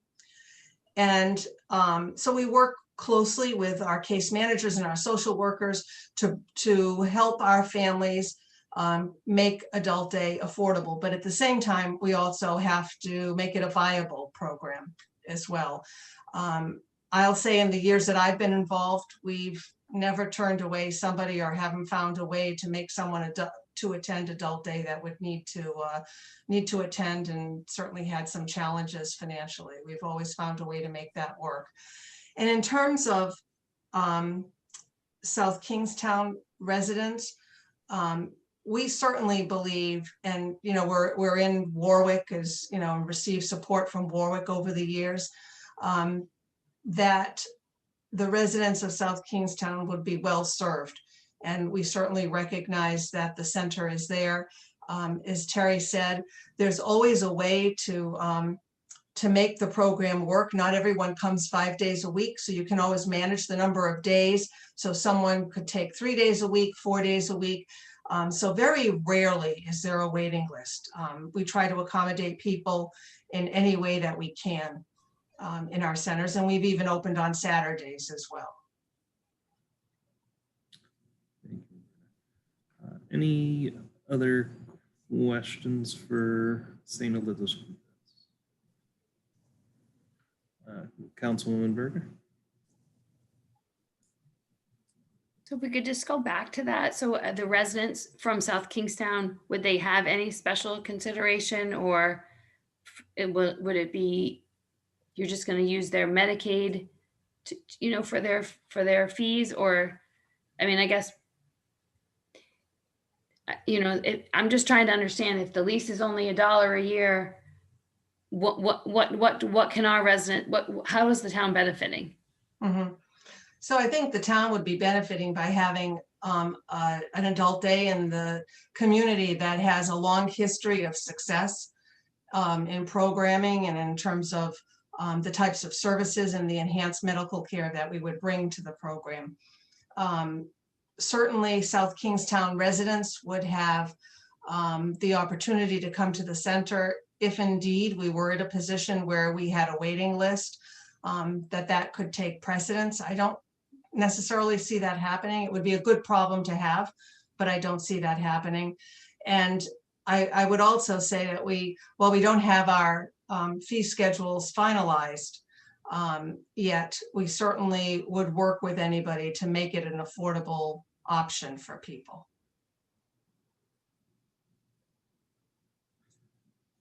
Thank you, Roberta.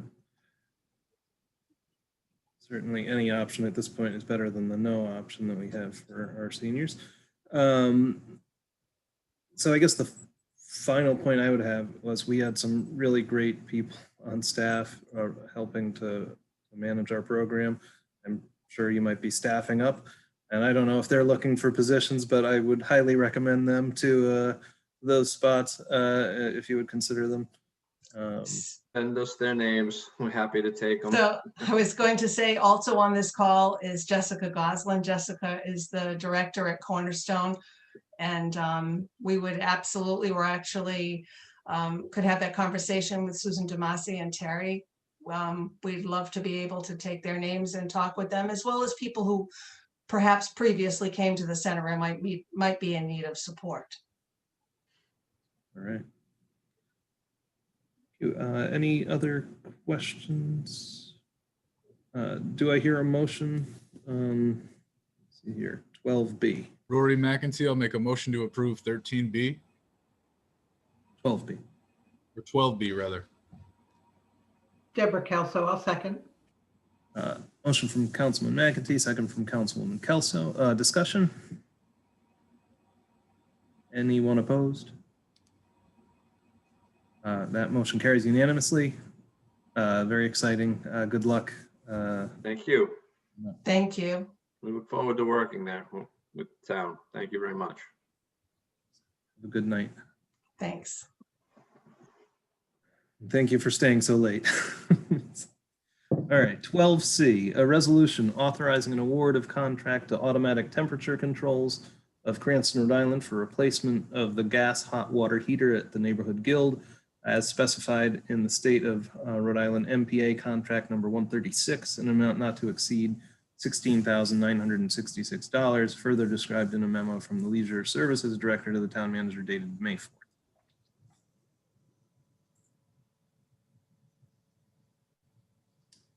Do I hear a motion? Rory McEntee, I'll make a motion to approve 12C. Deborah Kelso, second. Motion from Councilman McEntee, second from Councilwoman Kelso. Any discussion? Is there anyone opposed?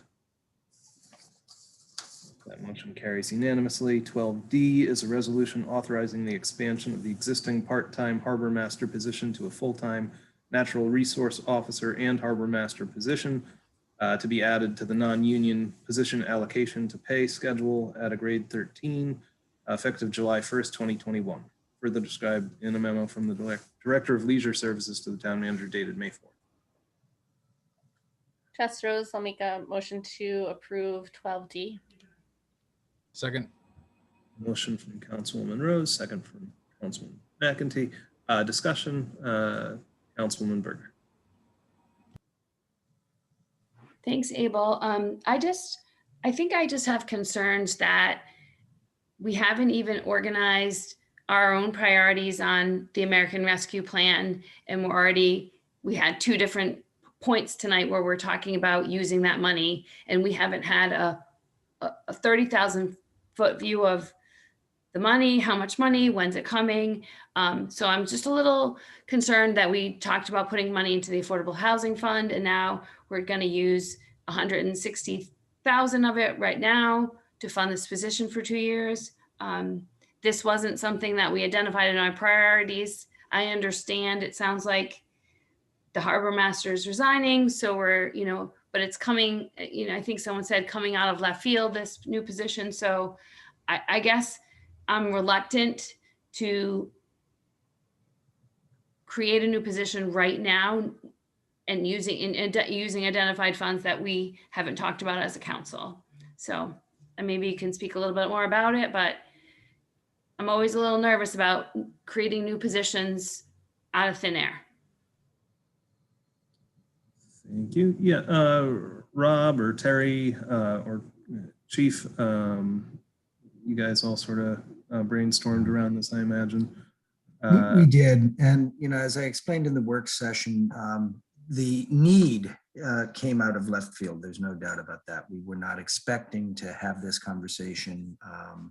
The events that precipitated this were an urgent need to address staffing in the harbor patrols this summer. But as we were talking through this, it became very apparent that we have a whole number of items that really just don't get addressed. And, you know, I rattled through those in the work session, but there are things like the right-of-ways, water access points at Green Hill Beach Road. We earlier this year had a conversation in a council meeting where we were all surprised to find out that there were food trucks down at the right-of-way at Green Hill Beach Road. The police officers don't check for licenses on that kind of thing. So, you know, we just didn't know it was going on. Having someone whose job it is to focus on the water access issues and making sure that we're not creating neighborhood problems, Green Hill or Moonstone Beach, making sure that we've got somebody who is working more directly and on a sort of programmed way with our tenants at the Marina Park District, working to improve the Marina Park District. All of these things are things that sort of have been on the back burner for quite some time because we don't have staff dedicated to managing our natural resources that aren't parks. We have a park supervisor. We've got folks who pay great attention to our formal structured parks. But the things that are outside of those formal designations just haven't had the same attention. So talking through what our needs were, it became apparent that it was more than just a harbor master that we needed. We needed someone who could tackle some of these other sort of kindred projects and issues. The chief's view of this is, you know, he has work that doesn't amount to a full-time job at the police department, but he also sees the harbor management and enforcement, things like, well, I'll let the chief speak to the enforcement side of it. And then we'll come back to Terry, who can do a better job of describing some of the other natural resource points. Thank you, Rob. Good evening, everyone. So basically, to echo the concerns of that Terry and Rob had when we discussed this with the potential harbor master resignation, you know, the South Kingstown waterways are used quite often, especially in the summertime. We've all been out there on the pond. There's many boats, jet skis, kayaks, etc. And my concern was that if we don't have anybody to go out there and enforce and educate boating safety, the rules of the waterways, etc., that it may be a serious issue that we're going to have to deal with. And as the memorandum had stated, at this point, you know, Mike Stack has intended on staying on as long as he can.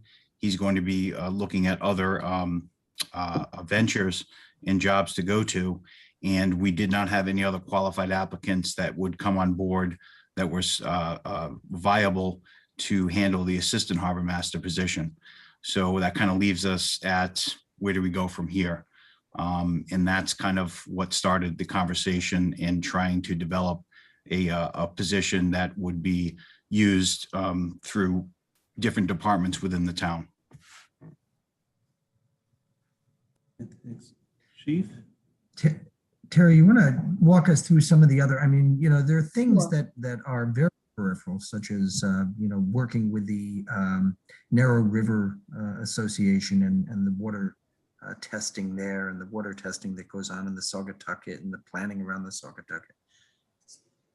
So, Councilwoman Bergner, I can appreciate your concern about funding for this position. We were looking at options for how we could put together this position in a way that would not impact the operational budget for the next couple of years in order to ease into it.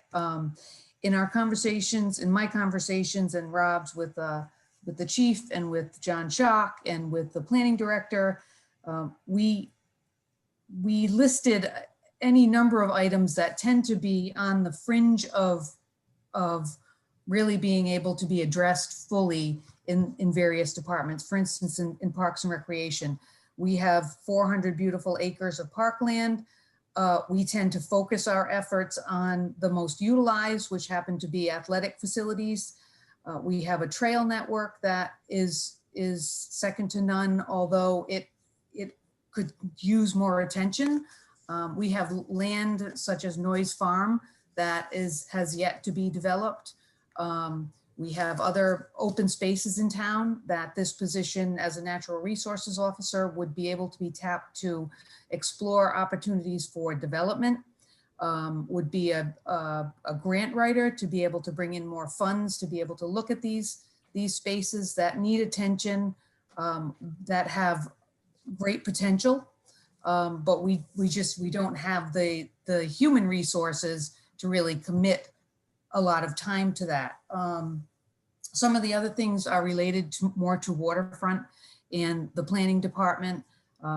For instance, the harbor management plan, which is under review and revision right now. A big piece of that is the public access inventory review, which the Waterfront Commission, they do a great job in trying to identify which spaces to start to really investigate.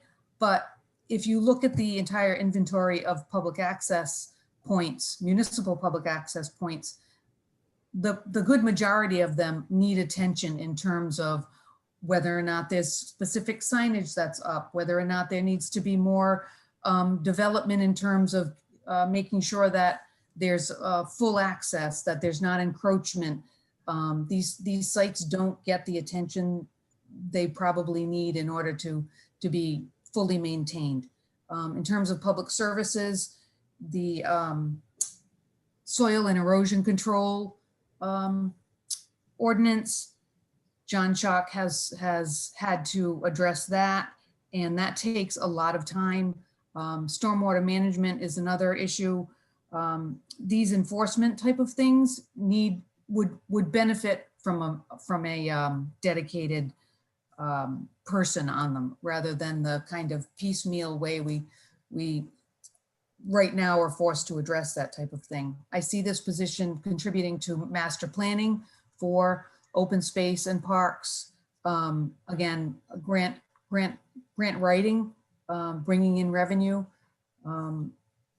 being a resource for the Conservation Commission, being a liaison to DEM from the environmental perspective, being a liaison to the CRMC.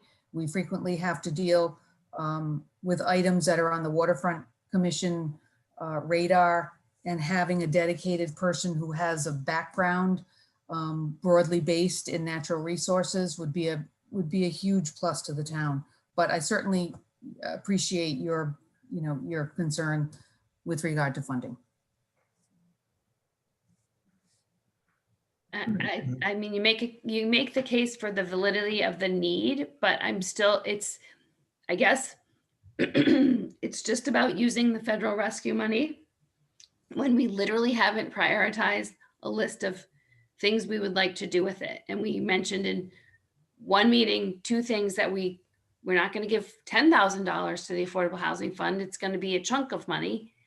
You can't make progress if you don't fund something. So I'm concerned that we don't have a high level thought process, and now we're going to start nipping away at money. And then at the end of the day, we're going to say, what did we do? We created a couple of jobs, and I want to make the money work for the most impact for 30,000 people. And so to come right back and just have a person just gives me a lot of pause. And that's where I'm at. I don't think that the responsibilities aren't needed or important. I just question why we're doing this ahead of something else.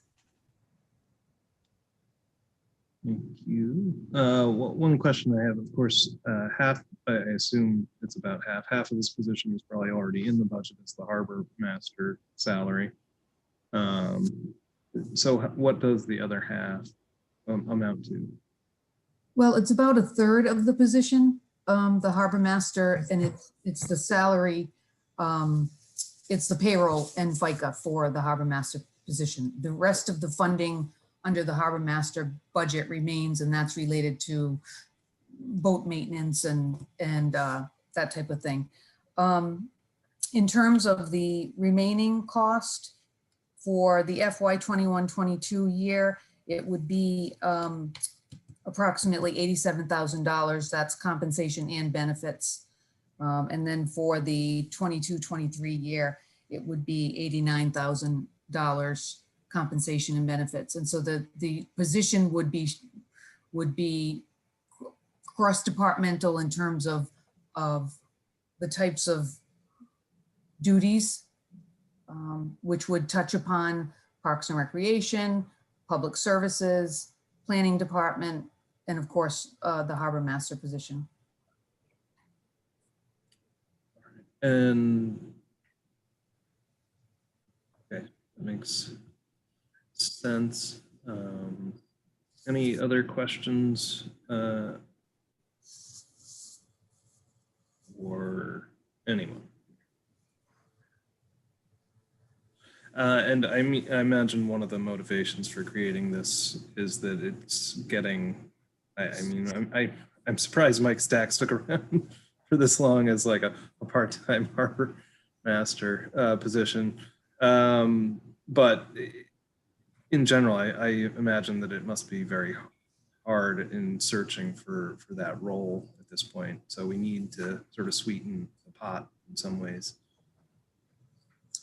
If I may, we did actually, the chief did a survey, kind of a salary survey on harbor master positions around the state. And it's clear that, you know, we've been fortunate in many ways to be able to continue to have a harbor master who's exceptional at his job, for the number of hours that he puts in, probably has a very low hourly rate of pay. And he's, you know, we haven't had the luxury of having seasonal employees that have been able to stay with us through a season. So when there's no assistant harbor masters, it puts that much more pressure on the harbor master role. So it is a challenge. It is a challenge to keep that part-time and get a qualified person in the role, because typically it's someone who has another full-time position. Councilwoman Berger.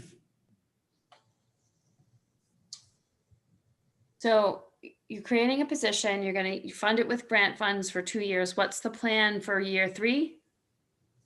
So for year 3, we are looking to roll it into the operational budget and divide it among the police department, leisure services, public services, and planning. So it would be spread across 4 departmental operational budgets based on the percentage of the projected percentage of allocation of the position to each department. And in that time, departments will have to look at their organizational structure and whether it's through attrition or another savings, be able to realize the necessary budget to support the position. Okay. And we would also expect that this position would, in some ways, start to realize generation of revenues, whether it's through grant applications, whether it's through being the representative at the municipal court on notices of violations. John had brought up the rights of way violations and soil and erosion control violations, those types of things that at this point, there's really no mechanism to gain that revenue. But once the municipal court is up and running in place, we will have someone that can represent and actually add value in that way.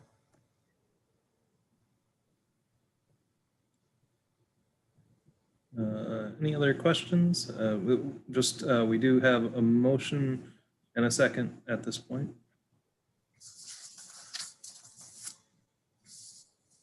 All right, I see no more discussion. Let's take the roll. Councilwoman Bergner, I'm going to vote nay for the reasons I had expressed concerns regarding using federal stimulus money for this position. Councilwoman Kelso, Aye. Councilwoman Rose, Aye. Council Vice President McEntee, Aye. Council President Collins. Aye. The motion carries 4-1. Thank you all. Abel, if you could call for a motion to continue the meeting past 11 o'clock. Do I hear such a motion? Reluctantly, I will make a motion to continue this meeting past 11 p.m. I'll second. We have a motion from Councilwoman Kelso, second from Councilwoman Rose. Any discussion? Anyone opposed?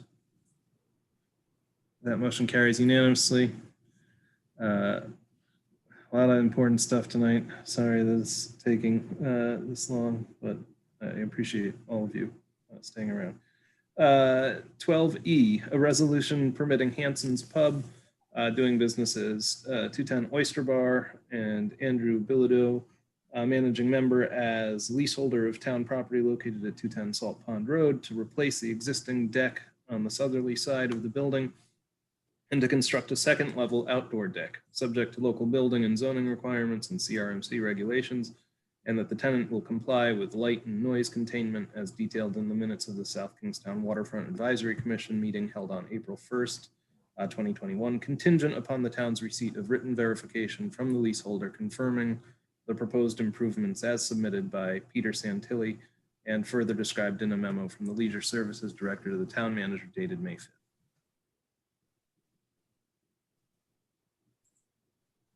Rory McEntee, I'll make a motion to approve 12E. Deb Kelso, second. We have a motion from Councilman McEntee, second from Councilwoman Kelso. Discussion. Seeing none, is there anyone opposed? All right, that motion carries unanimously.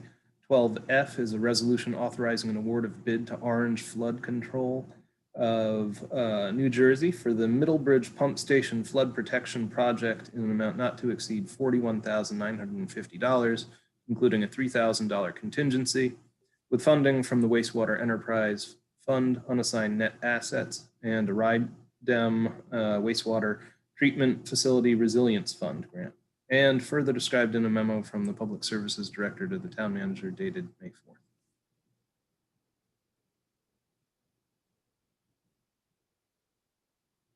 Do I hear a motion? Deborah Kelso, motion to approve item 12F. Jess Rose, second. Motion from Councilwoman Kelso, second from Councilwoman Rose. Any discussion? Is there anyone opposed? Good job on getting more grant money from RIDEM. That motion carries unanimously. 12G, a resolution authorizing awards of bid to the following: New England Asphalt Services, LLC of Connecticut for single 3/8-inch treated stone seal with latex at the unit price bid of $2.04 per square yard, and for double 3/8-inch and 1/4-inch untreated stone seal with latex at $4.08 per square yard. Classic seal coating of Johnston for crack sealing at the unit price of $10.50 a gallon, and with the total sum cost of for all pavement management services above not to exceed $260,000 for FY 2020/2021 and $260,000 for 2021-2022. Further detailed in a memo from the Public Services Director to the town manager dated May 5th. Motion to approve 12G. Second. Motion by Councilman Bergner, second by Councilman McEntee. Any discussion? All right, is anyone opposed? All right, that motion carries unanimously. And that brings us to the end of tonight's public agenda. We do have closed executive session. I will ask for a motion to move into. So I'll make the motion to move into closed executive session pursuant to Rhode Island General Law 42465A9 relative to any hearings on or discussions of a grievance filed pursuant to collective bargaining agreement, employee termination arbitration, Rhode Island General Law 42465A1 to discuss matters pertaining to personnel, and pursuant to Rhode Island General Law 42465A4 to discuss matters pertaining to investigative proceedings regarding allegations of misconduct, either civil or criminal, re the AFL-CIO mailer.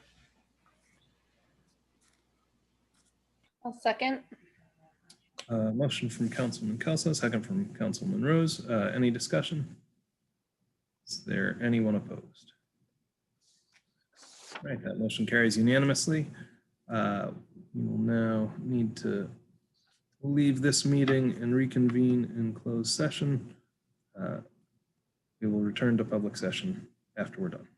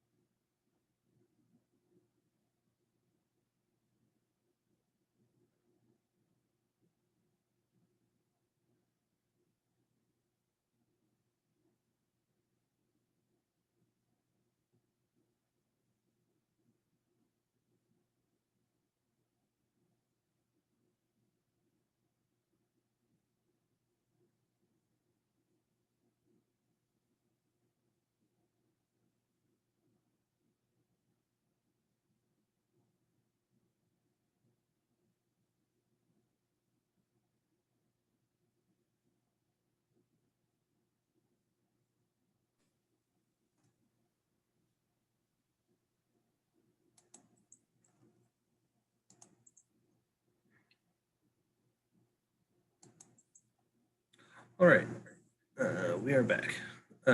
Mike, do you want to lay out? the Sure, motion? we need a motion to close the executive session and to reconvene into public session. So moved. Second. Motion by Councilwoman Bergner, second by Councilwoman Kelso. Any discussion? Anyone opposed? That motion carries. Next motion is to seal the minutes of the executive session and for the minutes to reflect that no motions were made in executive session. So moved. Didn't we take a motion? We had a motion. I'm sorry. It's late. It's 10 of 12. I hear I you. totally agree. Yes, so the motion would be to seal the minutes of the executive session and to acknowledge that a motion was made in closed session pursuant to collective bargaining agreement 4246-5A9 relative to a grievance in a collective bargaining agreement. So moved. Second. Motion by Councilwoman Bergner, second by Councilwoman Kelso. Any discussion? Anyone opposed? That motion carries unanimously. And I think now we're ready for a motion to adjourn. Motion to Correct. adjourn. Motion by Councilwoman Kelso, second by Councilman McEntee. Any discussion on this one? Anyone opposed? All right, that motion is unanimous. Thank you all. We made it before midnight at least. That's something. We can all go home and turn into pumpkins now. Have a good night, everybody. Good night.